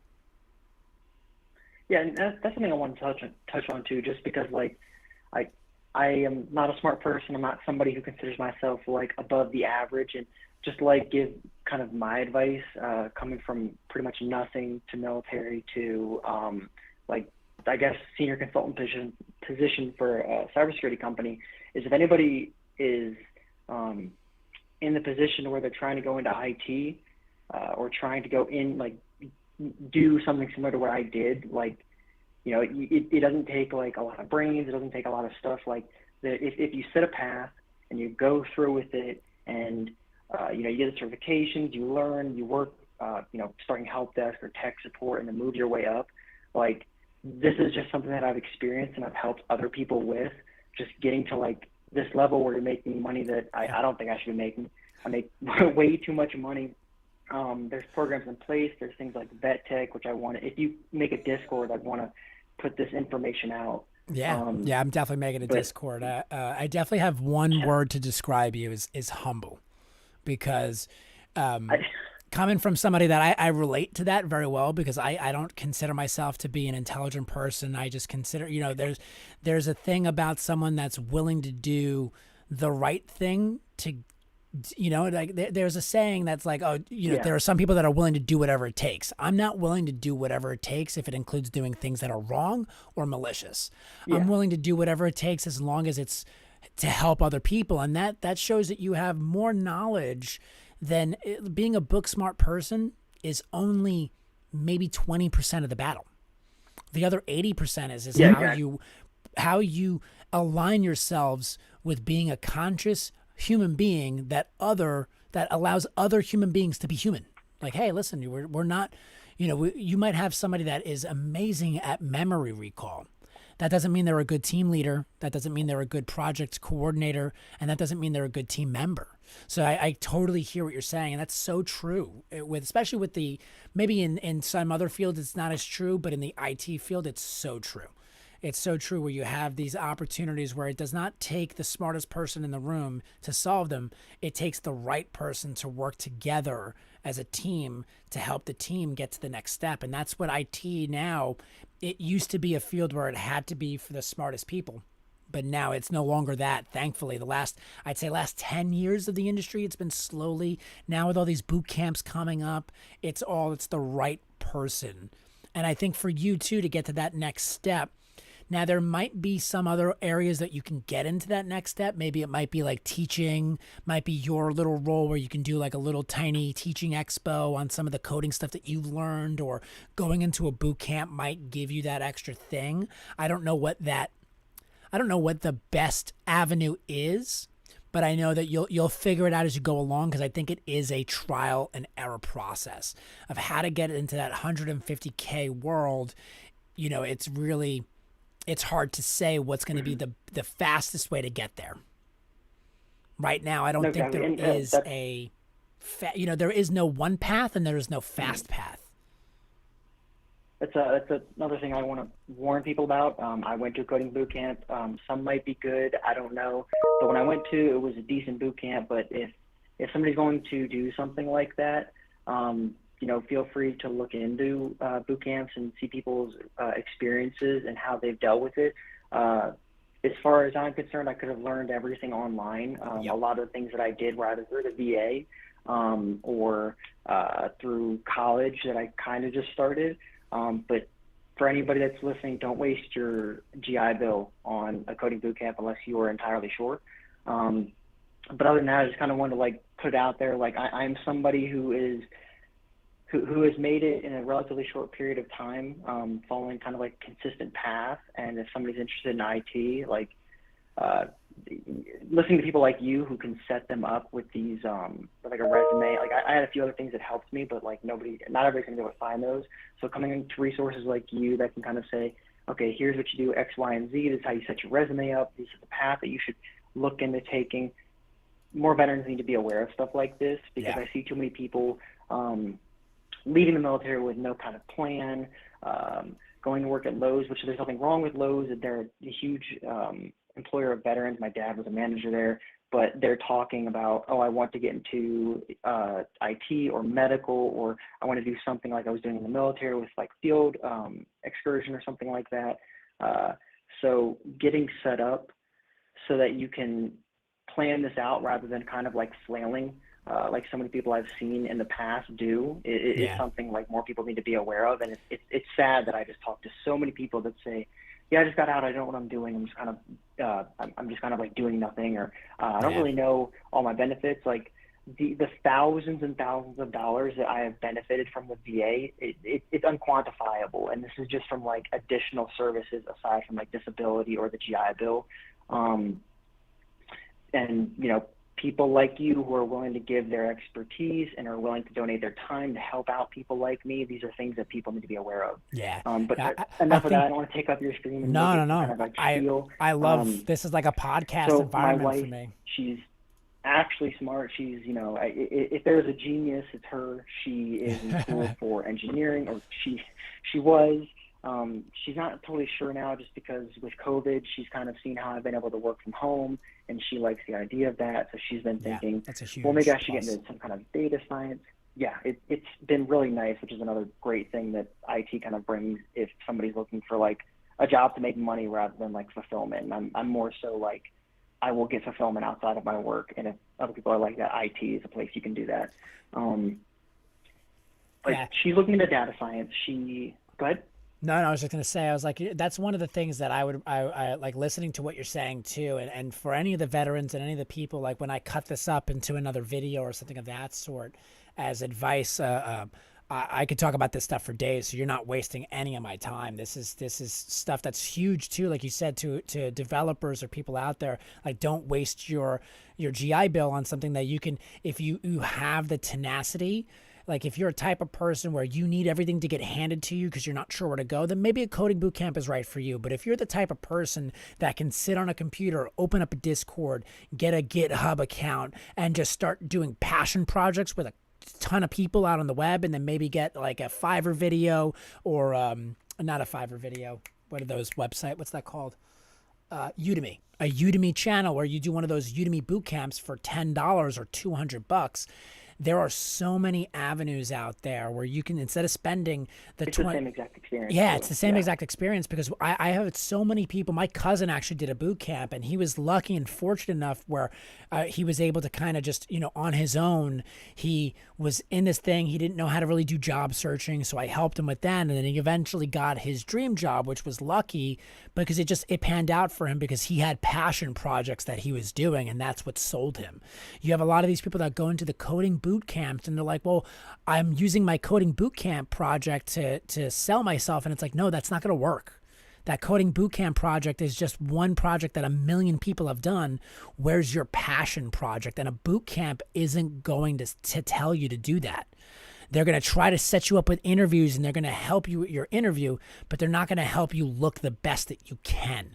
And that's what a lot of people, I feel like, that come out of coding boot camps that feel like they got scammed a little bit. They're like, oh, this didn't help me get a job. Or it's like, yeah, you're totally right, because they didn't sell it correctly. They sold you that they were going to, hey, we're just going to get you into an interview. We're not going to help you get the job.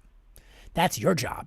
And they don't sell that to you when they're trying to get you to do that boot camp. So you'll have a lot of these young 25, 26, 27-year-old guys that are getting out of the getting out of the military, and same thing with women too, that are coming out, that have these salespeople from coding boot camps that will sell you on the idea. So like you said, if you're someone that doesn't want to bother with having to figure out what's the best way to learn, then a coding boot camp might be for you. But remember, they're not there to get you a job. They're there just to get you an interview. And if you're the type of person that can do it on your own, then there are so many other avenues that I can definitely help with as well. And there are other veterans like yourself out there that can definitely help. Post something on Reddit. If you're looking for a boot camp and you're not sure which one to go with, make sure to post on Reddit. All the other reviews, Glassdoor, look at all the Glassdoor reviews as well. I just wanted to get that out there before we moved on. No, for sure. Yeah, you pretty much explained it perfectly. Like it's just one of those things where it'll suck up like 6 months of your benefits, and then you'll realize like I don't even want to be a programmer. Like that was one of the things that happened to me. Was I'm coming in, I don't know anything about IT, and I'm just taking this boot camp, and I realized, oh, this isn't even what I was trying to do. This isn't the field I was trying to get into. This was something completely different. But I only have a little bit of time, but I can probably call in with my wife on Friday to kind of go over a resume. But the big thing is, she was doing engineering in college, and we're just kind of trying to figure out how to build a resume to get her like into data science and kind of like how we would go about doing that. Okay. So now any kind of like benefits that we can use. And she's a veteran as well, or is she a family veteran? So she's not she's a civilian that is a civilian. Okay, perfect. So she's a civilian. So there are a ton of programs out there that are looking for, spouses of military veterans. Again, I don't have a list of them, but we can look into that together, because I would like to build a list with you if we can figure that out together. What facilities are out there for someone with experience and someone without. Your wife has some experience, so that's a good plus. What I would also look at too is there any opportunity where you can work on a project with her where she can kind of on the side, like while you're working on a project, she can take your experience and put that on her experience as well, where she can help you with stuff. Because that could also be something where you can but since you have the same last name, it doesn't hold enough, doesn't pack enough punch, because if she's like, oh, I have a reference where I volunteered as an intern with this company, she can't use your name, because then it's going to be like, oh, well, that's a family member. And some people will look down on that. Not that is something to look down on, but again, we're looking at how society interprets what we're giving them. And that is one of the interpretations that I've seen in the market, where if you have somebody that's giving a reference and it's a family member, they don't treat it the same as a professional reference. So definitely want to look at that. If you have a business partner that you're working with as well, that might be another, again, we're looking at backdoor solutions. What's the easiest solution with the least amount of effort that we can do to give your wife a leg up? And that's kind of what I'm thinking outside the box right now is that might be an opportunity where if you have a coworker where you're like, hey, listen, I'm looking to help my wife get into this field. She's got this experience. She's fucking smart as shit. And she, all she needs is a little push in the right direction. They might be willing to be like, yeah, sure. Then list me as the project manager. Just pretend that I'm the person for the reference. And your friend might help you with that. Again, we don't want to build any lies or any fabrications or mislead anybody.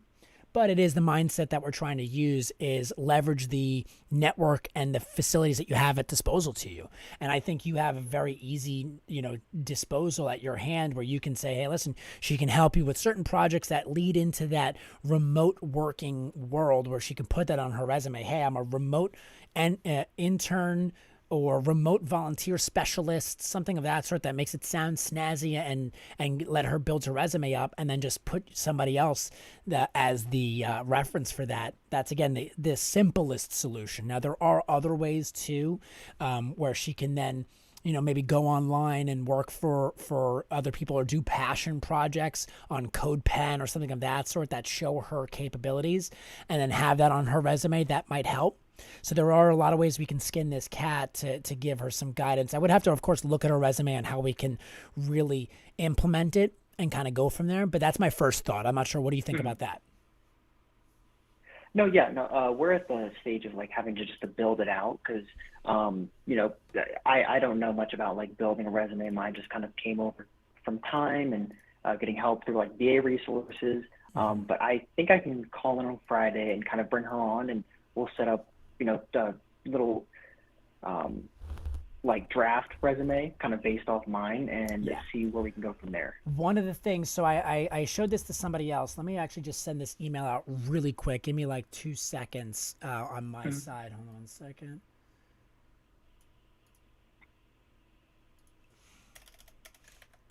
This is the About Us.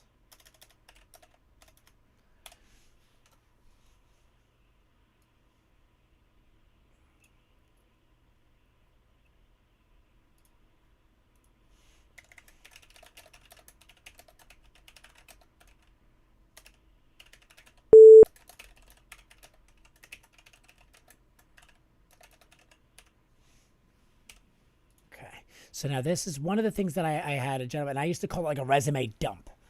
Instead of calling it that, I like running resume. What you want to do too by Friday is just have a list of all of her experience in a non-resume form. Just something that as we go through, we can drag and drop this into her resume and say, oh, okay, this is what we're going to include. This is what we're going to include. Now, you can do it more chronologically. You don't have to do it this way.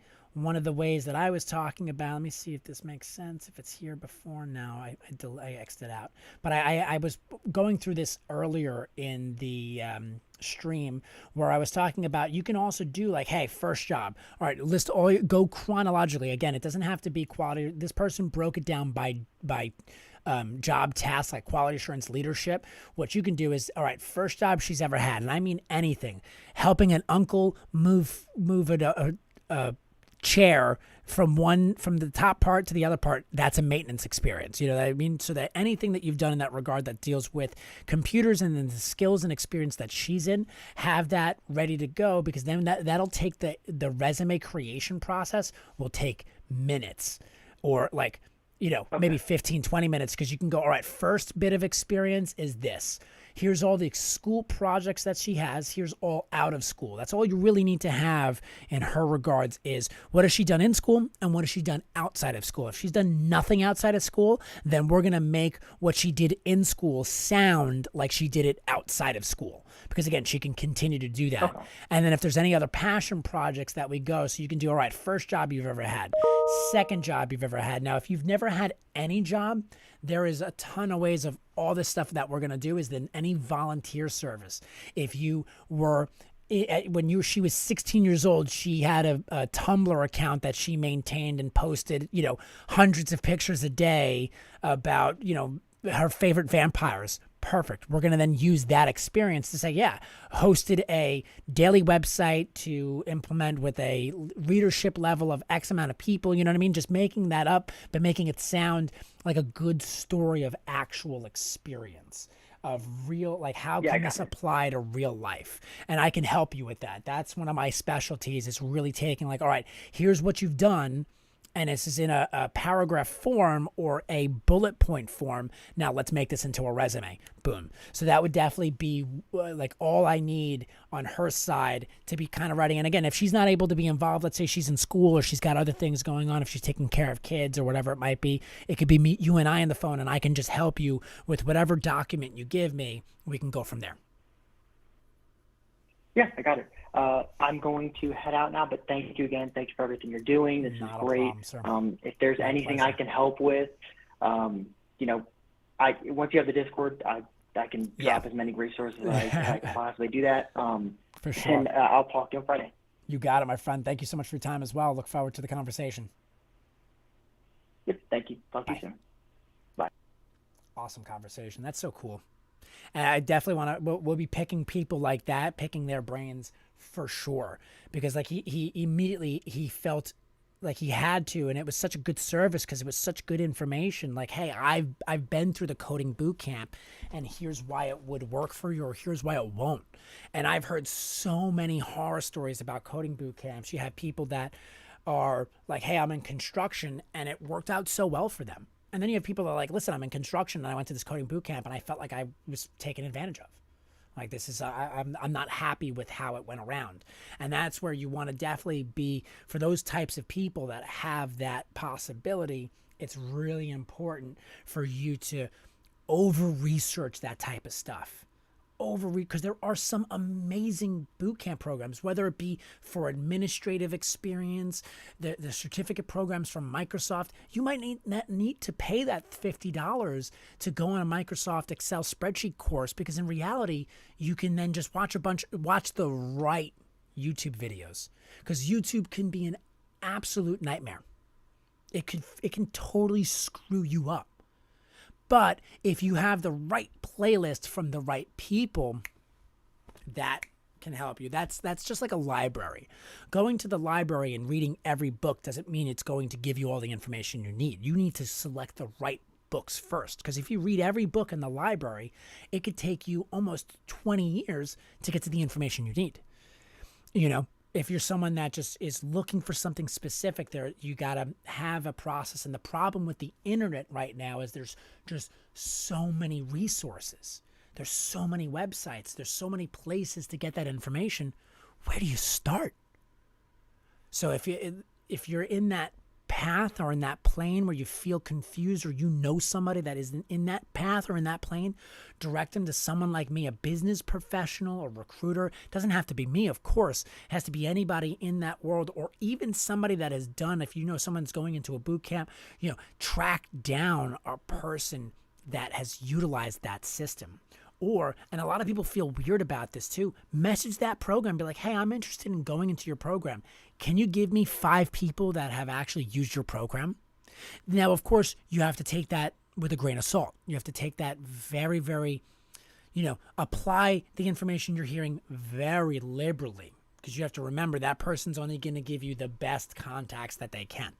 That's why a lot of people don't utilize references, because they're like, oh, well, what's the point? This person's just going to purposely sell this person the best. And it's like, well, if they can't present that to you, then you know there's a problem. That's the biggest thing, is how fast can they give you those 3 names? That's what you're trying to evaluate. Is I asked them for references, and I asked them for this. Are they willing to do that? Because if they're not, then it doesn't automatically mean that they are a sham or a scam, or they don't care about you. It doesn't mean that. It just means their business model is not set up to provide that. And that is an indication of their business model. The most important thing about any company is their business model. If they say, hey, listen, we don't actually have that because we've never been asked that question before, then hey, perfect. Well, if you can help me with that, then that'll help you get the sale. If not, I'm going to go with these other resources that have references that I'm looking for. And here are the resources and here are the references. So in the future, if you want to apply yourself to have that kind of service, then you will. And it's not up to you to get them to do that type of service, but it is a benefit for you to say, hey, listen, you're a business, and the reason why I didn't choose your business is because of this reason, and go from there. Again, it's not your priority. That's not something that you have to do, but just a good faith kind of conversation with a business as you're trying to go through to find out what's the right company for you to work with as well. Okay, I think this will be one of the last ones for the day. As of right now, I don't have anybody in line. I have Michael Cristino is now in line. So we will message him, attach my resume, remove most of my personal information from the file because I'm not sure how much you like to show on stream. Please let me know if you need anything else or would like to join. I'm going to join your call. So Michael, when you get a chance, I don't have a contact number for you. What's good to reach you at? So I just sent you a quick email. I'm not sure if you're still there.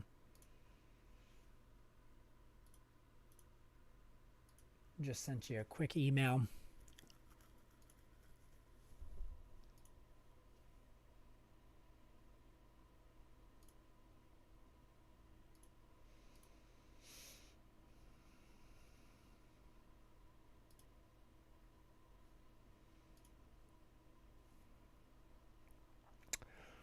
What was I doing? This is what I was doing. Okay.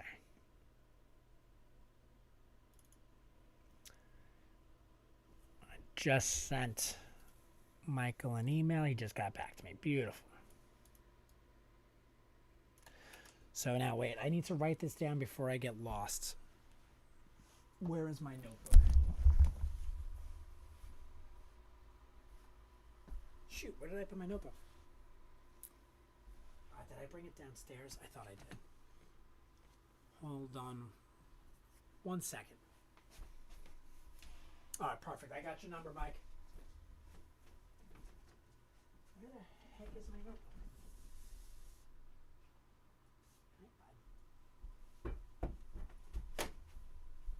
Okay. I am back.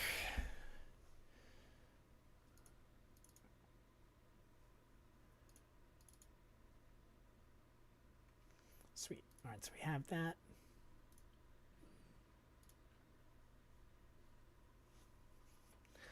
All right, let's call Michael. Hi, Buzz. All right, I'll let you out in a minute. Do you have your collar on? No, you don't. Wait. All right, let's get your collar on. Come on, bud. I'll let you outside.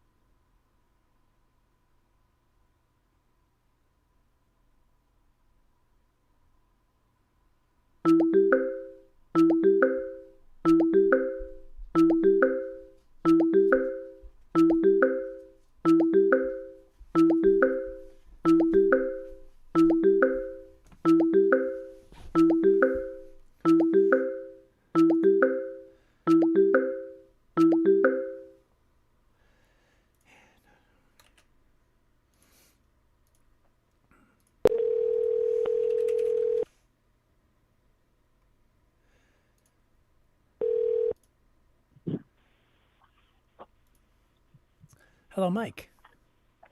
Hey, Sean. Hey, how are you, sir? I'm doing well. I actually just took my dog out because I saw you run out to let your dog out. Yeah. So are you ready to talk, or do you have because I'll let my dog out. I actually didn't let him out because he doesn't have his collar on. So yeah, go for it. Take care of that. Cool. I'll take care of that. You want to call me back after? Yep, I'll call you All right back. Perfect. No worries. Bye. All right, cool. Let me yes, I will take you out, buddy, now. I'm so sorry. You're not important. No, I'm just kidding. I'm just kidding. You're so important. I love you. I love you so much. Let's go. Coming up.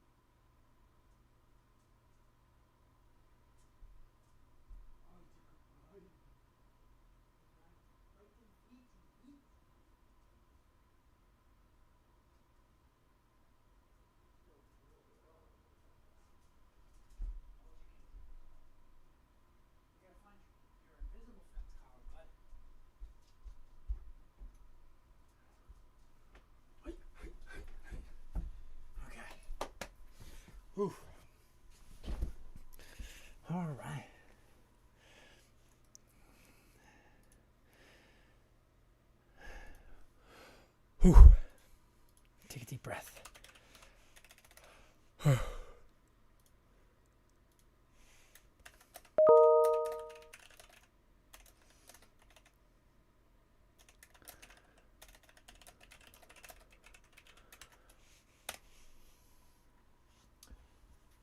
get the heck out of me.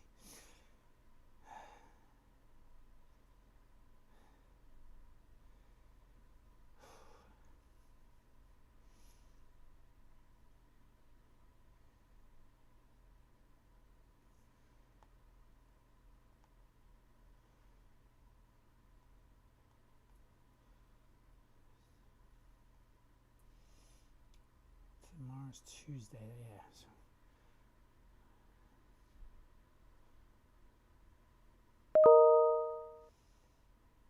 Okay. Oop. Not what I wanted to do.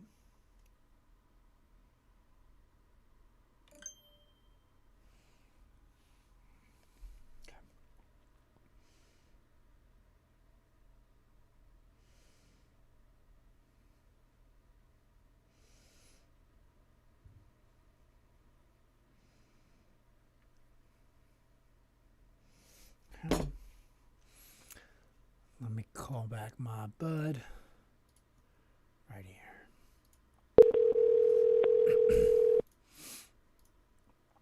Okay.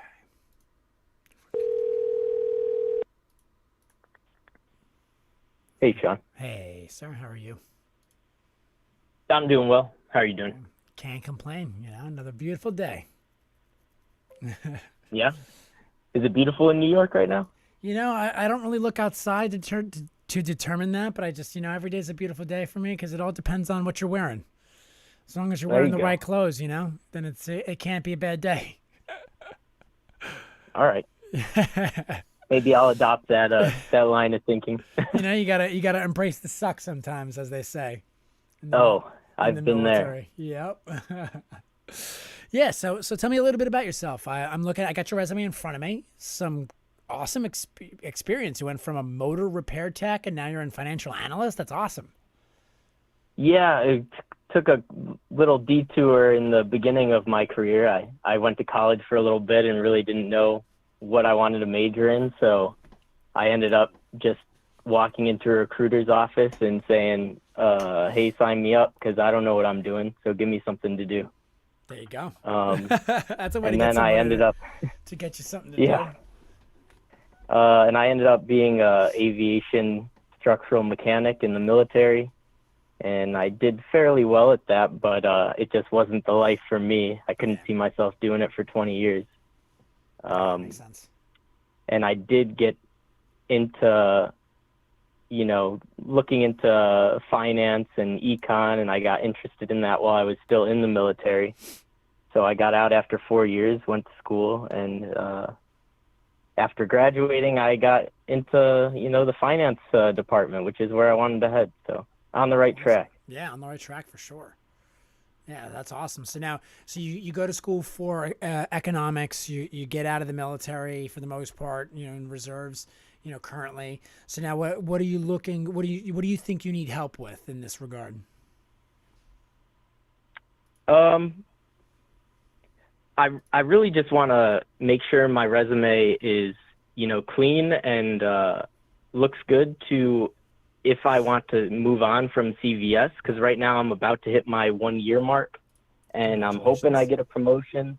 I'm hoping, my raise is up to snuff, but if it's not, I'll be sending my resume out there because I joined the corporate track a little late in my career. So I'm trying to, make up some ground. Yeah. So first bit of experience that I would get into here too is it says United States Navy. However, it doesn't say I'm a veteran. So there are search terms. I have to do some digging on my side because I don't know what to tell people just yet. I had something. I made a video about this a while ago. I never posted it on YouTube. I think I'm going to go back and do my research on it now.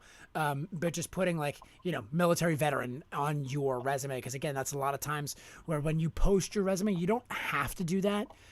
But it would just, it just helps just in case if someone's doing a search where they do the military veteran, then your resume may not come up unless they do United States Navy.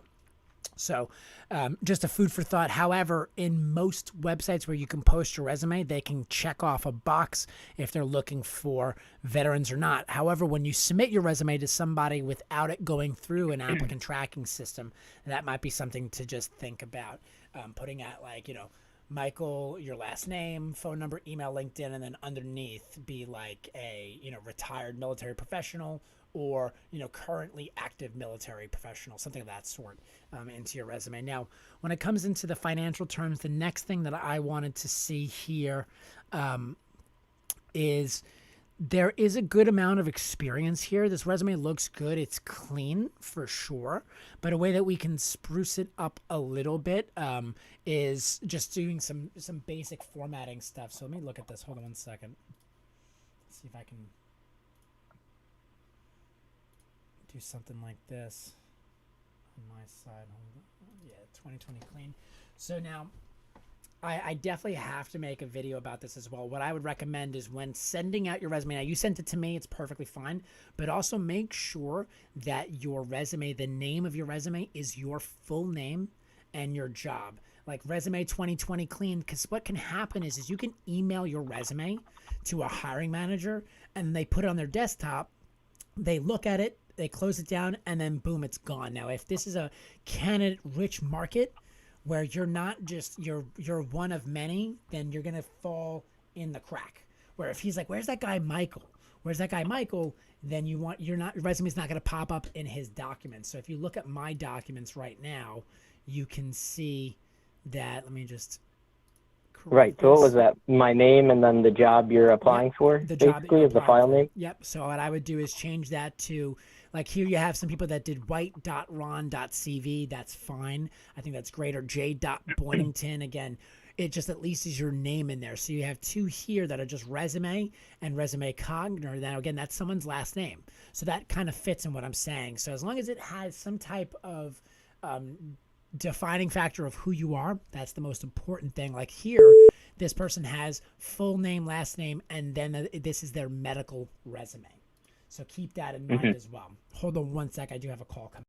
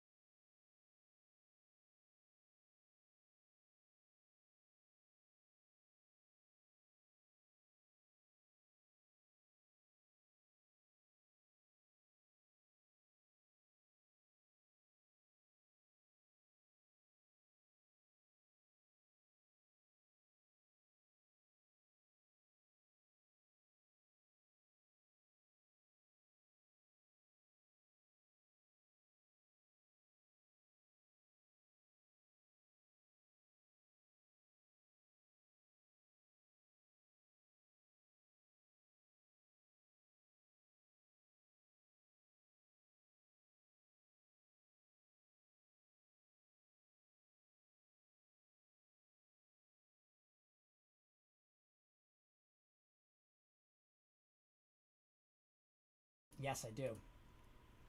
Very sorry about that. Thank you, Tom. Thank you, Tom, for that. So what we were just talking about was he's looking into getting his financial analyst position. Now, again, he's in a current situation right now where he's working for a company that has, he's on a path. He's been there for a year, but now, again, there's that performance review coming up. There's also market value. Is the job that he's currently at going to give him what he's worth and what he can get from other places? Now, is there an industry or is there an interest from this person? Michael, we're speaking to Michael right now, but in his interest, is he looking to get the best rate, or what is he looking for? That goes with each person. Some people might say, hey, listen, I'm willing to work with CVS for 5 years before I move on or before I even look at, because I want to show stability. That's something that's up to Michael, that we have to kind of go through that process. But right now we're all in this crazy world where if you look at a job posting that we have here, financial analyst, there's within a 5-mile radius, there's 592 jobs available. Just in a 5 mile. If we go to 25, there's now 1,001 jobs. So we can assume that there's 1,000 financial jobs available. There's got to be most likely more than 1,000 people looking for work. You don't know that to be a fact, but we can find that out in your area by looking at, I was jumping over to the Bureau of Labor Statistics, the BLS.gov. They have a lot of stuff where they'll say, hey, listen, in this area, pay and injury workplace. Let's see if this is it. Pay factors. I got to find it. I'm going to do a video on this pretty soon. There's so much that I can do that I remember doing earlier. Employment situation. Now, there was literally a little check down list to see how many people were in your job category. Occupational handbook. Let's look at that. Yeah, so here we go. We're in the occupational handbook. We're going to go to F for finance. Financial analyst. So again, this is the Bureau of Labor Statistics. We're just looking at a summary of overall. So right now, the number of jobs in 2020 nationwide to every nation, was approximately 500,000 jobs available. Now, if we divide that by 52 states or whatever the number is, we can, kind of give a very, very rudimentary ballpark of how many jobs are probably in your area. So divided by 52, so you'd say about 9,000 possible openings all over throughout the area. Now, this is a growing field as well. So we would have to look at your environment to say, okay, how are you wanting to get into that and what is available to you? Since you already have a job, you're allowed to be as picky as they come. And that's the benefit of having a job, was where you can sit on your experience, because you're working with them. They have that corporate ladder. You don't need to jump right away. What you're looking to do is what's the next step for me. So that's where you can kind of take that kind of information from the BLS, the job outlook, and say, okay, right now I'm looking at what does the rest of America go? Because again, if you're looking to move, if there's opportunities for you to work remote, there's a million ways. So now how do we beef up your resume just to make the other companies more interested, or at least look at your resume to get you interviews? Because that's really what you're doing, is right now you're not interviewing to get into a company to say, hey, what can I do for you? You're looking to interview with a company and say, hey, what can you do for me?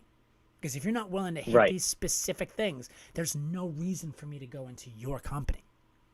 So because currently I'm working from home. I would like to be getting paid a little bit more, but like I said, hopefully this annual review comes and shows me something I like. But I like to keep my options open, and I like to keep a bargaining chip. Yeah, you got to have leverage. If you don't know what's available in the market, then how can you leverage the opportunity? Where I usually don't recommend telling a boss, like, hey, I have another offer for X amount of more dollars. What are you going to do for me? Because what's going to happen is they might match that, but then the first sign that they can get rid of you and get somebody else in, they're going to take advantage of it, typically. And I'm saying 50-50 chance that will happen. Again, I don't know the work environment. I don't know your business relationship with your managers. You might have a very, very personal relationship where you're like, hey, listen, look at what I can get from this other competitor. Like, I don't want to leave. Like, please keep me. I feel like that may be a a bigger issue at maybe a smaller company, but I feel at like such a large company that I'm at, they kind of understand that, people are. I respect that. That especially is a my very manager good way, seems very, he knows that, you're looking out for yourself, right? Yeah. Yeah, I think you're right. I don't think they would take it the hard way, but I work but with it is so possible. many small businesses. No, I think you're right. You have a little bit of a better sense of it because you work for a big company. You know what I mean? Like I work with so many big companies, little companies that it always gets mixed up with. And it's some managers are like, oh, how dare they? And then some managers are like, listen, it is what it is. So you're very correct in that, where the probability is a lot lower that they're going to take that as a slap in the face. At a CVS, at a Nike, Google, they're going to just be like, listen, this person understands their value.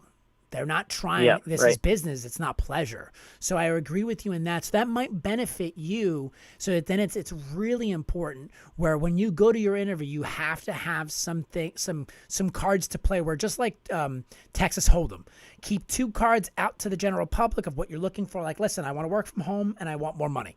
Okay, perfect. But then keep 3 of those cards hidden from the interviewer where you're asking them company culture questions. You're trying to dig deeper where what I would recommend too is on interviews, if you can say, hey, would it be possible? And a lot of times this might set people off the wrong way. There's definitely a way to go about this where you don't weird anybody out. I know that this is done more so in the coding and developing field than it is in other fields where you can actually be like, hey, can I talk to 1 or 2 employees that currently work at your company? You can do that behind backs. You don't have to tell that right to your hiring manager. You can kind of walk around and maybe talk to some of the employees when you get there, because that's going to be a huge thing. Like, what are the advantages that you have from working at CVS for 1 year that you didn't get when you applied to the CVS job? They weren't willing to give that to you. Like, a lot of that has changed for a lot of companies where now they're like, working from home is a normal thing. It's been going on for certain companies for 2 years, where 2 years before I had a project with Microsoft where they told me, Sean, this will never be a remote project over my dead body. And Microsoft was very against. They wanted people to come in and join the cult. They had to have that, like, come look at our environment, come look at our job, come hang out with us, come to these meetings that we're going for, because it's all going to sell you on staying with Microsoft. And they felt like if people worked from home, they would lose that. And then they found out, wait, we actually letting people work from home makes them want to work with us even more, and we don't have to sell them on bullshit to keep them bought in on our brand. So a lot of companies are doing that haven't been doing that before. So you've opened up a lot more opportunities that weren't available in the past, because you could work for companies that are in California that are doing remote work as well. So you have to find out, is working at home a deal breaker for you? Is that an absolute must? Because in your field too, sometimes working in an office can give you that ability to learn things that you shouldn't have learned before as well. So I would keep that mindset where maybe working from home for you may not be the best thing for your career, but it might be great for your family life, and you have to choose that. Which one do you want? Do you want to work from home, or are you looking for more money? What are the most important things? And talk to your family, talk to your friends, take everybody's advice, listen to it, write it down, but then go home and then think out loud with yourself of like, hey, what do you want, Mike? Okay, well, this is important. Even though my mom said go for this, my girlfriend said go for that, my dad said this, my brother said that, what do you want? Take all those opinions and kind of formulate your own. And then we can go from there. Right. Now, I definitely think work from home is something I would like to keep in the cards. But like I said, I'm trying to advance my career a little bit quicker just because I'm joining the market late. So if it's something I need to sacrifice in the short term, I would definitely take that sacrifice. Good. As long as it was worth it. Exactly. You know? We're talking now what we're looking for you, and this is the rule of thirds. I always go with that just because it makes a little bit more sense. What you're looking for is 2 of 3 things.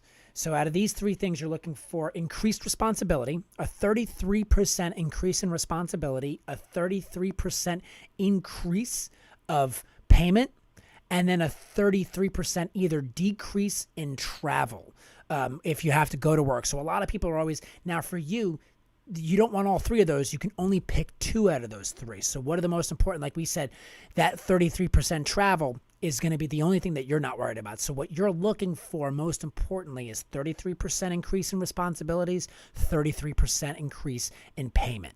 Now, of course, that's not a set number. It's just an idea of that creates 99% of everything that will give you quality of life.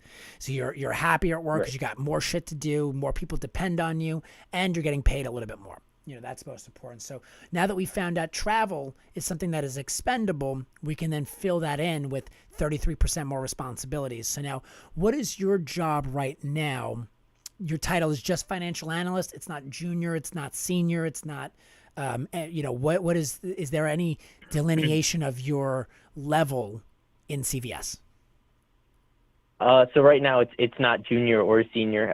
I'll hopefully get that senior position in the coming, weeks or months, hopefully soon. And I'm a rebates analyst, but it's a finance role. Yeah, it makes sense. But rebates probably wouldn't translate well to a resume that is going to a different company that doesn't have to deal with that kind of stuff. Now, what you can do, though, is you can put in your experience here, specialized, just so it's in there, because there might be another company that's like, oh, hey, we need a rebate specialist. We need someone that just knows rebates and how to allocate those. And typically rebates are going to be bigger companies. You're not going to get a mom and pop shop looking for a rebate specialist. You're going to get the CVS, the Walgreens, the insert big pharmaceutical retail facility. Any pharmaceutical company, exactly. Yeah. And not even retail pharmaceutical. You might actually get Johnson & Johnson might call you back and say, hey, listen, we need somebody that's comfortable working with CVS, knows rebates, and can help us work with CVS, Walmart, Costco, all those, the big box retailers.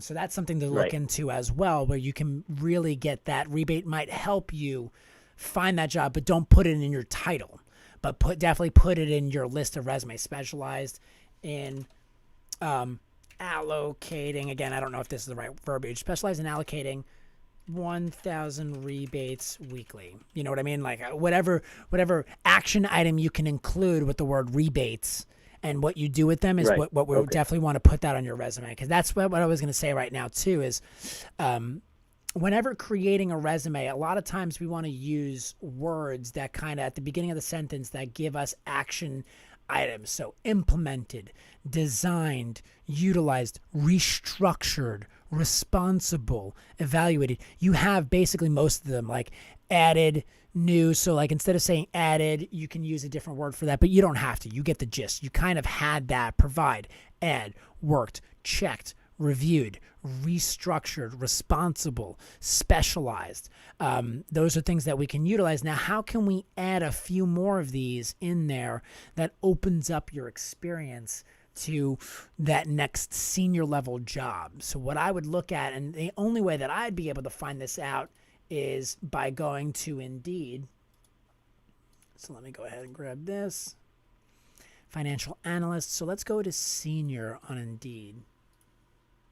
So now that I'm here, so senior financial analyst, that's what I'm looking for is now what does the job description state? So if you look at a job that you're looking for, what we want to do is now look at, okay, sales and trade analysis. That's something that's very important to them.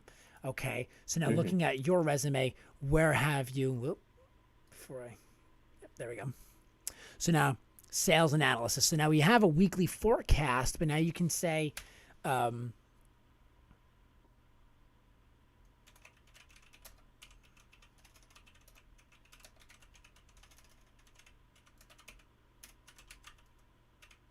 So my job right now mostly works like alongside the invoicing and the invoicing analysts and recon analysts and trade. I work like alongside them as a separate team, doing the, forecasting how much cash is coming in, keeping track of late fees and refunds and making sure those are out on time. So I work a lot of adjacent tasks with the sort of trade and I'm not sure what was the other word you said. Trade and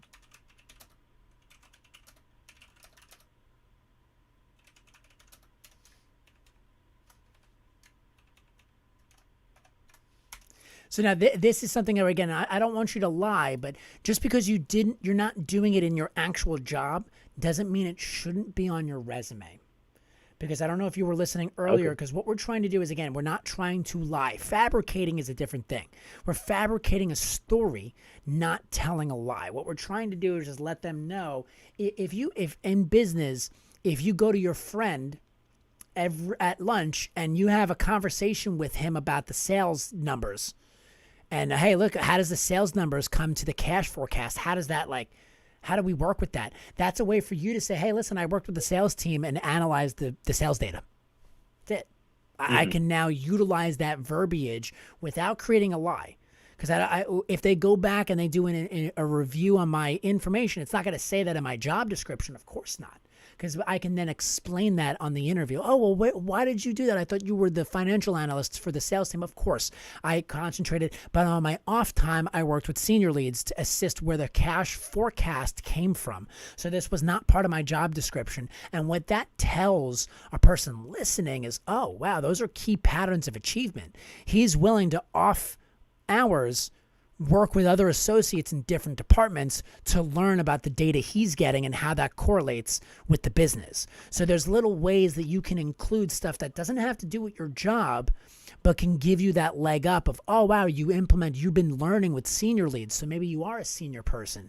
Maybe CVS isn't going to read into that, but that's why we're going to pitch to the Walgreens of the world and the Costco's or whoever it is about why you're the financial analyst that should work with their team, because CVS is sleeping on your capabilities. So that's why it's not that we don't want to put everything that you have, or we want to list things that are false. We just want to create the right story so that the person reading it allows you to come into an interview and allows you to explain yourself. Because that's really all a resume does. It's just getting your foot in the door to prove to the individual you're interviewing with is, do they like you for this opportunity? A lot of people that do interviews, usually nowadays it's getting a little bit better, but I still would say 80% of people that interview use gut. Use the worst process. Now, again, a CVS may not do that. I don't see a CVS doing that. I don't see, a Nike doing that. They have a allocated step-by-step interview process to evaluate everybody on the same scale. So when they say, hey, this is a level 3 candidate, that level 3 means like, hey, you can work on your own. You have the ability to cross-function with teams. They're literally reviewing every aspect of you and putting you in a specific box of how do you answer these questions. And all they're looking for is key patterns of achievement.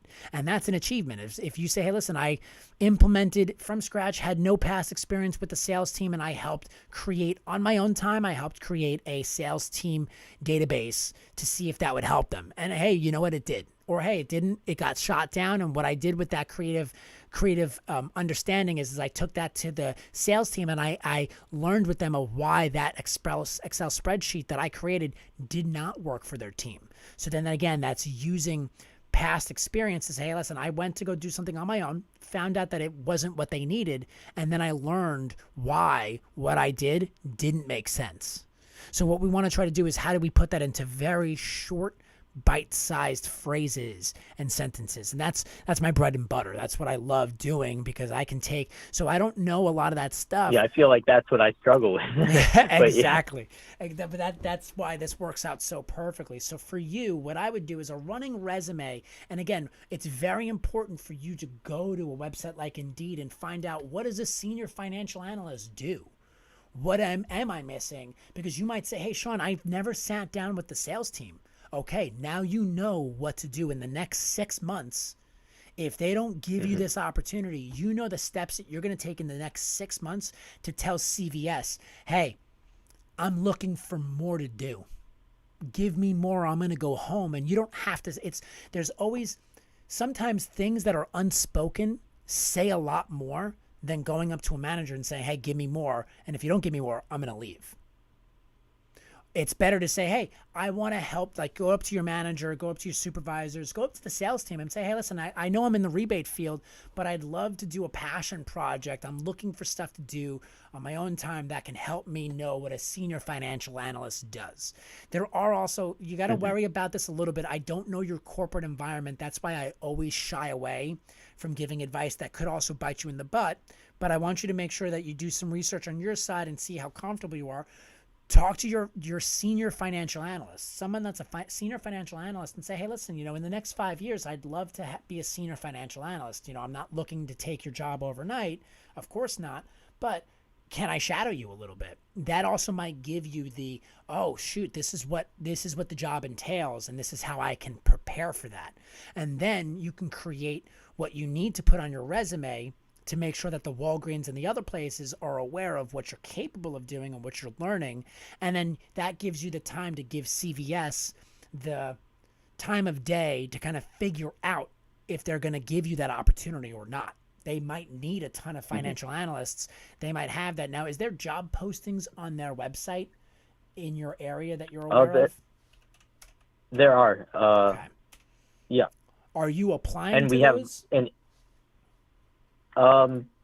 you mean job Internally. postings internally? Yes. I have not applied to any internal roles yet, Okay, but I have yes. talked to my manager about looking at them. I have Okay, been perfect. keeping my eye on the opening. Yes, good. So your manager's well aware of it. Now, a true manager should be someone that's there in the company to A, make sure that you're providing the value that they need, and B, helping you assess what the future holds for you inside the company. They're there to manage your growth just as well as they're there to manage your current activity.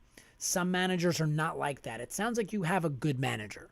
Again, I could be wrong. I don't know. I'm just coming off of what I'm hearing from you. But it sounds like you have a good relationship. You're able to bring, like, hey, this is what I'm looking to do. And he's now, keeping that option open. Right. So He that's- actually brought up to me, because I brought up to him a couple months ago, what I should be working on, or what are the next steps I should be, reaching towards, and showing him that I'm capable of to get this senior position, because I knew I was coming up on my year mark. Beautiful. And I wanted to make sure, there is nothing left on the table as like a question. I want him to know this is what I want. I'm willing to put in the work. Yeah. And that's when he actually brought up, if there's senior positions within the company that I feel like I would be suitable for, he told me go ahead and apply and just let him know. Awesome. That's a good manager. You got a really good manager. Now, what I think your next step would be is to say, hey, is there a possibility, like making sure your job is done? That's the most important thing, is don't forget about your bread and butter, making sure that, if you need to stay late for little things like that, again, I don't want you to work for free, but you have to look at your time as an investment and say, okay, I'm willing to spend an extra hour not doing stuff for free, but getting some value out of it. Let me look and talk to the marketing department. Let me connect with the supply chain department. What do their financial records look like? And how does that correlate to what I do? And also build off of what I do. Is that a different side of it? How do the rebates affect the sales department? How does that broaden the financial organization? And how does that influence the other tracks? Just so that you can start to learn the ins and outs of where your job goes as well. And see if you might say, hey, listen, Sean, I know everything that rebates affect, and negatively and positively.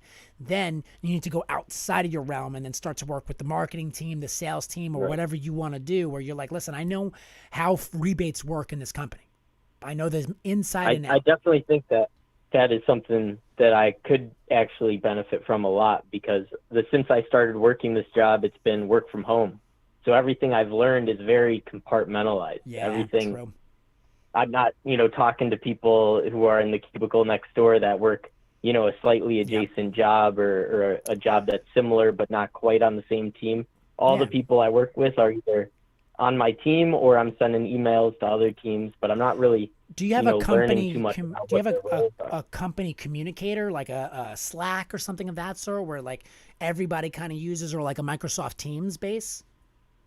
We do have Teams. That's about it. But I would have to, search people's names to find them and look up their role in the company and all that. What you could do too is utilize LinkedIn to try to find individuals that are in your or even ask your manager, be like, hey manager, who would be somebody that would be willing to help me learn some of this, like utilize those resources easier. I always go with Occam's razor, which is basically a proverb from the beginning of time where anything that will go wrong can go wrong. No, that's something along those lines. Yeah, that's Murphy's law. Murphy's law is whatever can go wrong will go wrong. Occam's razor is an adverb. I think it's in the Bible actually, and it's the simplest solution is usually the right solution. Oh, that's so right. before you go out and you're like, all right, let me go on LinkedIn, let me utilize this resource, go from the easiest source first. So the first easiest source would be your manager. Hey, I'm interested in communicating with internal team members about how my financial analyst affects the rest of the company. Like, how does this work in the hierarchy? And then have that conversation that you and I just had right now. Is like, listen, I'm stuck at home. Like, I spit out these reports for you. I would love to have a 5-minute discussion, a cup of coffee, grab a beer with somebody from the facility, even if it's on Zoom. Just Zoom somebody up or message them, or even a Teams message where you can sit with your salesperson or just somebody that might be the right person. And it doesn't hurt, where a lot of people think like, oh, I don't want to bother my coworker. But that's the funny thing is in a business, networking with your coworkers is actually a job in and of itself. And it's such an influential job. A lot of people, I think in the 1950s and 60s, that was something that just happened because they created the water cooler environment. But us as millennials and Zoomers and younger generation, we've lost that because we've been out of touch with the business world, where people used to sit on sit at the water cooler and talk shop all the time. So you would accidentally go to the water cooler or go get a cup of coffee. You would run into somebody that was, oh, hey, you're Jim from the sales department. How is this going? How's that going? So that was a social acumen that was like acceptable. Nowadays, you have a lot of people that are off put by that are like, wait, why are you asking me about my job? How dare you? So there's ways to go about it where you can read some books, watch some YouTube videos about how to approach internal networks without freaking anybody out. Right now we're in a different society now where people can get weirded out pretty easily, and we don't want you to, go on some like internal watch list within the company and be like, what the hell is this guy doing? We got to watch him. Why is he asking all these questions? Exactly. Like, is he a spy or something? So, I always want to make sure that everyone's super, super careful, because company culture is a different thing. I know one business that I work with where if you ask questions like that, they will fire you in a heartbeat, because you would freak out the whole company. Everyone's like, shut up, do your job, don't ask questions, don't take your eye off your screen. You're not even allowed to look at your coworkers. You can't share work. There are some companies that thrive in that atmosphere. Not a lot of them, because I don't know how the hell they would function in today's society, but there are some that do that. The fashion industry is a very, very good indication of a business that runs like that. A lot of fashion companies, Vogue, Ralph Lauren, they fuel the fire with competition. They want everyone to be afraid that they're about to get fired, because that fuels creativity. That for some reason they think that it does that. Whether it does or not, it's a Harvard Business Review. They like backing people into the corner. Yes, they like that because that makes people grasp for straws, and it makes people create gold out of thin air. You're like, oh my God, you came up with this idea? Yeah, because I thought I was gonna fucking die. So I had to come up with this crazy idea that just happened to be amazing and help everybody go to the next level. So a lot of companies push in that direction. So I don't know what your corporate environment is. It doesn't sound like you're in that kind of corporate environment where they're going to be weirded out by things like that. I know a lot of people that are pharmacists with CVS. Granted, they're being overworked and underpaid, but it's still, they always say, oh man, the job is so crazy, but they never say CVS sucks. I don't think I've ever heard anyone not enjoy the business atmosphere. Now, they might hate their job, granted, but hating your job and hating the company you work for are two totally different things. From what I'm hearing from you, you like the company you're working for, and you like the team and the people you work with. Or at least there's a level of confidence of like, hey, this doesn't suck. And that's a good thing. I mean, definitely coming from the military, the job that I'm working now does not suck, and I would not say it sucks. Maybe somebody else with other experiences would think this job sucks, but to me, It's the greatest thing in the world. Exactly. Well, hey, good. Then we don't even need to worry about any of those other people, because all that matters is what you think, especially in this regard, as well as what you want to do with your career. Because you might like, I don't want to, in this market, most recruiters would give you the advice is find the next company and work and quit your job and screw CVS. If they're not going to pay you, what I want you to do, though, before you jump to that conclusion, is look at a real, what is going to be more important on your resume is showing the stability, because that's a lot of times a lot of companies, which I don't agree with, but a lot of companies are like, oh, I want to find someone that's worked 3 to 5 years. If you show, hey, you worked for 1 year and then started working for Walmart, and then you work with Walmart for 1 year, that might slow down some hiring managers from working with you. Now, again, not the good ones. The good ones aren't going to care if you worked a day for a client or not. They're just going to care about, hey, what can you do for me? And what are you willing to do? And are you going to stay here if I treat you right?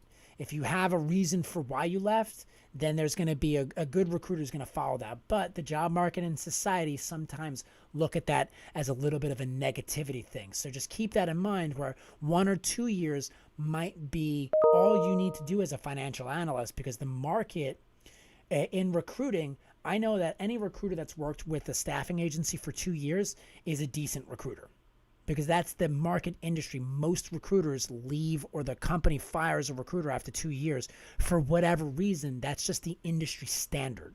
So with financial analysts, I don't know what the industry standard is, but again, we're going to assume anywhere from 2 to 3 years, of course, depending on the type of industry. So keep that in mind too, where jumping ship right now may not look great for your resume, but it doesn't matter as long as it's the right position for you. Again, 33% increase of responsibility, 33 increase of pay. Because if you can show, if you go in an interview with CVS again 5-10 years from now, they might say, hey, listen, why'd you leave CVS? Well, to be honest with you, unfortunately, I got 33% responsibility increase. And that's the only reason why I left. And then you don't even have to say anything about salary, because you already know objectively they understand business and you had an increase in responsibility, and that's what you were looking for in your career.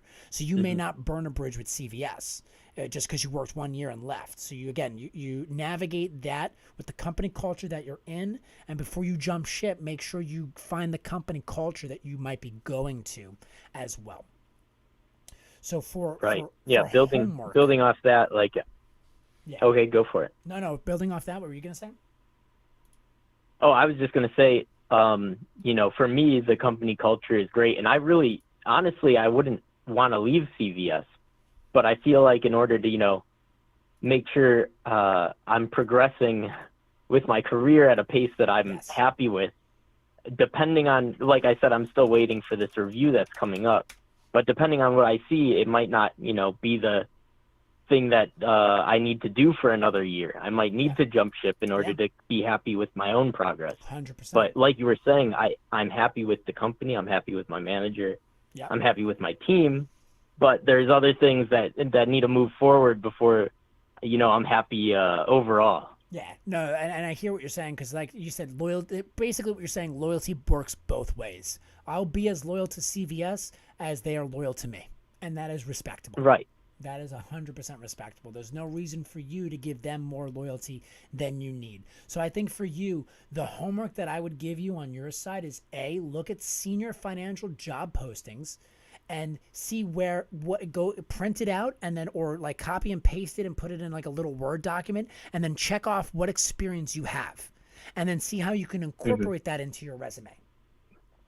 And then the other homework would be is while you're doing that, again, this is something that could be over the course of 6 months. It doesn't have to be overnight, because you're not in any rush to get screwed over here. So you're in a great place where not a lot of people are in that atmosphere. They hate what they do, or what they do is they're being marginalized and being paid absolute garbage for what they do. So you're in that medium side where you have that leverage and that luxury to take your time. So in that regard, again, first homework would be is look at job descriptions for seniors and for your facility, kind of like you said, with that financial analyst kind of background. It doesn't need to be rebates only. It could be, basically all that stuff wrapped into what you're looking for. But then the next homework would be, as we spoke about, is connect with your manager. And, hey, who in the other departments would it benefit for me if I want to become a senior? who should I speak to internally that can mentor me or help me and guide me in the right way so that off hours I'm developing myself with the right experience. All right. And I think your manager would have, and again, you can also use that conversation with your manager to kind of find out, hey, how much should I trust my manager? Is he someone that I should trust, implicitly, or is he someone that's going to, not give me and hold back some information, be like, oh, well, you shouldn't do that. Don't worry about it. Well, I know I need to do this.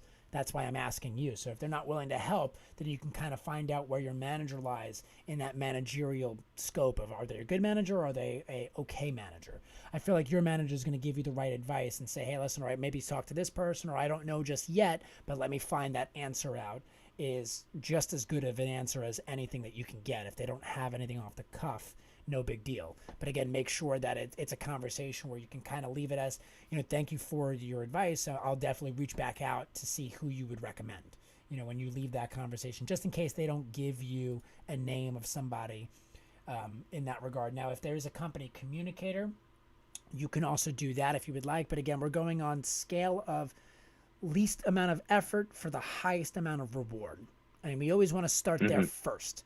Go to the least amount of effort, and then slowly go up where you're like, all right, well, my manager's not helping me, so let me go on Indeed, or let me go on LinkedIn, or go on the company communicator and just message the director of the sales team. Hey, I'm in this department, director of sales team. Really appreciate the opportunity to connect with you. I just wanted to know, I was looking to, pick somebody's ear and learn how the rebates function, correlates to the sales department, and how I can look at the data that sales is using so I can learn and grow and help CVS to the next step or something of that sort, create that little blurb that you would send them. I can totally help you with that too if you're not 100% sure how to do that as well. Sure. I think I could, figure something out, especially working with my manager or team lead. I could figure out, the right person to contact and the best way to go about it. Yeah. And I think that right there is going to put you on the right path where within 6 months, you're going to learn either one of two things. Either you're going to learn CVS is the place for you to stay, or it's time to get your resume out there as soon as possible. Now that, of course, that corporate review might indicate a lot of that. That's going to weigh more to you than whatever else happens. Or you might say, hey, listen, the corporate, they're not giving me that raise that I wanted just yet, but they told me, like, hey, listen, we're going to have another review with you in 3 months or 6 months because we see that you have potential, but we don't have any openings right now, or something that we can transition you to. We also might not be able to lose you in that department that you're in, and that might make you mad, or that can make you happy. There's a lot of ways to interpret what you get, and a lot of people are like, well, I don't want you to keep me in this department I'm in just because I'm good at it and there's no one else that's good at it. Find somebody else, let me grow. And that might turn you off. That might say, hey, listen, I'm not interested. Especially if there's no room to move up within that department, then that might give you show you the signs that it might be time to leave. Yep. If they're saying, hey, you're the best worker in this department and you're at the highest level that you can be at, then you're going to know, maybe, all right, I'll wait the 3 months, see what happens. But if they don't do anything in 3 months, I'm out of here.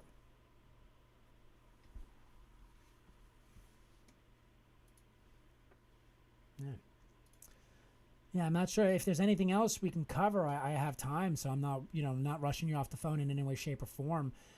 With your resume, the only thing I don't think you can add, you might be able to add more of what you're doing in that regard. But again, I don't know how that's going to help you. So in the matter of helping you, the only thing I would do is to update your resume, is to try to see how many senior level tasks you can include on your resume that would be able to sell you to the next Walmart, to the next place. Because right now, any resume you have is not going to be sent to CVS. The only resume you're going to send to CVS is this one, the one that you showed me. You can send this to CVS. Because if they're like, oh, well, let us know. Or you can include, if CVS says, okay, perfect, we want to have you apply for the senior level position, then we can look at that. And then that's when you might want to put in your resume, like, hey, assisted senior level John Schmo, and name drop like crazy, where you're like, hey, I worked with Jim. You know, that's not going to be a resume you're going to put on Indeed or send out to anybody else because no one's going to care about that. An internal resume is going to be completely different than an external resume because you can name drop in your internal resume of, hey, worked with this person in the sales department to learn how the cost and allocation worked with this type of project and stuff like that sort as well. And that might give you that leg up in the interview process. Right. I definitely think the advice of looking at some senior roles and trying to tailor my resume to hit those bullet points, I think I'll definitely be working on that. Yeah. Yeah, I think that's going to be the first step for sure. Awesome. Any other thoughts? Any other questions on your side? Not really. I think we covered a good amount of what I was looking to cover. Beautiful. Beautiful. Like I said, I'm here Monday and Fridays. This was day one of the process, but at the same time, I'm looking to do this for a while. If you have any friends that are looking for it, any family members, I am looking to keep this to veterans if I can, or veterans' family members for the time being, just because as a son of a veteran, you know, I want to give back to the veteran community as much as I can. So if you know anybody that is looking for any type of help, whether it be career advice like this or resume advice, you know, I'm here. Yeah, thanks for posting it on that Reddit page. I think that's a good place to start reaching out to people. And I definitely know a handful of veterans that are maybe in the reserves and looking to find better work, and I'll let them know that there's this available. You got it, my friend. Well, thank you so much for your time, sir. You have a great day. You too. Thank you. No worries. Bye. That's awesome. I was probably not my favorite conversation, but you know what I mean? Like, usually I'm helping people with their resumes. I love someone that's like, listen, I'm happy in my company, because I have to do that with my family members all day long. And I love it. Like, my girlfriend, it took her forever to rack her brain around how is she going to like go about her next step. Like, she went for a senior role and then she didn't get it. What did that mean? What are they trying to do? And then, you find out how your company's treating people. And, for her, unfortunately, she didn't have the best experience at it. But, it is what it is. But in this environment, to have somebody that's like, hey, how do I get to that next step? I don't have to help you with your resume. Now I can help you with your career. And that's the same thing where it's like, all right, there's an internal resume that you send only to people in CVS. You're not going to send this outside of CVS. And then having that extra little bit of experience of showing that next manager, like, wait, shit, this kid has got a passion project with Jim? I'm like, oh, snap. Let me call Jim. Hey, Jim, you're working with that young kid in that one place. Would he be good for the senior role that we're looking for in that other department? And they might say, listen, yeah, he's hungry, he's looking for work, and he's willing to, on his off time, spend some of the time to show that not only he appreciates the company, but he appreciates us. Because a lot of people don't care about the name CVS. Like, I'm not here to help CVS. I'm here to help Joe. Joe is my partner. I'm a financial analyst and I love helping Joe. And a lot of people compartmentalize their work experience to just provide benefits for the people they work for. They get more comfortable with the individuals that they're working with than they care about working for the company. But then you have some people that are like, listen, I want to work for Google. If I don't work for Google, I suck as a person, because my goal in life is to work for Google. And there are different people that have that goal of what are the outcomes that you want. And you can't just have a conversation with somebody about, hey, here's the best way to get to the next step of your career. Because for some people, they might say, listen, I can't in this company talk to my manager. I can't talk to him. It's not possible. Okay. Well, now, if you go around your manager, how is this going to look? So there's a lot of that stuff that has to be personalized by the company culture. And that's one of the parts of the conversation I love to have, because you'll have some people that hate where they work and who they work for. And then you have other people that love who they work and who they work for. And both of those dynamics require a very thread the needle approach. Regardless of you love who you work for and you love what you do, you still need to thread the needle. The needle hole might be a little bit bigger to thread, and this looks very, I'm not even going to do that again. But you get the point. Some people have a big needle to thread, and some people have a very tight window to get the thread through, and that might be stressful for them. So you can't tell them, there's not one size fits all for most people. And that's what I love about, like, hey, I'm working where I am. How do I get to the next step? That's a phenomenal conversation to have. All right, let's get back to work.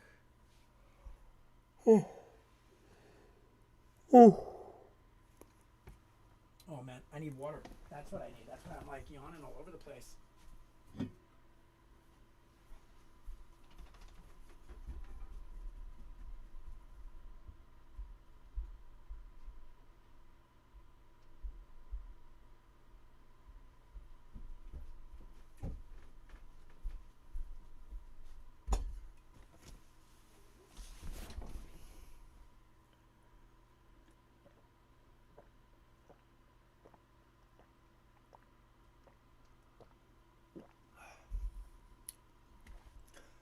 Ooh.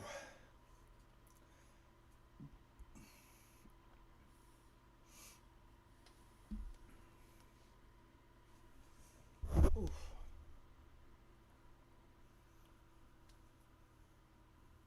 Gotta like massage my ears from having the headphones on all day.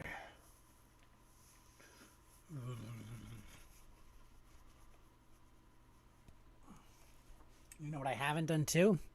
Is I haven't stretched. So we're gonna do a quick little stretchy poo. Gonna do some. Oh yeah.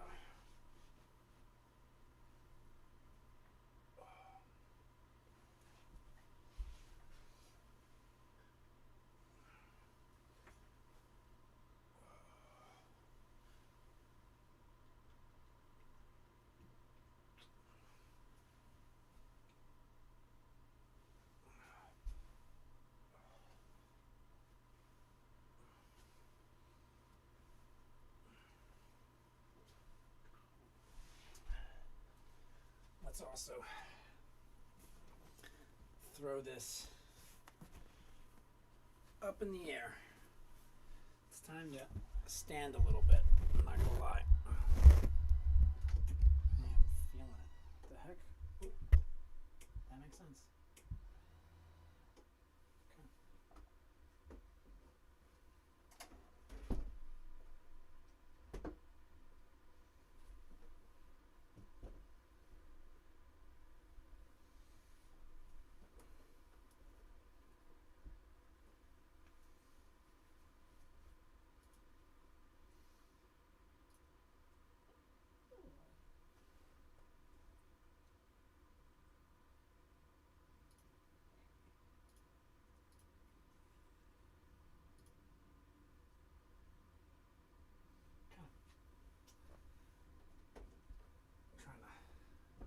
I have not standed yet on this desk, so I'm trying to figure out where my stance is going to be, and this does not help.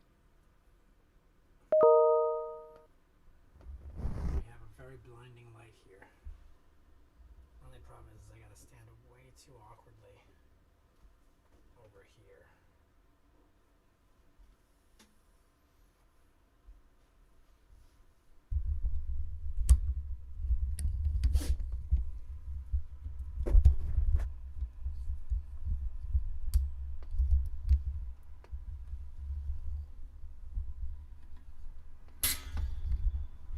I'm not 100% sure. Yeah, I don't have the best system set up here.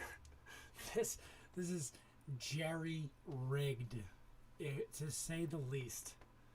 But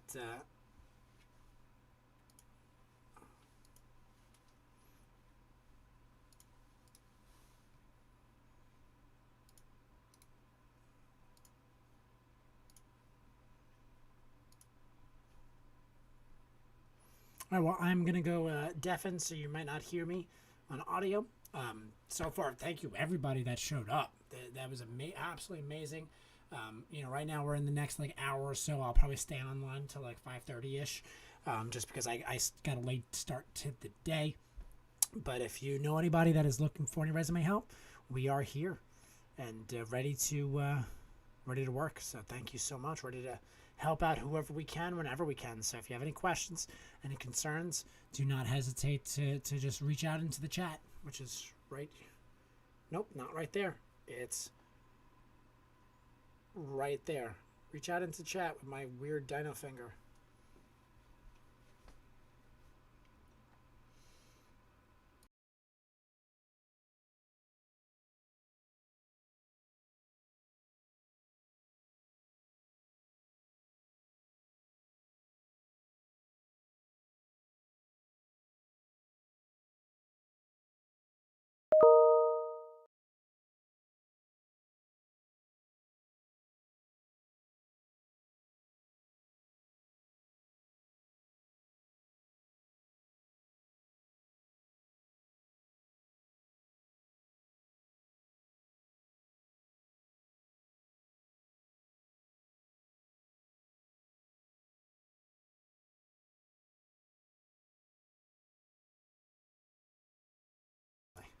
I think I need to put the camera on like a tripod or something because it just makes more sense.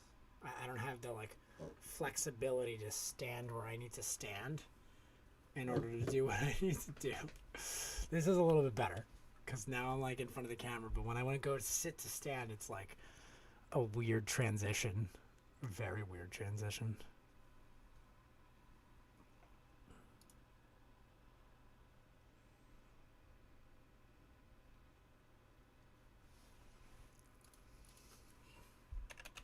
Okay, so now we're candidate searching. Let's go. I got some jobs in New York.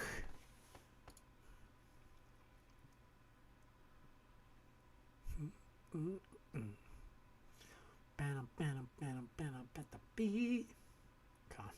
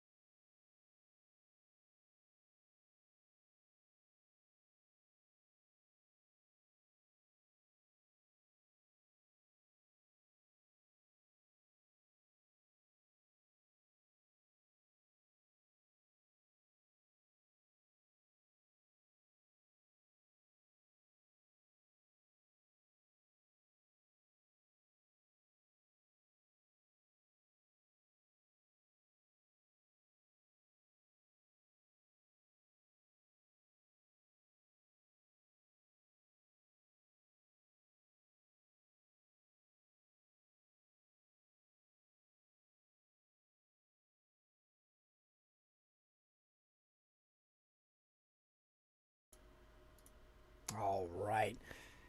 It has been a wonderful, wonderful day. I am going to get off stream here again. If you look right over there, if you look right over there, or there, if you look right over there, if you look right over there for resume help, email that email address right here, of course. If you have any questions or any concerns, it does not have to be just resume consultations. There is also advice as well. I mean, we had people come in here today with amazing questions. You had people that were in a current full-time job. What do they do? How do they get to the next level in their career? Another person who was calling for his wife, but wanted to say, hey, this is what I wanted to have a conversation about as well. Anything. We're just, right now, the most important thing that we really want to help is the men and the women and the families of veterans. You know, everyone says thank you for your service to vets, but this is, I don't have to thank them for their service. I want to give them service. They've given me service. They've serviced my country. They've helped America be the country that it is. And now it's time to not only give back to them in thanks and praise and appreciation, but in substance. And I feel like if you guys have family members out there, don't just thank them for their service. Make them food. Make them something real that they can feel, because their service wasn't something fake or wasn't just a thank you. You know, they went out there and they put their bodies on the line, whether it be from the people who counted bullets in machine facilities and never saw any war whatsoever. You know, that still is living a life away from your family, living a life where you have to have a job that is strenuous, stressful, in a place where you don't really want to be with people that you might love, but you'd rather not be with, you know, at the end of the day. Again, you know, there's a bond that is formed with service members and service women and men that will never be broken. But at the same time, we all know that we'd rather hang out with our families and be safe, you know, not overseas or not somewhere counting bullets in the Mojave Desert where it's 105 degrees on a Tuesday morning. So I just want to say thank you to everybody. Thank you for everyone that popped in. You know, I appreciate the opportunity to help you in any way, shape, or form, and I hope you have a wonderful day. My name's Sean Vergara, and I'm with Seymour Professionals, and, you know, see you next time.